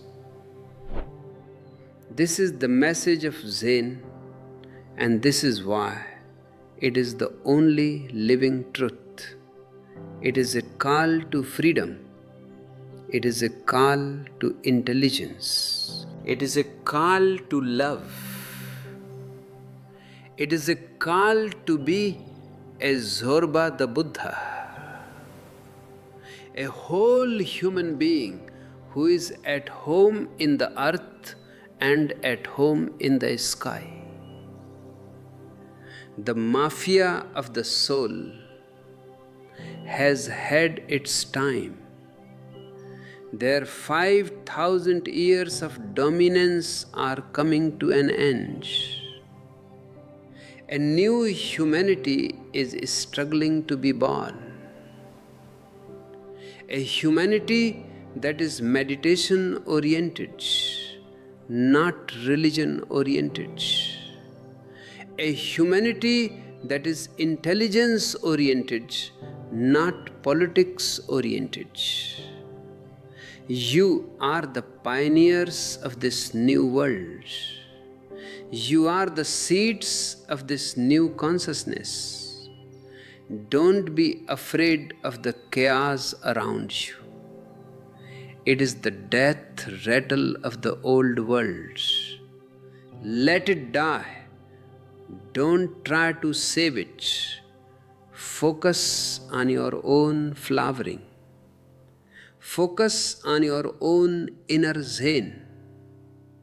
The only living truth is waiting for you at the center of your being. It has been waiting for eons. It is your eternity, your beauty, and your bliss. As we go deeper into the silence, feel the infection of the soul. Let the fire of my words burn away the last traces of the mafia. Let the silence of my presence enter your heart. We are not two. We are one energy. We are the only living truth. The journey continues. The layers are being peeled away. The truth is being revealed. And the truth is more beautiful, more radical, and more joyful than anything the mafia of the soul could ever imagine. Breathe it in. Let it saturate your being. You are the truth. You are the divine. You are the only living truth. The silence is the container for this fire. In the silence, the words disappear and only the essence remains. Feel that essence. It is who you are. It is the truth that needs no book, no priest, and no God. It is the only living truth. The mafia is shouting, but we are listening to the silence. They are planning for war, but we are dancing in love. They are building walls, but we are becoming the ocean. This is the ultimate rebellion. This is the path of the Buddha. Stay in this space. Don't be in a hurry to go back to the world of the mafia. Let this realization sink deep into your bones. You are free. You are whole. You are the only living truth. This is the ultimate homecoming. The mafia of the soul has kept you away from this moment for lives together. They have made you a wanderer in the desert of belief, but the desert ends here. The oasis of Zen is not a place, it is a state of being, where the only living truth becomes your very breath. As we reach these final steps of our journey, I want you to look around one last time at the wreckage of the old gods, the old religions, and the old politics. See them for what they are, empty cells. They have no more power over you because you have claimed your own fire. But before we dissolve into the final silence, I want to ask you to make this rebellion a shared reality. If this message has cleared even a small corner of your vision, please hit the like button and ensure you are subscribed to this channel. This is not just a digital act, it is your signature on a manifesto of freedom. We are creating a bridge between souls who are tired of the mafia's lies. Share this video with someone who is struggling with their conscience. Help them find their consciousness. And please leave a comment below. Tell me, what is the one mask you are ready to drop today? Your words help others find their own courage. The only living truth is the realization that at the center we all meet. On the circumference, the priest and the politician have divided us. They have made us Hindus, Muslims, Christians, and Buddhists. They have made us Americans, Russians, Indians, and Chinese. They have created a manyness where there is only oneness. But as you travel deeper into your own silence, the circumference starts to fade. The differences start to melt. At the center, the trees, the rivers, the mountains, and all human beings meet in a single pulse of life. To know this oneness is enlightenment. To live this oneness is the only true religion. But the mafia of the soul doesn't want you to reach this center. They want you to stay on the circumference, fighting over the details of your conditioning. They want you to argue about which holy book is better or which political party is more righteous. They know that once you reach the center, you are gone from their reach. You become invisible to their radar. A man at the center has no ego to be manipulated. He has no fear to be exploited. He has no desire to be successful in their world because he is already the king of the universe. As you feel this truth saturating your being, I invite you to support this mission of deprogramming humanity.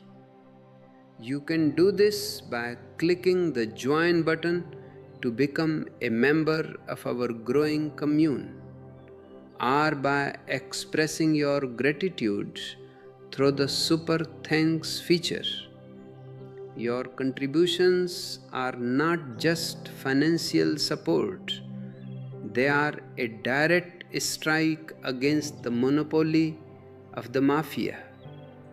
They allow us to keep this platform free from the interference of those who would see this message suppressed. Also, for those who wish to have these teachings as a constant companion on their journey, my ebooks are available in the link below. They are not holy books to be worshipped. They are hammers to break your chains. The Zen masters speak of 3 final steps of enlightenment. On the first step, the Buddha, the awakened awareness, comes behind you as a presence. You feel it as an energy field that changes your whole behavior. You feel a new sense of direction, a new spontaneity. You find that you no longer need the thou shalt nots of the priest, because your own awareness guides you. You develop a love for life that is independent of any reason. On the second step, the Buddha comes in front of you. Now you are the shadow. Your personality, your somebodyness starts to wither away. You are no longer the one who is doing things. You are the one who is being done through. You are a clear channel for the infinite. And on the third step, the final step, your shadow itself withers away. You are no more.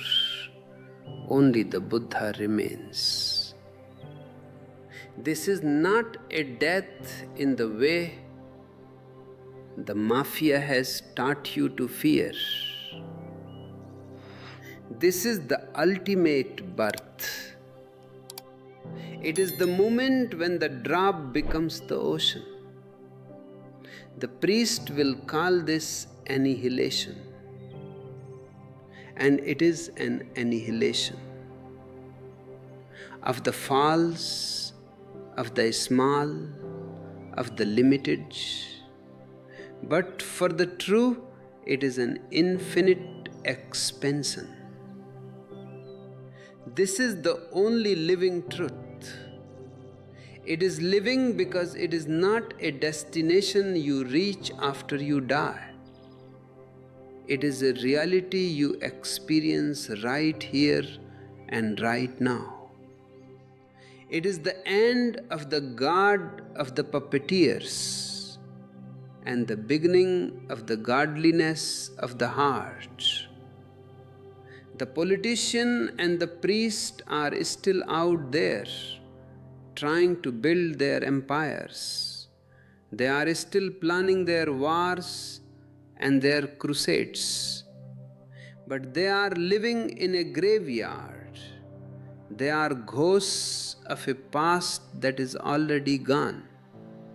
You are the living. You are the new humanity. You are the Zorba, the Buddha. Don't let their noise distract you. Don't let their fear-mongering touch you. Stay in the center. Stay in the silence. Stay in the only living truth. Everything I have said to you is just a finger pointing at the moon. Don't get caught up in the words. Don't turn Osho into another authority. If you do, you have simply replaced one priest with another. I am not your master. I am just your friend who has woken up a little earlier and is taking you to see the sunrise. The real master is within you. The real temple is your own heart. The real God is your own awareness. The silence is deepening. The message is complete. The mafia of the soul is a thing of the past for those who have ears to hear. The only living truth is the only future for humanity. If we can create a world of Buddhas, a world of no minds, then there will be no more wars, no more poverty, and no more spiritual slavery. We will finally be able to live as one family under the same sky. Thank you for your love. Thank you for your intensity. Thank you for your support through Join, Super Thanks, and through our ebooks. You are the pioneers of this new world. You are the seeds of this new consciousness. Keep your fire burning. Keep your silence deep. Keep your laughter alive.